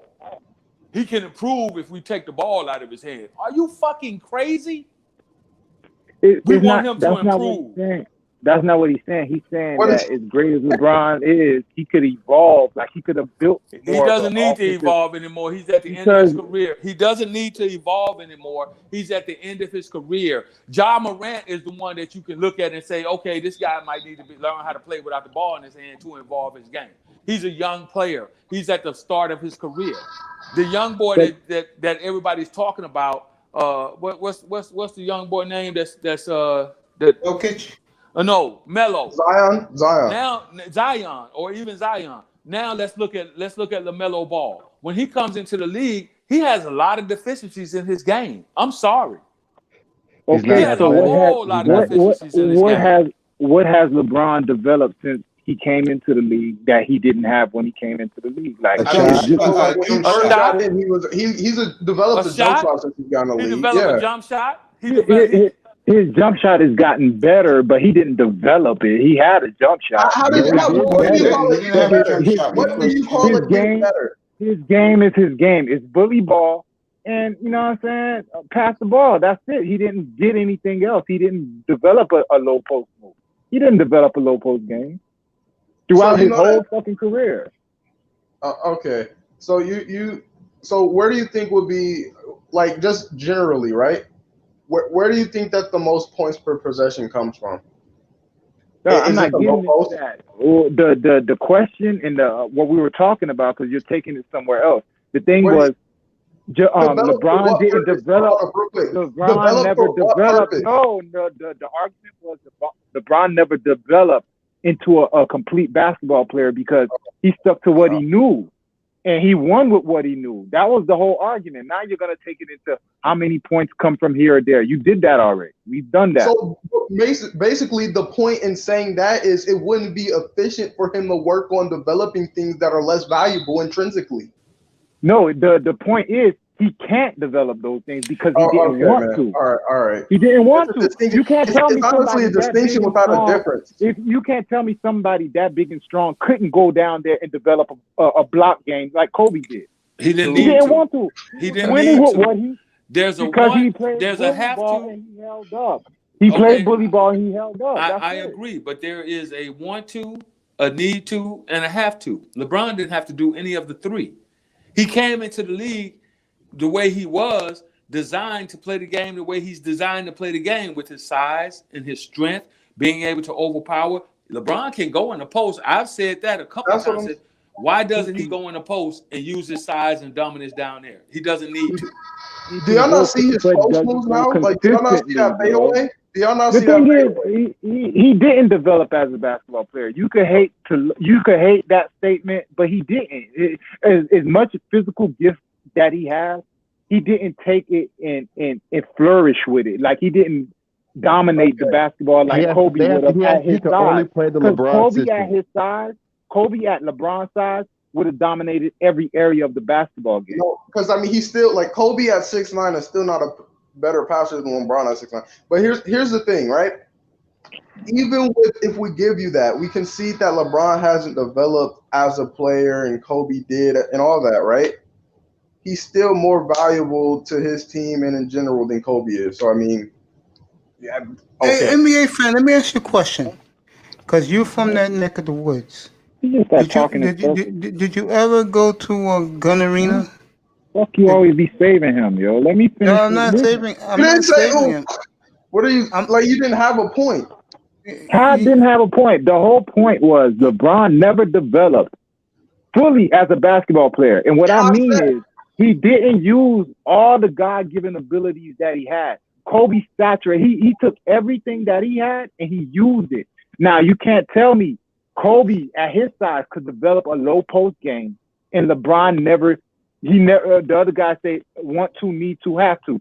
He didn't have to because he was so bigger and stronger than everyone. He just said, fuck it, I'm going to just play bully ball. Under normal circumstances, that doesn't happen. Your body breaks down. But unfortunately for everybody else, his didn't. So he was able to just keep playing that ball, and he didn't have to develop a low post game. That's why. Like, you don't see players that at the end of their career still depending on their physicality the way LeBron is. He's not really. They have to develop other attributes. Kobe, when Kobe was winding down in his career, he couldn't jump over everyone else no more. So he had to develop a low post game and that fucking fadeaway. Yeah. The question I was gonna ask NBA fan is, because I know he's from the neck of the woods. Did you ever go to Quicken Loans to see LeBron play in your life? Yeah. How was it? Again, I was little. Okay. Like No, 7. because the one thing about LeBron, and I saw him play in person a couple of times. Yeah, and I saw him play in NYC, and I saw him play in Indiana, but not Quicken Loans. Yeah. All right. I've never seen a player nobody was quicker baseline to baseline, one side of the court to the other side of the court than LeBron James I've seen in my life. Yeah, and I've seen a lot of them. Yeah, and I saw him play against the Celtics at Ohio State for some reason. I think it was like preseason. Yeah, but I've never seen a player go baseline to baseline like him. Yeah. Well, a big boy, he can fly. Doesn't get enough credit for his quickness. I'm gonna tell you the only reason why I'm a LeBron hater, and this is the only reason. I'm get up here, bro. I'm tired of looking. I'm tired of being able to see what this nigga is thinking. Shave your motherfucking head, nigga. I'm tired of seeing what he's thinking. I'm not a hater, but Jesus. He gotta let it go. To be honest, nigga, we can see what you're thinking, man. I don't hate James at all. I get tired of hearing him. That said, I'm not gonna say it. Young boy knows what I say all the time. Nobody else is ever gonna do that. Do you guys remember when LeBron used to cramp up randomly? Oh, you're talking about that one game in 2014? Okay. Like in 2011, 20. It was when he was still in Miami. He would just cramp up randomly. That's another side effect. Miko Dragons, what's up, bro? That's another side effect of that Mexican meat. Yeah. There you go, man. There you go. Guys have been tremendous. Kobe, like whatever Kobe was doing was not working. I mean, he had to play with like. Fuck out here, nigga. 5 championships without a Kobe had to play with broken fingers and all kind of shit. Broken fingers. No, like he was saying like they showed this one like it was like this graphic of all the injuries like Kobe was playing with. I mean, I don't know, like maybe. Well, tell me who's done it. Not one person, bro, and they minimize it as much as they can, but nobody can tell me another fucking star player who won 2 championships back to back without another Hall of Famer. Hall of Fame is not no fucking Hall of Fame. You'll be in the Hall of Fame, You're going to be sadly disappointed when he's inducted in 2 years. I'll wipe my ass with that Hall of Fame. Something like nobody on the panel agrees with.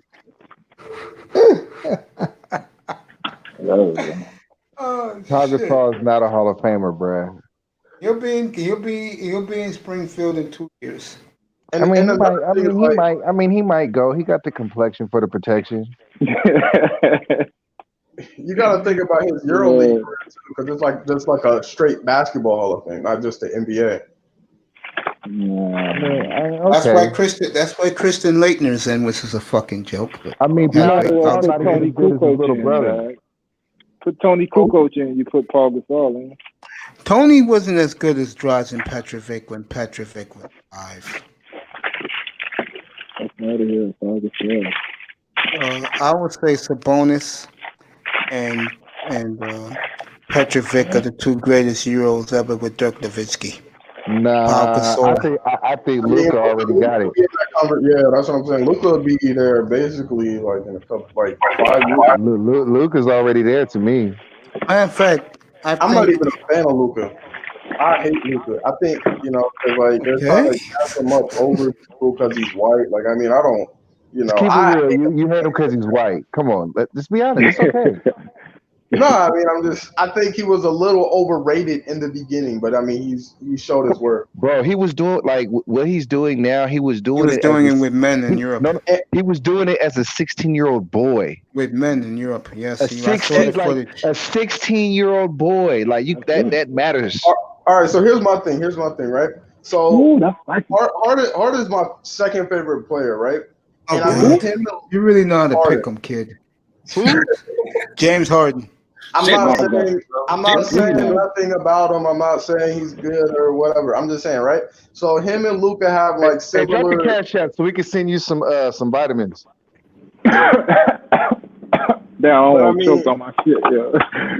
You know, like, I mean, don't they have similar like styles of play? Like Harden and Luka. When I notice it, you're right. They do. So, that's why one is left-handed. Right? Luka is getting superstar. Like, he played good in the playoffs. So I'm really talking like pre-playoffs, right? So they were like crowning him as like an annually great, like, you know what I'm saying, like consensus top 10 type player. But when you're actually put into that type of conversation, you're in that tier, you start to get criticized. He didn't get the mainstream criticism, you know, for his deficiencies as Harden did right once he entered that realm, you know. Jokic, John Morant, and Jokic, John Morant, and Trae Young. That's a hell of a draft, right? Yeah. But Harden's game is just hold the ball. You know, like. Man, Harden wouldn't even start if he played in the 90s. He'd have came off the bench. Come on, bro. He ain't that good, bro. He's not, bro. He's Vinny the microwave. Okay. That's who he is. He's Vinny Johnson. That's who he is. The disrespect. I mean, bro, yeah, listen. This man had 50-point triple doubles. For you to say that he's Vinny Johnson, that's a little, you know. Bro, nobody wants to play with him. Nobody wants to play with him. No point guards want to play with him. They keep on putting point guards next to him. Right. Nobody, not just point guards. Nobody wants to play with him. And what's your evidence of this? What's your evidence? What are you basing this off of? How many motherfuckers been in and out that door, yo? How many people been in and out that door in Houston? How many people? You gotta worry that. First off, that's not. Daryl Morey is a very assertive GM. He's a very assertive GM, right? He's a very analytics-driven GM, right? So I mean, well, why didn't they get Chris Paul in the first place? Huh? Because before they had Chris Paul, they had Lou Williams, Montrezl Harrell.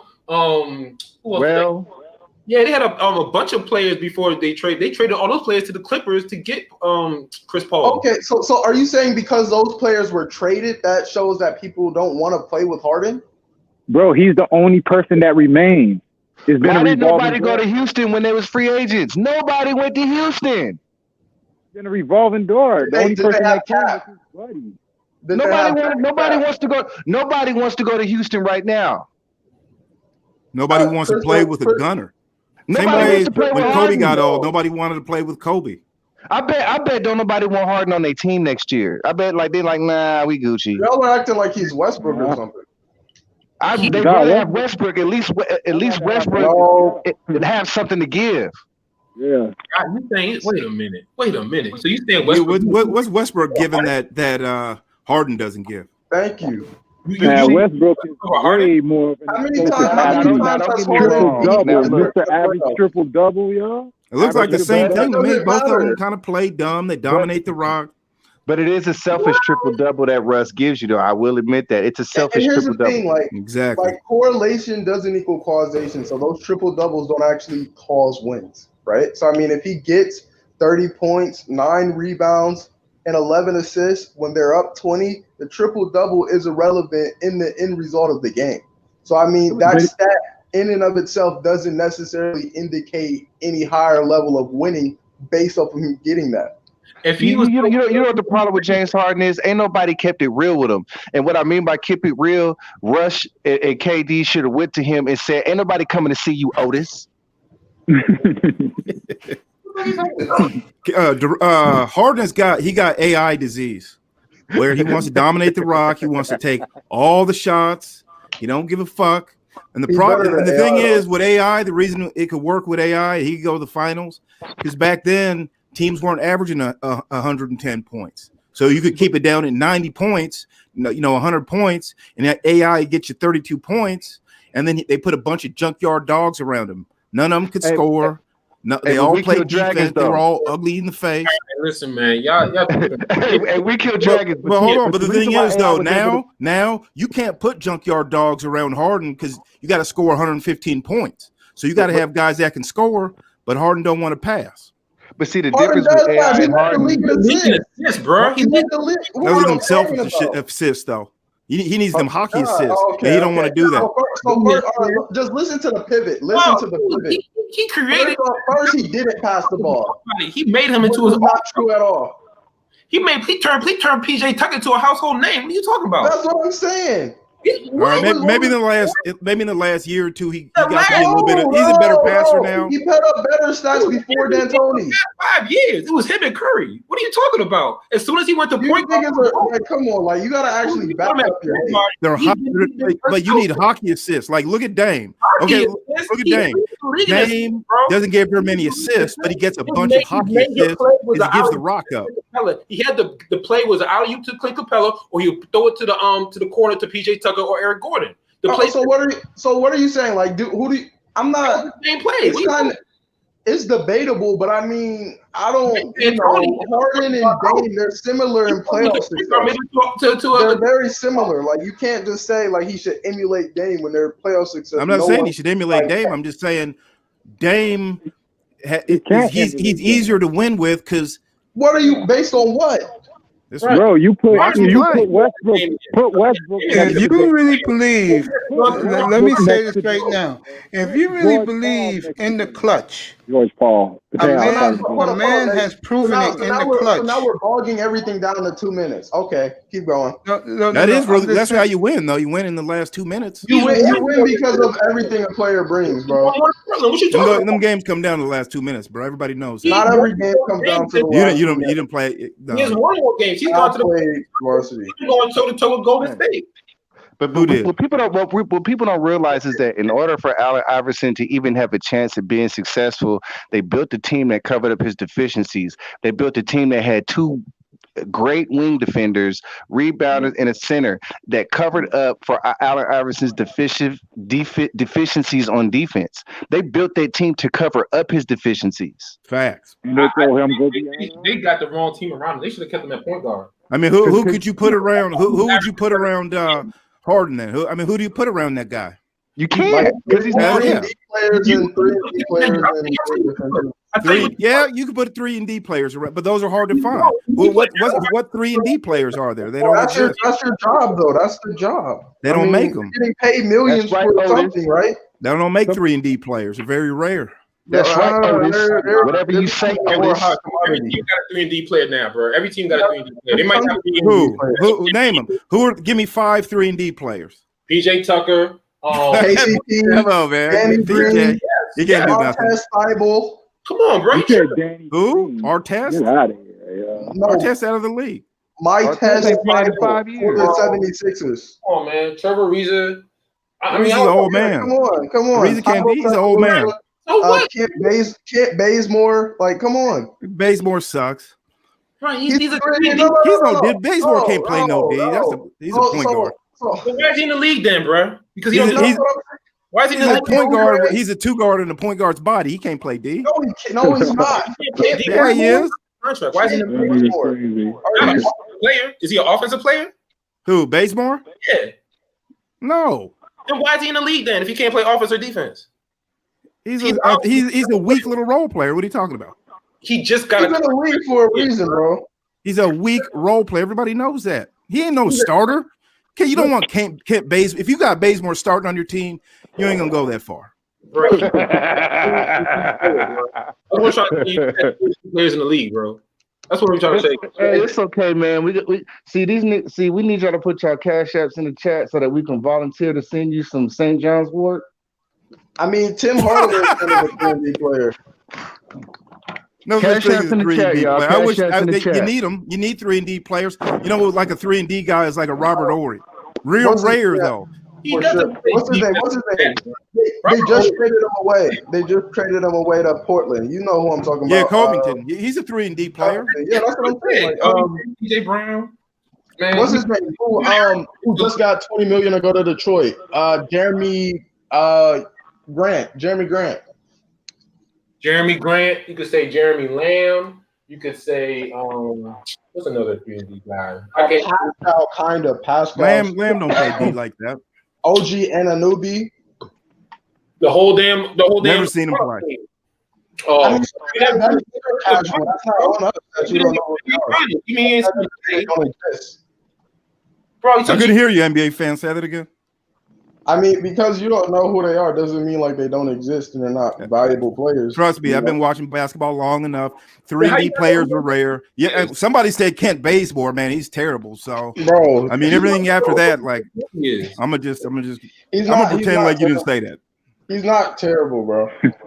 You don't want him starting on your team. They ain't a starter. Not on a good, like on a good team, he's not a starter. Here are your 3 and D guys in the NBA currently: Kawhi Leonard, Klay Thompson, Paul George, Danny Green, Robert Covington, Trevor Ariza, and Wesley Matthews. Those are the only guys in the NBA currently that they consider to be 3 and D guys. Period. Very short list. Very. And how much money do they command every year? Not even KCP. He's not on the list. No. How much do they command every year? At least 10 milli, right? Yeah, KCP got 13. At least 10 milli. They cut 3 and D cost 10 milli a year. See, what you need, what you want to do is get some guys who could score a little bit and help you, get you 18, 20 a game.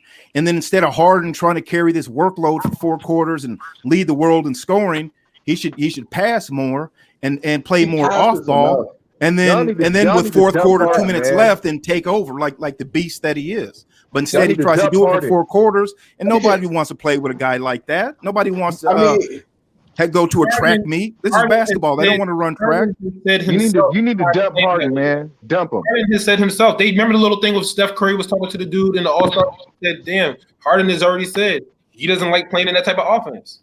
He's already. But here's the thing, right? I mean, it's hard to knock Harden because he kind of did run up against the Warriors like 2 or 3 years out of his 5 years in Houston.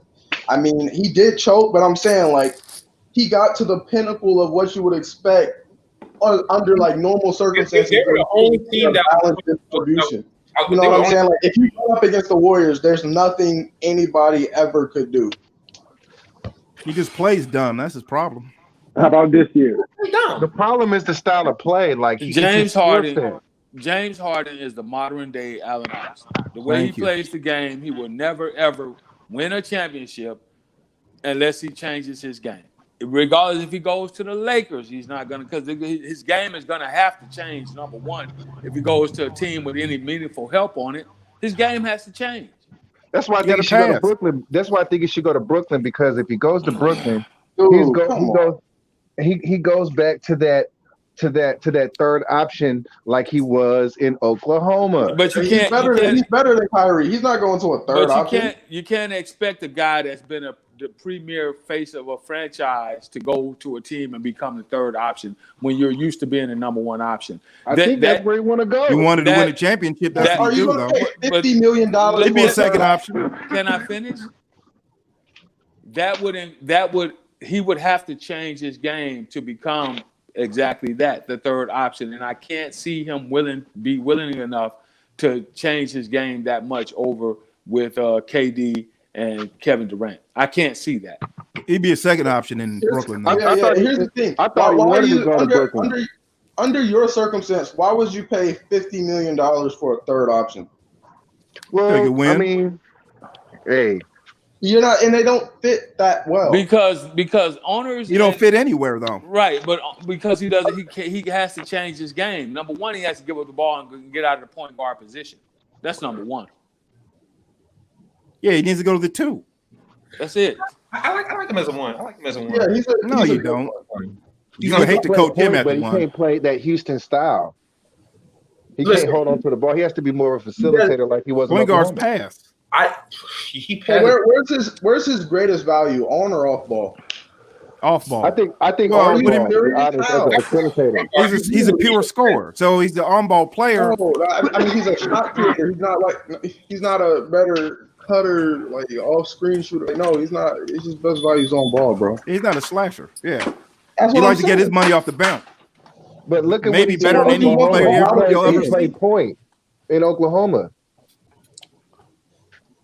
and he wasn't scoring as much. He was more running sets. He could run sets. He's like AI. AI would have been the best point guard of all time, perhaps, but he didn't want to play point guard. He wanted to play 2 guard. The coach wanted him to play shooting guard. It's the exact same thing. I think that when Mike D'Antoni put James Harden as a point guard, he's been an MVP consideration ever since. He's way better. He was an MVP before. He did that same thing before that got there. That's the similar talent he has around him.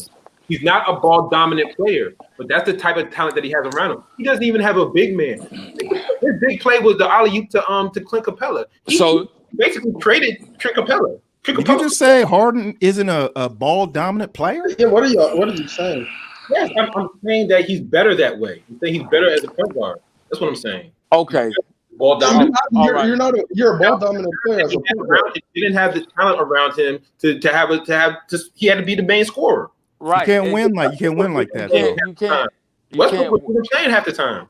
And Westbrook got position. It doesn't matter. But all of that shit doesn't matter. The point is, you can't win with his style of play.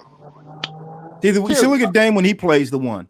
He could average 30 a game if that's what he wanted to do, but he lets CJ get his money. He'll play off ball. He's not going to be overly selfish. Now he's going to jack up shots, and we know Dame ain't the most efficient, but the way he does it, man, he doesn't play dumb. Harden plays dumb. Right.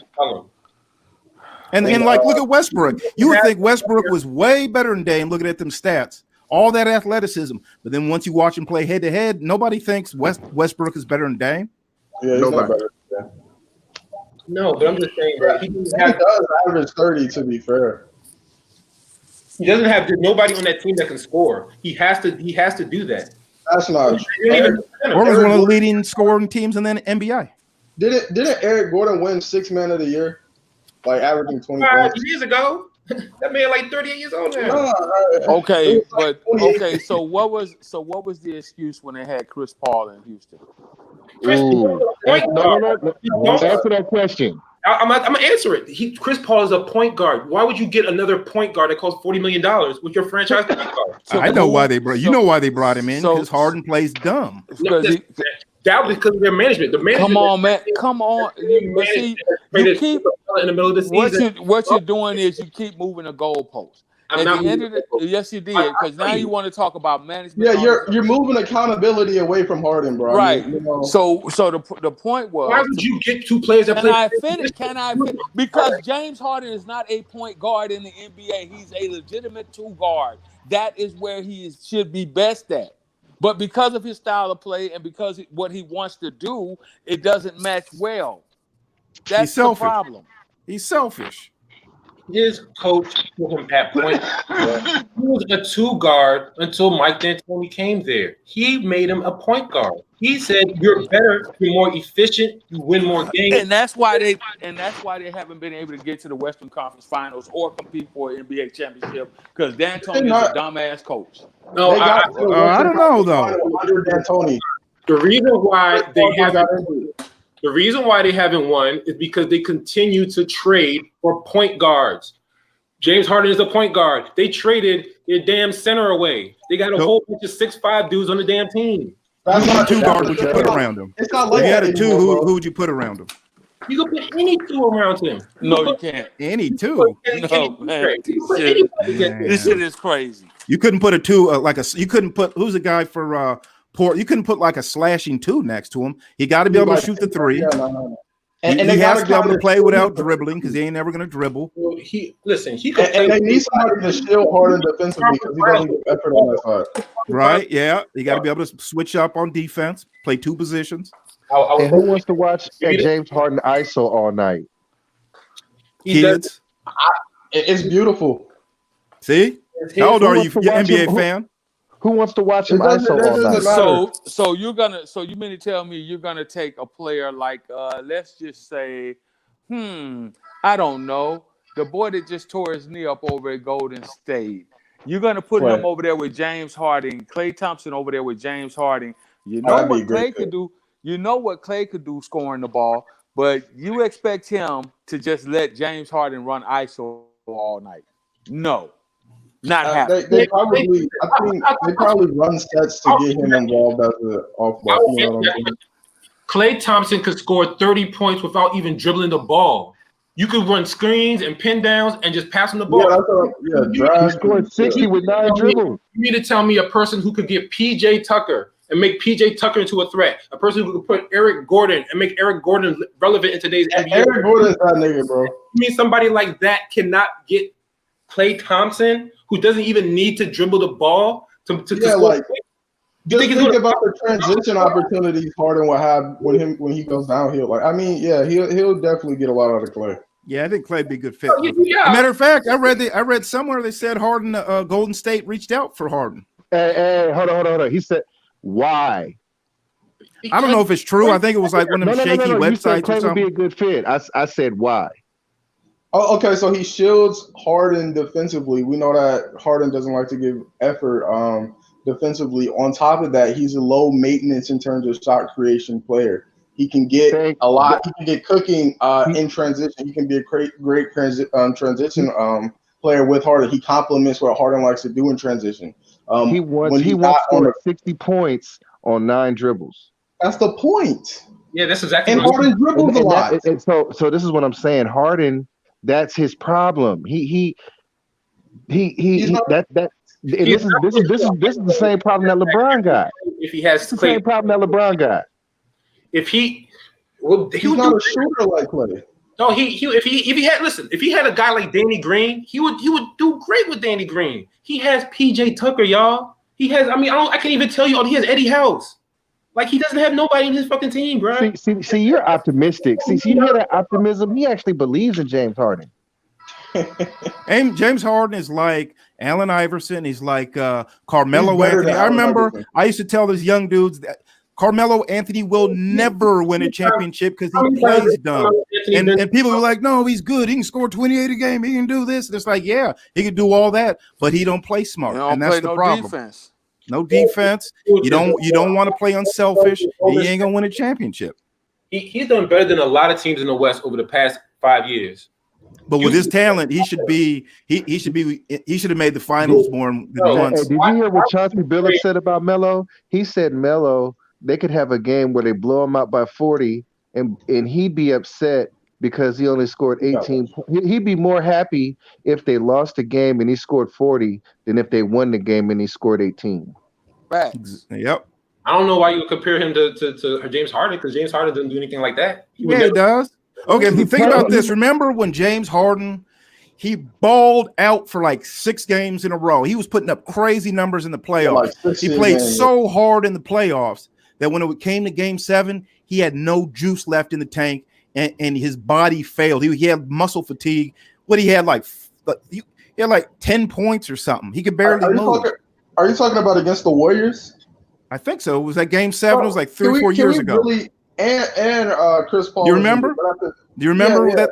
Okay, well, what happened was because if he would have played more unselfish, if he'd let his teammates put in more work, he wouldn't have been that tired in Game 7. But because he's so ball dominant, he tuckered himself out.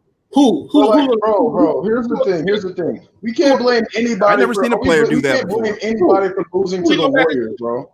No, but did you see what? Have you ever seen a player in the NBA? His body quits on him. Gerald Green, you need to cook for us. We need 40 from you. Hey, Eric Gordon, we need 40 from you. Hey, Clint Capera, we need 40 from you. It's going over your head. I think what I said might be going over your head. Though. No, it is Because you have around you. it is because you don't understand the game. James Harden scores 35, and they fucking still lose damn near 70-80% of the time in the playoffs. Does that make sense to you? Listen. The guy just said the guy got burnt out. He was scoring all season. Yeah, he did get burnt out. That's a fact. Listen, man. Come on, man. You won't let a person get a word in edgewise. God damn. Now, instead of saying, okay, PJ Tucker, I need at least 17 to 20 from you. Okay, fucking whomever else is over there, I need you to give me 12 to 13 instead of your 6 to 8. I need you to go up by 5 to 7 points. This is what we're talking about. That's all. That's all we're talking about. I understand. So hold up. So under this like theory, the general under this theory, is Harden still in the game? Yes. Are you talking about staggering? Are you talking about staggering? Yes, he's still in the game, and then he has enough energy towards the final. You got to understand, Phil Jackson played this game where he was like, okay, we got to win the first quarter, but big. And then the second quarter, they can catch up. But then we got to win the third quarter big, and then we'll let Mike close out. This is how he was able to manage the time, the game management. He was like, all right, we got to go up 12 to 14 in the first quarter, let them come, that way we'll have a cushion going into the second. Then he managed the game by quarters. Then he was like, okay, Mike, it's your time. Now, everybody get the fuck out the way, put the ball in Mike's hands, let him close the game out. Okay. Sometimes less is more. Tony is not Phil Jackson. I hear that, but he had Pippen right there with him. He didn't win shit until he had Pippen. And that's what I'm trying to say. He had a complimentary player that played well alongside him.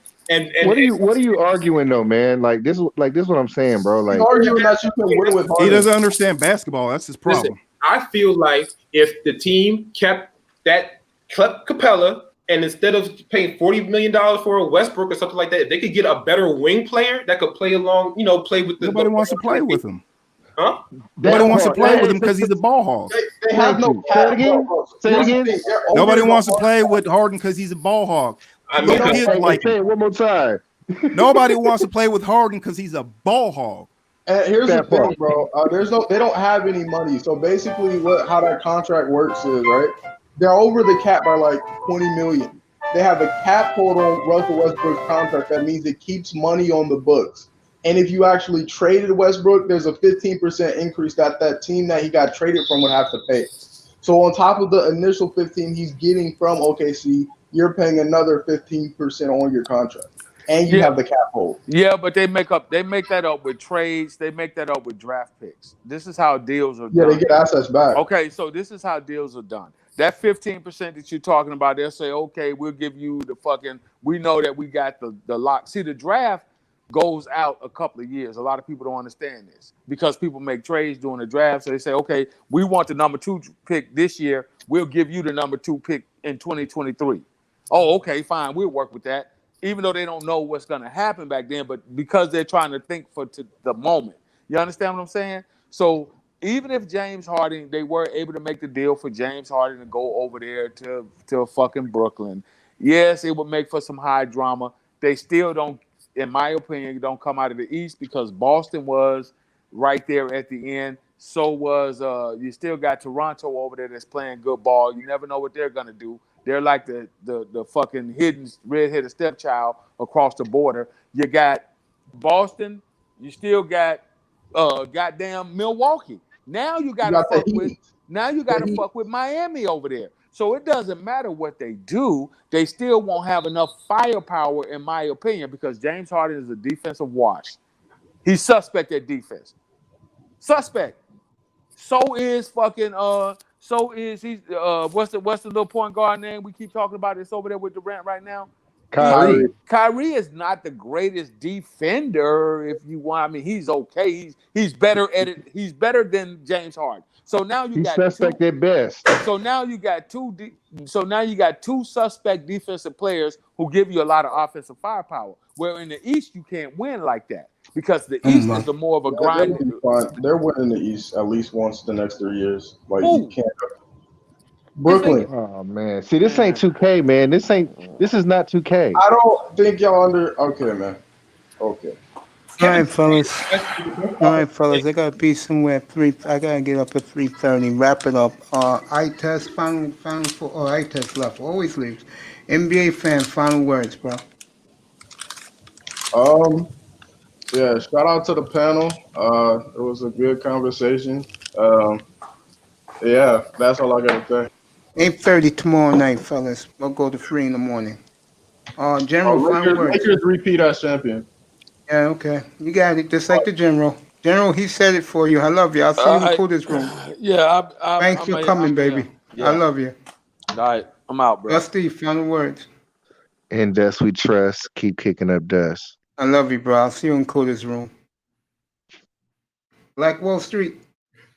I mean, it was a great convo, man. It was nice, spirited conversation right there. It was great, man. The most contribution you've done since you've been up here. I appreciate you. Hey, are we gonna do Wall Street Saturday, bro? Oh yeah. I was gonna tell you, like, let's get that back going on because there's a lot going on with these vaccines and all this other shit going on. I wanted to speak on that a little bit. So yeah, we'll do that Saturday, probably noontime. That good for you? Okay. Yeah, that work. Yeah, I'm gonna get my hair cut Saturday. If not, it'll be 10 in the morning. I'll let you know. I'll see you in the manosphere. Thank you so much for tonight. I know, yeah, all the time, man. No problem. All right, buddy. Have a good night. Are you okay, buddy? Everybody else in the chat room, we kill dragons stay. No partying, no clubbing, no drinking, no smoking, no recreational drugs. Nothing happens after midnight, fellas. No stupidity, no sex, no women. I love you. I'll see you tomorrow night, 8:30 Eastern time. Good night from the Oasis. Thank you for coming by. Thank you to Timothy Hourglass, and everybody else. Iman Perry was outstanding. Hopefully we'll get Mr. Miami up here with his mic for the first time tomorrow. And I love you guys. Thank you for your support. See you tomorrow night. Good night from the Oasis.